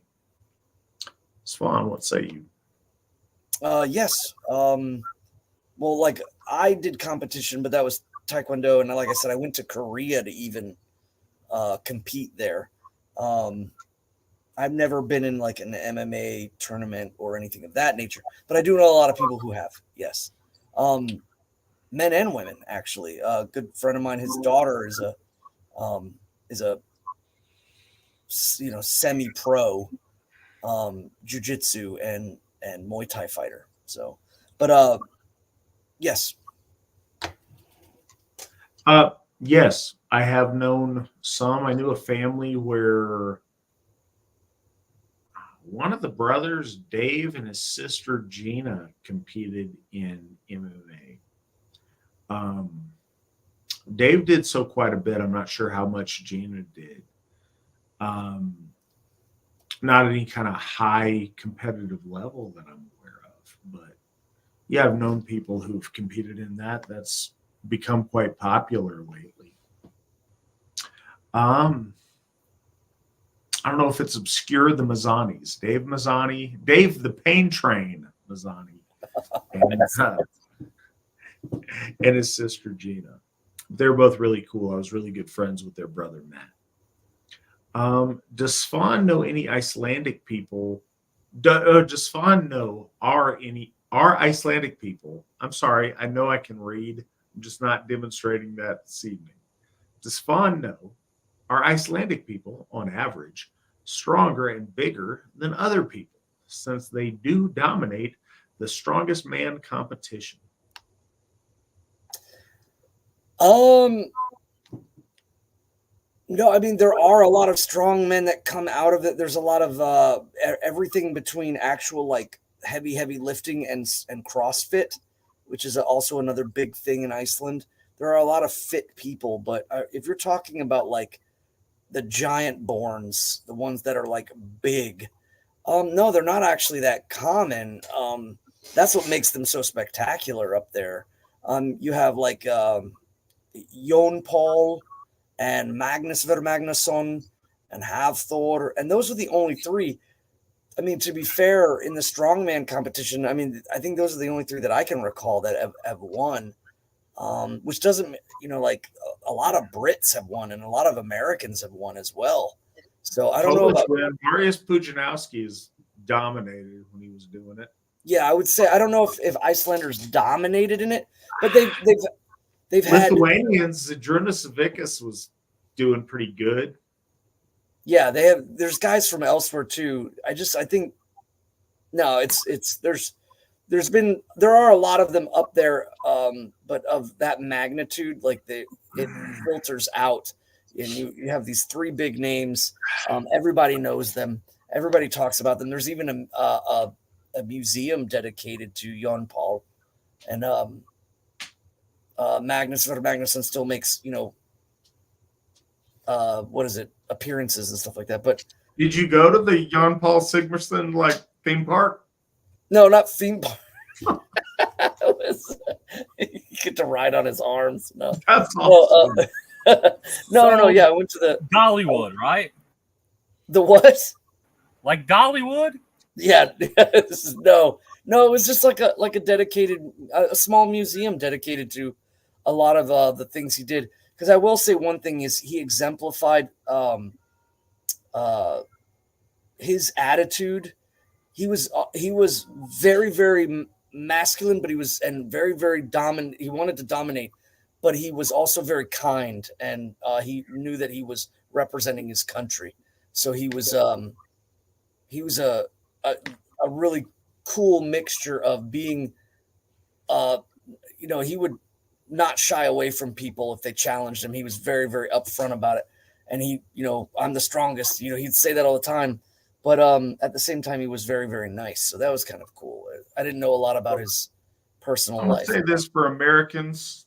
Bill Kazmaier would destroy any of those people, all of those people at once.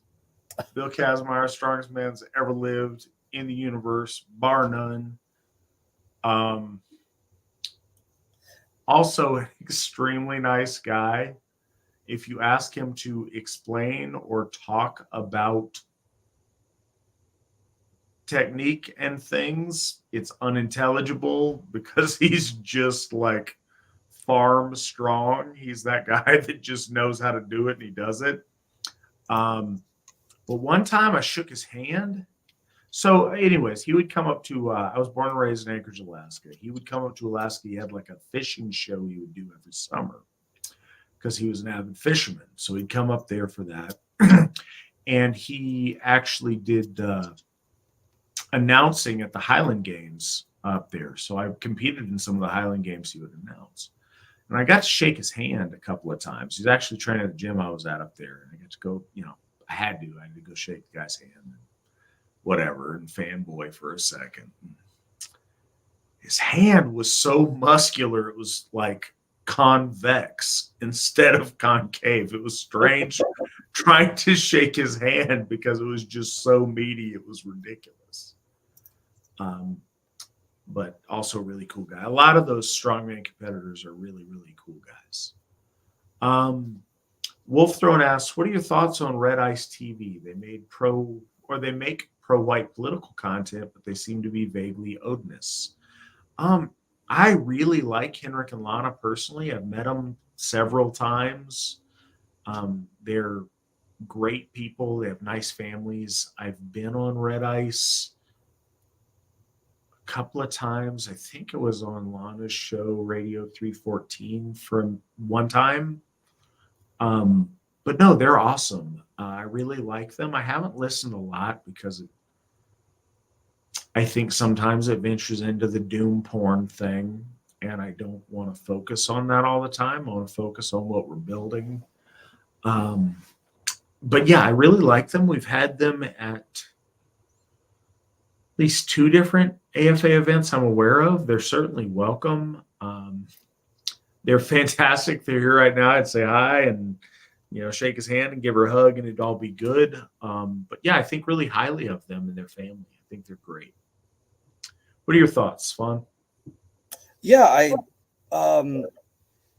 follow mainly on X, but and occasionally on YouTube whenever I get a chance, I'll definitely poke in. Yeah, I think in a perfect world, I would hope, or I would wish that they were more like prominent members, and proudly carried the banner. And I know they have children now, and raising children in the faith is important, and having a community that supports you instead of villainizes you, which I know is a thing that they have to face sometimes, a lot of times. And I wish that wasn't. I wish they could accept a little bit more of that, but no, they're awesome. They're great. I had a chance to meet them, and I didn't get that chance because things went all haywire. But yeah, I like them. Svan forsook the opportunity to meet the Palmgrens. No. You're here, folks. It was other things that got in the way. I was with Divergence from the road, and he chose no Palmgrens. No, I was with Founder McNallen at the time, and it didn't work out.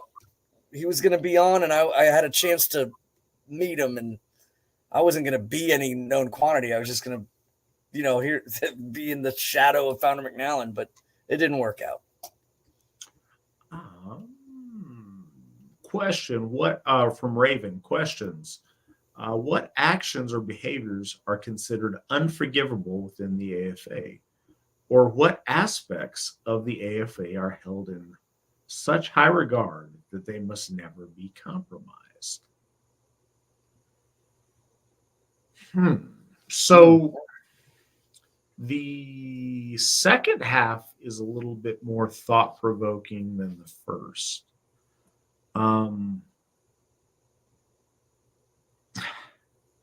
There's always room for the crazy out of left field thing that you wouldn't imagine. Fundamentally, the things that will get you removed from membership and never allowed to rejoin are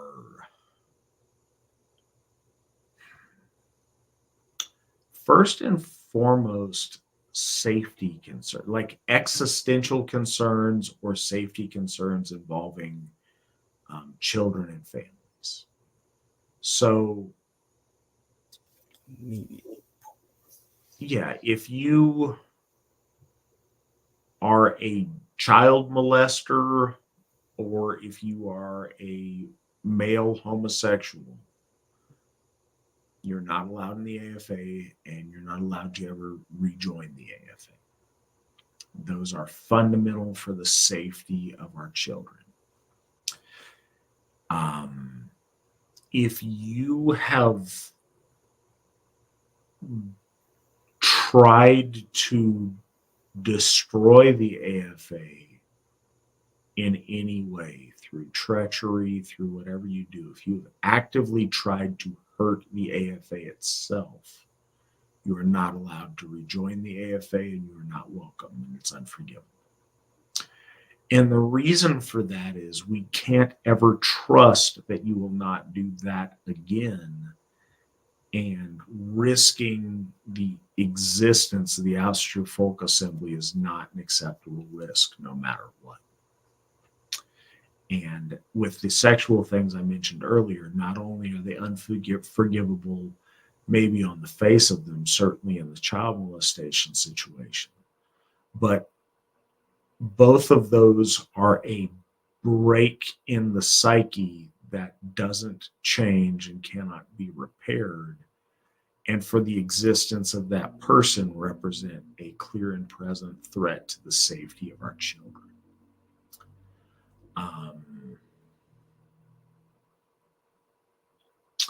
There are a variety of things that would require some serious conversations and making some different things right for people to rejoin.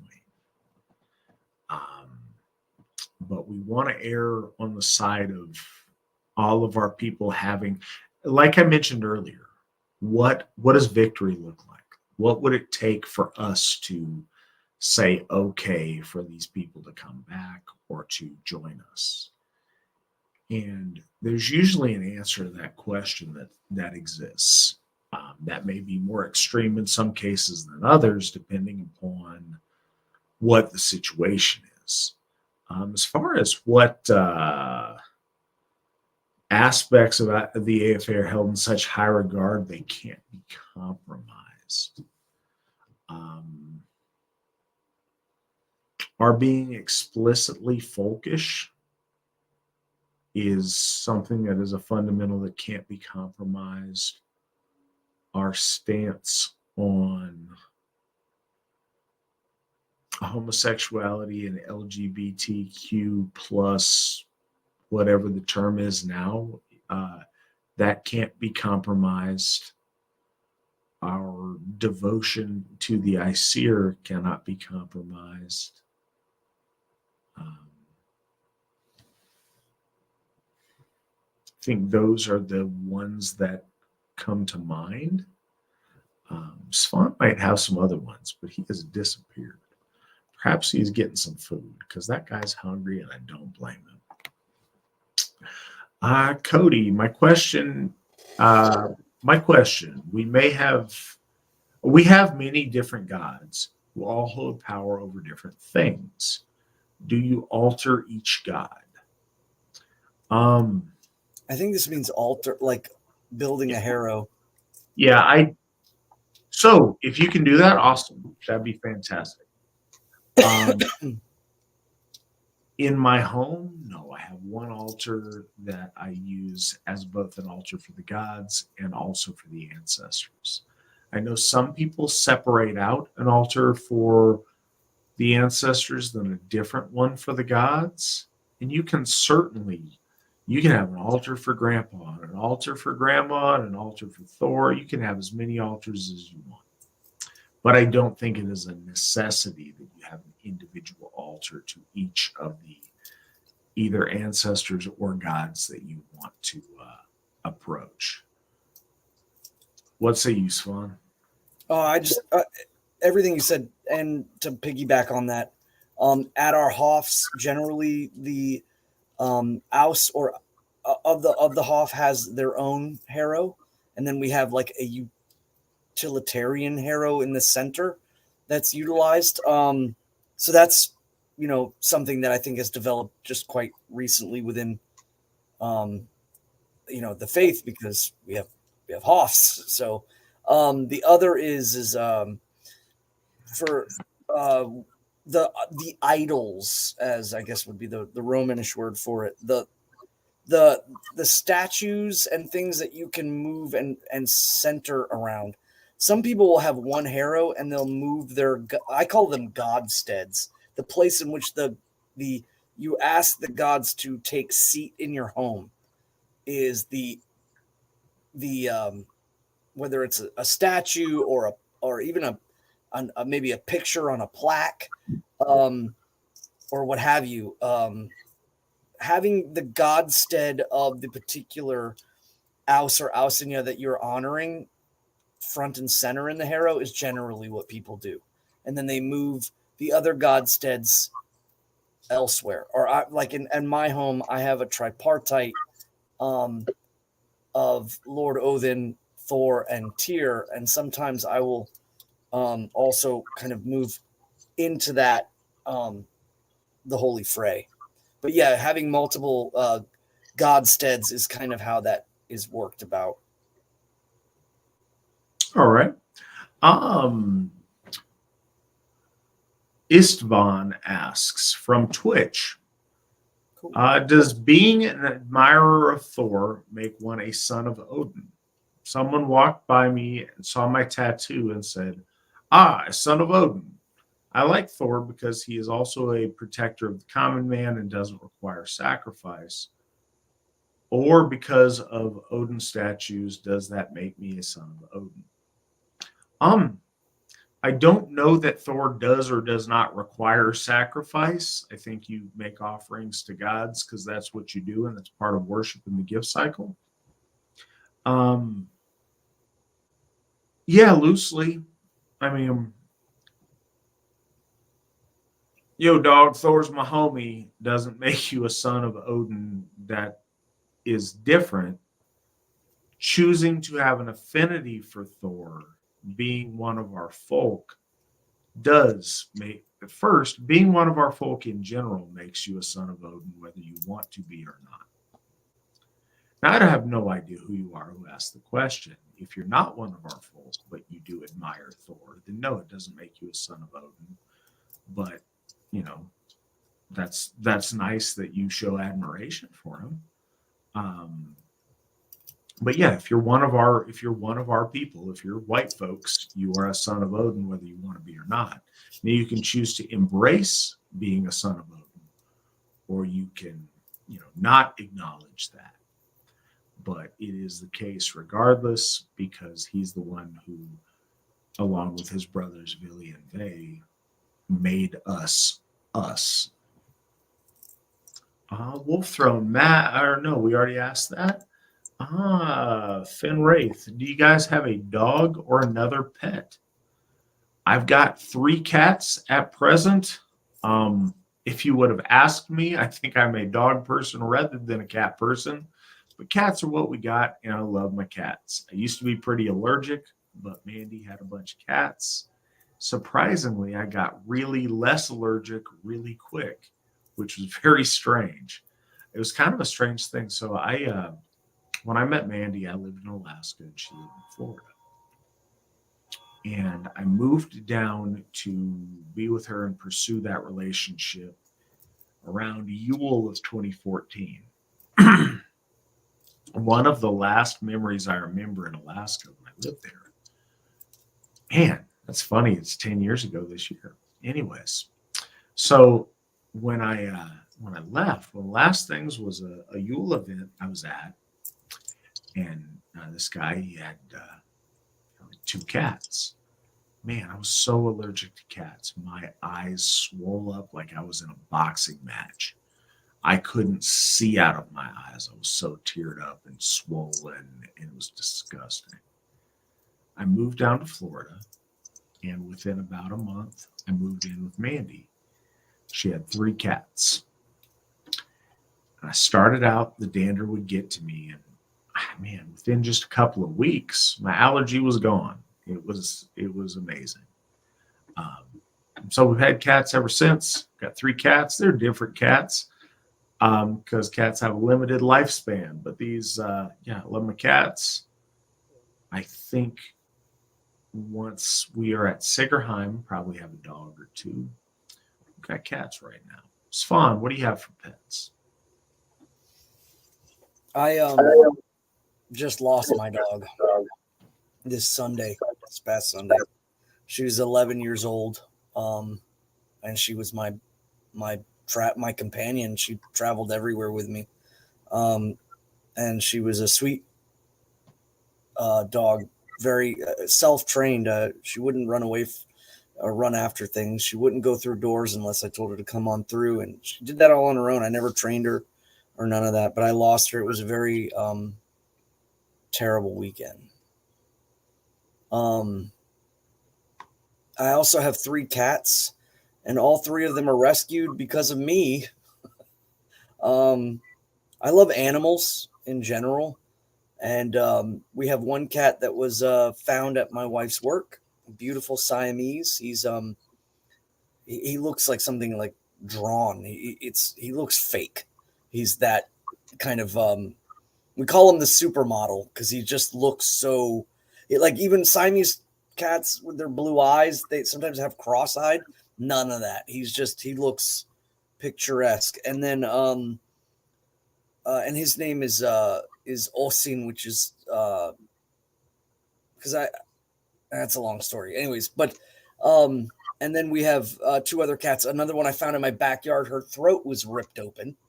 And so I ended up calling a vet and having them, come to the house, and we got her stitched up and got a cone put on her head, and all of the abscess was drained. And the vet was like, well, I wouldn't let her out into the wild.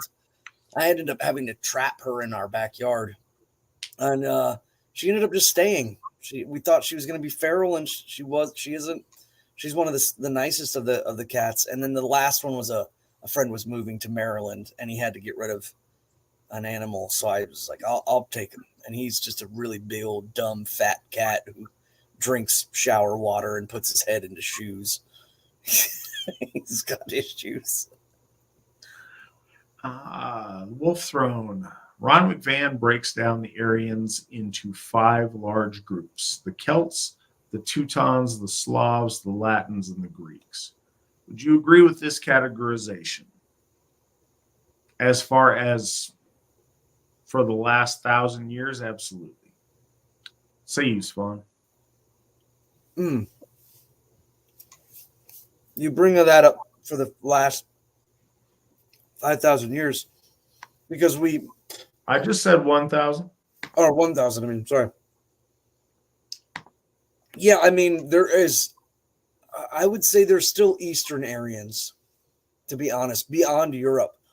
I believe that there are Aryan folk in areas like in Afghanistan. That there are our Eastern brothers that do exist somewhere. I don't know that they exist in large enough quantities for me to count them. Right. But there are pockets and enclaves, and I don't write that off. I think that if you ask the question, large groups, 2,000 years ago, I would include the Persian and Indian nobility, but that goes into the way back. Yeah. Finn Wraith asks, what's your favorite fantasy series inspired by Norse mythology or other European myths and history? I don't read fantasy stuff. I tend to only read nonfiction. What say you, Swan? Inspired by, I mean, I guess the only thing I can really say would be Robert E. Howard's Conan, and that's because he did use, like, there was Vanaheim and Ausgard, and he just had he was inspired by, I would say, Norse things. Outside of that, I can't think of anything that was inspired by our faith. I know my son has a book called The Rune Warriors, and it shows like a young man with a shield and like a hammer. But I haven't read it, but so I don't know. That's the only thing I could think of. So Spawn brought to mind, yes, I enjoy Robert E. Howard stories as well. Been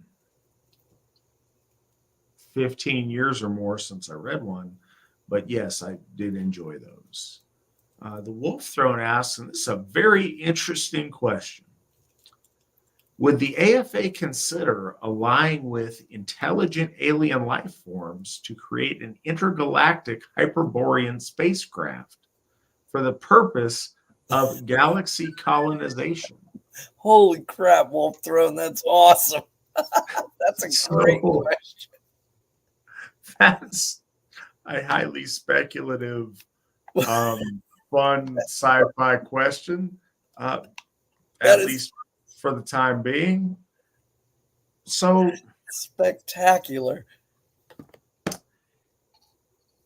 Yes, the AFA would consider various relationships with various different life forms, depending upon our needs and whether they coincided or not. If there were a alien race that was like, hey, cool, AFA, we'll hook you up with a spaceship to where you can colonize the galaxy with your, amazing Aryan AFA family. Let's do this. Absolutely. But with any kind of official alliance between the Asatru Folk Assembly and another organized body of peoples, be they terrestrial or extraterrestrial, it would take consideration of the fine print because the devil's in the details. But conceptually, yes, I would do that. Swan, do you have any caveats to add to that potential alliance? I can only speak from counsel. I do not head the AFA, and so if you said we're gonna consider it, then I would render unto me your counsel. Yes, I again, you already leaned on it. I would need to know the details of this situation very much so, and also perhaps the motive as to why, and ultimately would it benefit us or not. At the end of the day, those three things I would have to consider: the details, the motivation of the people offering in this, and will it ultimately be better for us? And again, can we come back? This is our home, this is our land, the Midgard. As a fundamental, and Steve has always mentioned this, our founder Stephen McNallen was always kind of fascinated about space and science fiction to a degree, and I guess science futurism to a different degree. As long as we are bound to Earth, there is an expiration date. Like the sun at some point burns out, goes nova, no longer is there. So the point that he always posited on which we secure the complete future of our folk is when we can colonize systems beyond our solar system, because then we don't have that same clock and we have the variable to escape the inevitable decay of our sun. And it's the middle of the night and we have gone into a strange place. So I am entertaining this conversation as far as it goes. I think that's a thing, and that's why I am as favorably inclined towards it as I am. Kevin T, is it a lot that I want 20 kids? I know we have an anti-baby culture now, especially amongst whites. Obviously, we should have the resources and time to have them, but are large families necessary? I don't know that large families are necessary. Having many children is a blessing, and that's great if you can do that. I think 20 is pretty extreme. I think 20 is it a lot that I want 20? Yes, that is a lot. Best I got to offer on that. Swan, do you think 20 children is a lot? We'll say this much. Yes, 20 children is a lot. Okay. Do you think that large families are necessary? No. And hear me out on this one. I have, from my experience, some family who are Catholic, and they have a great many children, and they're blessed and they're good folk. However, a lot of them, I feel, have frayed off from the main line of the family, especially as they've gotten older. Whereas I feel that with a perhaps maybe just slightly smaller group, and again, it's about the timing in which they're born in between and so on and so forth, the quality of time they get with their parents, the ability for the parents to be able to teach the children and spend time with them, that quality time creates people that have substantial value in our future. And I think a lot of times with overly large families, you lose some of that, and that it leads the kids to kind of be influenced outside of simply their parents and their faith. That's just a slight observation on my end, but at the same time too, don't forget the big thing is you need to find a woman that you love, and then the consideration is if you married and fell in love with a woman and she wasn't able to give you 20 kids, is it over then? That's a big, it's a layering of things. You got to find someone that you love and that you are able to be with together and work through the challenges of your life and the challenges of modernity. And having children on top of that means that you need to be able to physically be able to do it, have the timing to do it, and make sure you hit that right amount of quantity and quality. That's, I think, the more important thing that we should, you should consider, as opposed to just like, I want 20, I want a small army. I hear people say that, and I know they're kind of joking, but not joking, but there's other 20, steps there. 20 with the same woman that's extreme. Yeah, I don't think that would happen. There's a lot of ebon-hued gentlemen that have 20, but they are not by the same mothers. It took me a minute to realize it. It's not being rude. It's a thing. But again, the quality of the children that they lose. Yeah, and there's very little relationship, it seems, between parent and child, and that, at least father and child. Finn Wraith asks, what do you think of political movements that use Nordic symbols or the name of Norse gods, like the Nordic resistance movement or the soldiers of Odin? Svan, do you want to respond to that? Yeah, I got a really basic answer. If they are Nordic, or if they are Germanic, or if they're of the folk, then they have absolutely every heritage right to use those symbols. I mean, it would be different. Like that's kind of like asking if the Native Americans. I know there were some Native American groups that were like, of course, leaning heavily into communism, which is ironic to me on a lot of different levels. But they would use imagery from that, whereas I think they have the right to do that, even though they're applying it to whatever political means they have. So yeah, I think that they have that right. So I want to. There's symbolism that I think is appropriate. Attaching the names of our gods to something, I think, is a little bit different. That's a fair point. And I don't think it's a 100% no, but I think you need.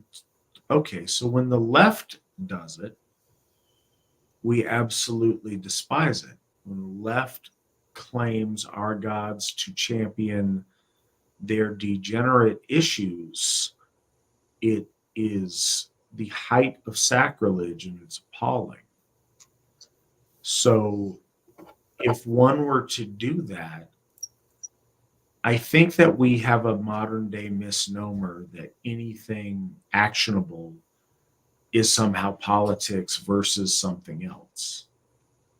And it doesn't always work like that. There are economic issues, there are social issues. Politics doesn't mean anything. There's a lot of issues that have a political expression that are absolutely religious in nature and that are completely appropriate for us to invoke the names of our gods on when they're very clearly something that our gods support or don't support. But to co-opt our gods for political issues that you do not have a surety that they are in complete support of is grossly inappropriate. And so I would caution that. There is a wide spectrum of political things that are in general alignment to our faith. There's also a very broad spectrum of political ideologies that are absolutely antithetical to our faith. So using cultural and ethnic symbology is appropriate as long as it's used by the people that those cultures and ethnicities, invoking the names of our gods for political causes. One ought to be quadruply sure that the gods do in fact support that position. And I would be very hesitant to do so except for the most extreme situations. Wolfthrone asks, are we the true Israelites? And what are the roots of this ideology? No, we're not the true Israelites. That's ridiculous. The roots are British people having trouble fully making a hard break with 1,000 years of Christianity, but knowing the need to embrace our folk and our native religious expression and trying to somehow find a compromise position between those two things. It's very much trying to force a square peg into a round hole, and it is a uncomfortable amount of mental gymnastics to try to make what simply is not true somehow look like it's sort of true or could I feel, and again, it's very easy to find that laughable and to be insulting. As I mentioned with Alexander Rudd Mills, a number of people in the early resurgence of our faith had that struggle and couldn't quite make it all the way. And they tried various degrees of bridging the two and slowly working their way back. And if that's a process, I understand I understand how that works. But no, British Israelism and the idea that, we're the true Israelites, that's absurd. It's just historically not true. And it's also, I'm trying to think of the analogy, and it's too late for me to have the perfect one, but it's just not true. And it's silly. You can't reject the Jewish influence of Christianity, which is a reformation of Judaism, by trying to be some kind of different flavor of Hebrew. It's not how that works. And I feel very bad for folks that can't figure their way out of that,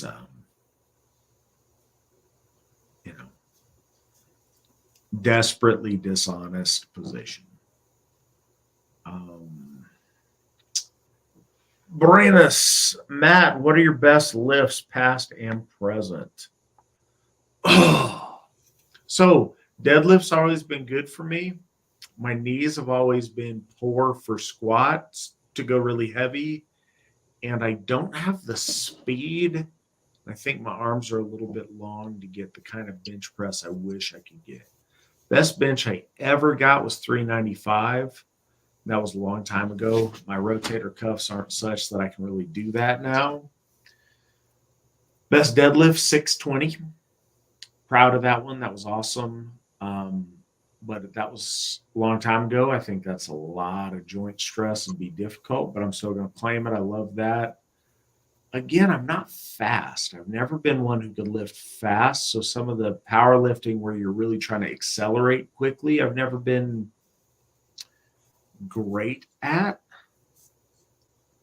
If I had an exercise, I could tell you kind of what I do on it now or what I don't. But I haven't trained 1 rep maxes in a long time. Just, I guess, sampling. I was doing, deadlifts for sets of 8. I'm doing like 350 for sets of 8. Bent over rows, I'm doing 260 for sets of 8.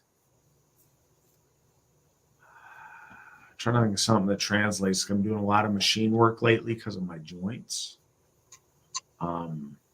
Like really strict drag curls for like sets of 8. I'm doing 45s.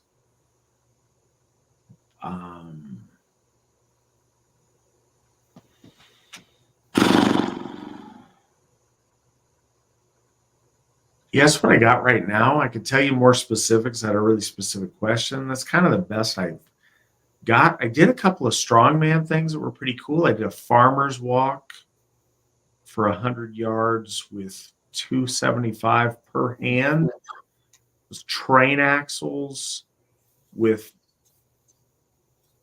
attachments on the end to load plates on them and rebar welded on his handles. And that was awesome because the rebar dug into your hands. It was such a cool feeling because you stood up and everybody's yelling at me to go and like move. You're supposed to make these little choppy steps and move. My body was so overwhelmed. My brain is telling my legs to move and they would not move. Like it took a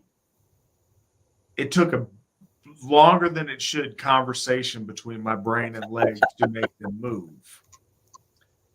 And at the end, because it had dug in so much, I couldn't let go of the 2 apparatuses. Got to the end and I had to like summon all of my strength and force my hands to forcibly let go because they were just so stuck in that position. That was really cool. The other cool thing that same day at that competition is we got to do this truck pull. I forget how many thousands of pounds. It was a semi with a trailer on it. We're doing this rope pull again for the same amount of distance, but like the rope was attached to a fixed object at the end. We're just pulling the rope and driving this and pulling this truck. And it was awesome to be able to get this massive truck moving and go that distance with it, and to have generated so much momentum that you hear them at the end have to hit the air brake to make sure it doesn't smash you between, whatever the rope was affixed to. I think it was the back of another vehicle. But so I didn't get smashed by the momentum I had generated for that truck to have put its air brakes on. That was really cool. I think it was like 15,000 pounds or something, the truck. But that sounds really cool. Not everyone could do that farmer's walk. Everyone could do the truck pull or could at least get it moving. But it was a really cool feeling nonetheless. Wolf Throne, have either of you seen The Northman? It's a Viking themed or Viking film that came out a couple of years back. Svan, did you ever watch The Northman? Nope, I have not. I have not seen the Vikings. I haven't seen the Northmen. I haven't seen the Last Kingdom. No, mainly the reason is because I don't have a lot of time to sit down and watch movies and things of that nature. Like, I really I don't. Svan doesn't have time for your trivial nonsense. No. So I've heard things about it. I know that Björk is in it, but she plays a Slavic priestess of some sort. And I heard it was very, very brutal. I don't know how. I know they messed around with dental stuff. I saw a picture where because they had found a skeleton with a golden band in the teeth, they implied some of that into the movie. I don't know to what degree or how or why, but the picture was of a woman that I did notice. But yeah, I haven't seen it. So I watched The Northman, and best that I understand, it's like the great granddaddy of Hamlet. That's what it's based on, is like the Danish story that evolved into Hamlet, or that served as a source material for Hamlet. There were some things that were cool, but it defaults to the like grungy Mad Max interpretation of the Viking Age that just wasn't how it was. These people weren't just filthy barbarians covered in their own, leavings. It wasn't, everybody wasn't filthy and gross. There were bright colors. There was, I've mentioned this before, but, going to the Viking section of the museum in Sweden, in Stockholm, it's telling that, a massive chunk of the archaeological material we find is grooming stuff. Is stuff based around like trying to look nice. Bathing was something our ancestors did that offended the Christians because they bathed too much. This like make everything dirty and gross and grungy and barbarous is a real disservice to our ancestors and very noble and dignified people. And that's I'm sure there was plenty of occasion that things were rough and tumble and brutal and grungy in the time, but not everything, not all the time, not royalty, not the nobility, not like they made it dirtier than it needed to be. And I don't like the default to that. Raven asks, question, what is one exercise that is most beneficial to health? The squat. Squat is the best exercise, the king of exercises, universally understood to be so. It works the greatest percentage of your muscle mass. In doing so, it works all of the so many of the stabilizing muscles of both your upper and your lower body, works your core heavily. And because it works so much of your muscle groups, it releases the most testosterone into your system. It's the best all-around workout. If you can't do that because you have knee problems or some other malady, deadlift is a second. That's what I say. Svan, do you have an opinion on what the one exercise that is the most beneficial to health might be? Yes, squat. When I was in Iraq and we had nothing, we did Hindu squats with no weights. We just did hundreds of them. It is one of the best exercise to do. Is it the most fun? No, it is painful and sketchy if you're not in a rack and you're doing some weight that you feel like it's going to press you.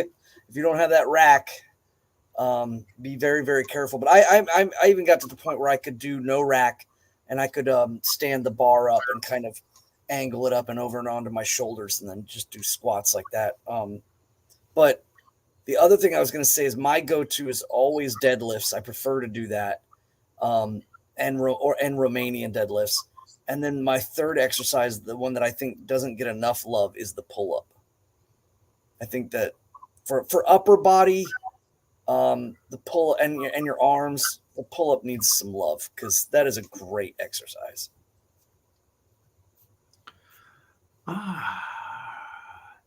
What is the relationship of the Vanir and the Aesir? The Vanir had sibling marriage, which the Aesir rejected, but let Freya and Freyr stay with them. We've been through this a lot. The distinction is only really relevant in the most ancient of times before the First War was resolved. Um, the Aesir are the gods of cosmic order. The Vanir are the more cathartic gods of natural process, natural law of fecundity, and the primal things of the world and of nature. Them coming into alignment at the resolution of that first war.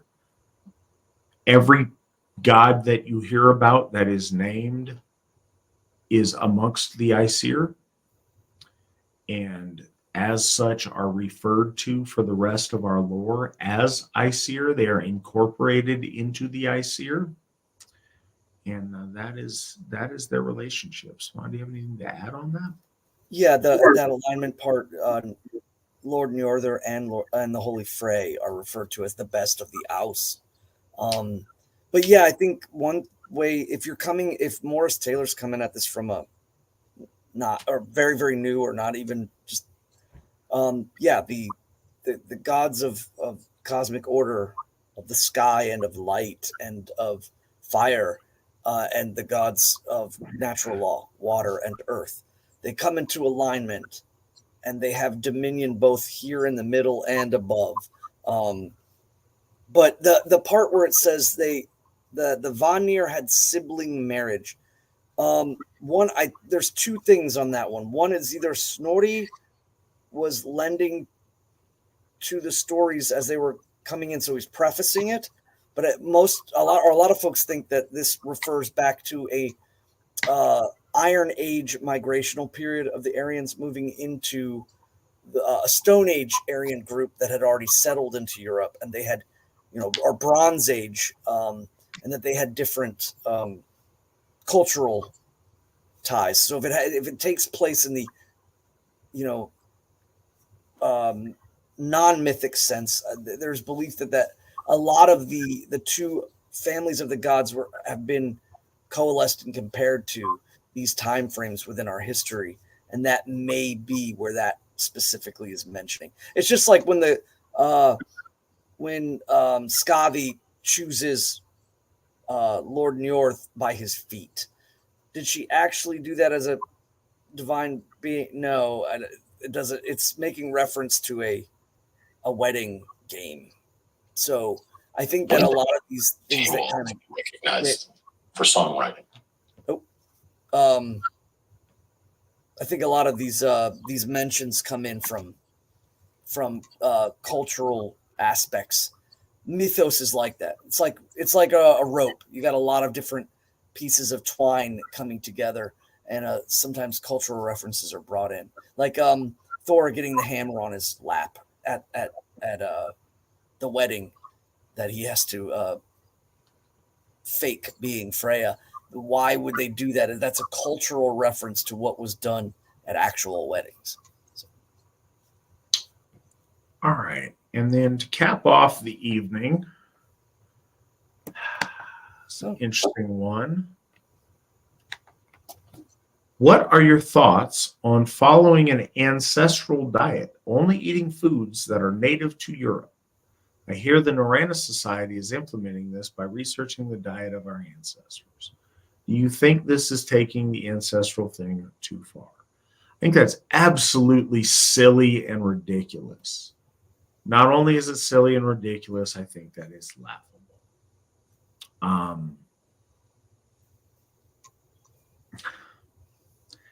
Yeah, I think it's absolutely stupid.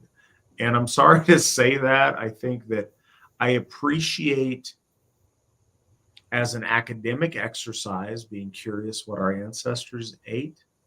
I think if, as a cultural expression, you exploring the cuisine of your ancestors as a way to cook and bond with them, that's great. That's wonderful. But acting like we need to eat what our ancient ancestors ate is the way to do things. Break out the shark.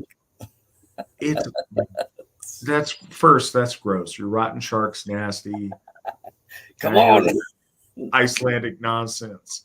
Norrena Society better get some shark out. No, that's absurd. And this is the thing, and it's important to me. the backward facing nonsense of that is offensive on the face of it. If as a cultural thing, because it's cool, you want to try some ancient recipe, that's fine. But why abandon the advancements of the last 2,000 years to try to eat like primitive? Our ancestors would have given anything to have the options that we have today due to our innovation. To reject all of the ground that they covered in order to pretend that we're old-timey Vikings is a slap in the face for the last, 30 some generations that built and grew and achieved and developed and conquered and traded and did things so that we could have things that are delicious and make our lives better. The rejection of that to somehow deify most of our ancestors, they didn't eat. There were certain things that probably had a ritual connotation, but a lot of the time they ate what they ate because they didn't want to starve. And depending on where you were, you ate the food that was available to you. And before your trade routes were really set up well, and before you were noble or whatever, you probably didn't season anything, and you probably were thankful to have a warm meal in your belly, and that was probably enough. To restrict our diet to that in some kind of, I don't know, historical flagellation it's not just ludicrous, it's offensive to me, and it kind of disgusts me a little bit. What are your thoughts, Svan? I'll be, and this isn't me being a nice guy, but I'll go with a little bit more on the positive side. You got the disapproval face like flying in there. Yeah. No, so I'm aware of, and I think there is some proclivity towards, like the damages that maybe corn and wheat or sugar in and of itself has on the human body, modern advances there. But I think that if you're trying to address those issues, you can address those with modern scientific knowledge. A lot of people that have studied and understand the dangers of what these kind of like sugars, in essence, would be a problem for you. To take it back to a strictly like historical sense, it's kind of navel gazing. It's kind of odd. That's the part I don't quite understand. Is like, it's kind of like what I spoke about earlier. Like, if our ancestors didn't have the ability to have whiskey, so you shouldn't give it to the gods. That's an insult. And it's like, no, it's not. and I mean, our ancestors were innovative in a lot of ways. They accepted wine. That was a clear, we know that for a fact, that there, mead was very hard to get, but they did make it. They had cider and they had ale, but they also had wine that wasn't readily available to them, or at least the northern ancestors. But food wise, I think the biggest thing would be to address sugar. And you can do that with a lot of modern scientific data showing what that does. What's I missed it because I'm on. Well, in the comments, the McDonald's in Reykjavik, Iceland, was closed down due to lack of customers. The people rejected it. They preferred goat balls and fermented char. Well, I mean. Sorry. McDonald's isn't food, actually prepared food. I get crap versus quality food, but to limit your quality food to that which was accessible, and how far back do you take it? To perhaps Stone Age people? That's silly. Enjoy your food. There's so many delicious things to eat out there. Don't be ridiculous.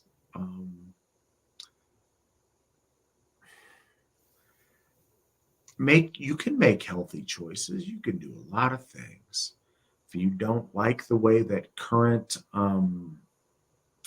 agricultural practices create corn, because I think old corn was probably really different than today's corn, or the over processing of wheat or whatever. But especially when you go back to Europe, wheat and like bread culture is such a huge part of European cuisine tradition.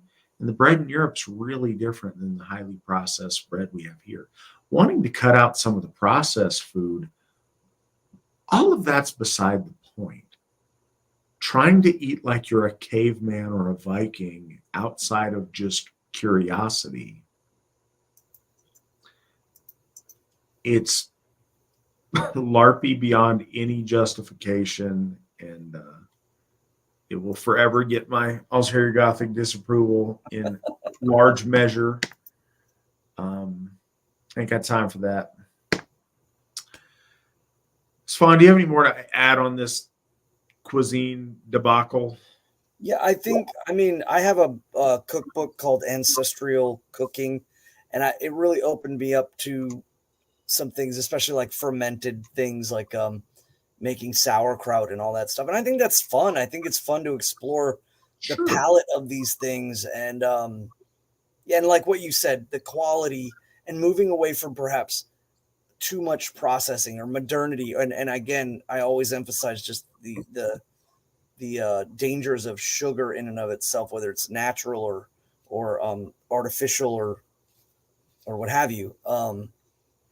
But I don't think it's something that would be wise to occupy your entire time doing. And I mean, again, you got to be ready to go down, because having, like a rabbit wrapped in the stomach of a cow, and fermented shark and lutefisk and all of that stuff. They did that because preservation was not, it was the highest form of keeping your food as long as it could without it spoiling, so that when you didn't have food, you wouldn't die. I mean, I don't know. I get the idea of it, but to make it so sanctioned and to create a diet and then to kind of and we're projecting some of this. So I know that they started this thing about their sacred stew that they try to make. And there's like some kind of 9 ingredients of whatever stuff that some Viking people ate. Cool. If you're doing a special ritual thing to where that's important to what you're doing, fine. But in your day-to-day diet, there's no reason in our lore or just in any kind of common sense that says our ancestors preferred to do it that way. They ate what they had that was available and longed for more delicious food. The second Europeans got spices and things that were delicious, the royalty, the ones who could use them, used them. They begin to trade in them because culinary innovation was so important to them. Every branch of our ancestors that had access to delicious things chose the delicious things over the stuff that you ate out of desperation so it didn't rot and you didn't starve over the winter. To forsake that is just kind of LARPy and silly. And it's one of those things, and I really mean this. To me, and some of it is hyperbole because I find this LARP stuff obnoxious. But when I dial it all back, our ancestors, one of the defining characteristics of our race is our ability to expand and to grow beyond our limitations, to do new things, to develop better ways of doing stuff. To forsake all of that and try to live like ancient people is such a disrespect to the people that worked and toiled their entire life to give us something better, to give their children something better. Don't pretend that you're ancient people unless you're doing some kind of reenactment stuff.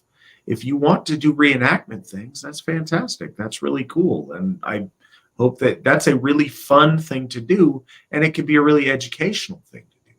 But as far as defining yourself, be a modern person. Generations of your ancestors earned that for you. Don't pass that up. That's on the backs of what was built by all of our ancestors. But it's getting pretty late. Before we go, I got something to say though. Nick's got something to say. What you got, Nick? All right. So everybody, I'm going to Odenshof next week. I'm not going to be here. You guys got to be nice to Matt. Don't let him break anything, and everything's going to be good. But if you want to miss Victory Never Sleeps with me, come out to Odenshof. Yeah, they're not mutually exclusive. I will also be at Odenshof, and I will also be on Victory Never Sleeps next week. Yeah, but I'm going to be in the air while you're filming and stuff. We'll see. So Nick's going to give me the rundown. I'm going to do the best I can running things by myself from where I'm at. Still deciding. I'm just going to have a guest on. We're gonna have a good time, talk about some stuff, get folks excited for Midsummer. Swan will return the following week, and we have something fun or something substantive to talk to y'all about. Everybody who is celebrating Midsummer this weekend, I wish you guys a spectacular Midsummer. Folks that are celebrating the following weekend with me, I look forward to seeing you guys at Odenshof to do that. And yeah, got a very exciting couple of weeks coming up here. So it is nice to be on the other side of the first 100 episodes. Y'all are fantastic. I appreciate all of your amazing questions tonight. Especially the intergalactic colonization one. That was awesome. That's been great sharing my evening with you guys. Till next time, hail the Aesir, hail the folk, hail the AFA, and remember, victory never sleeps. Bye, guys.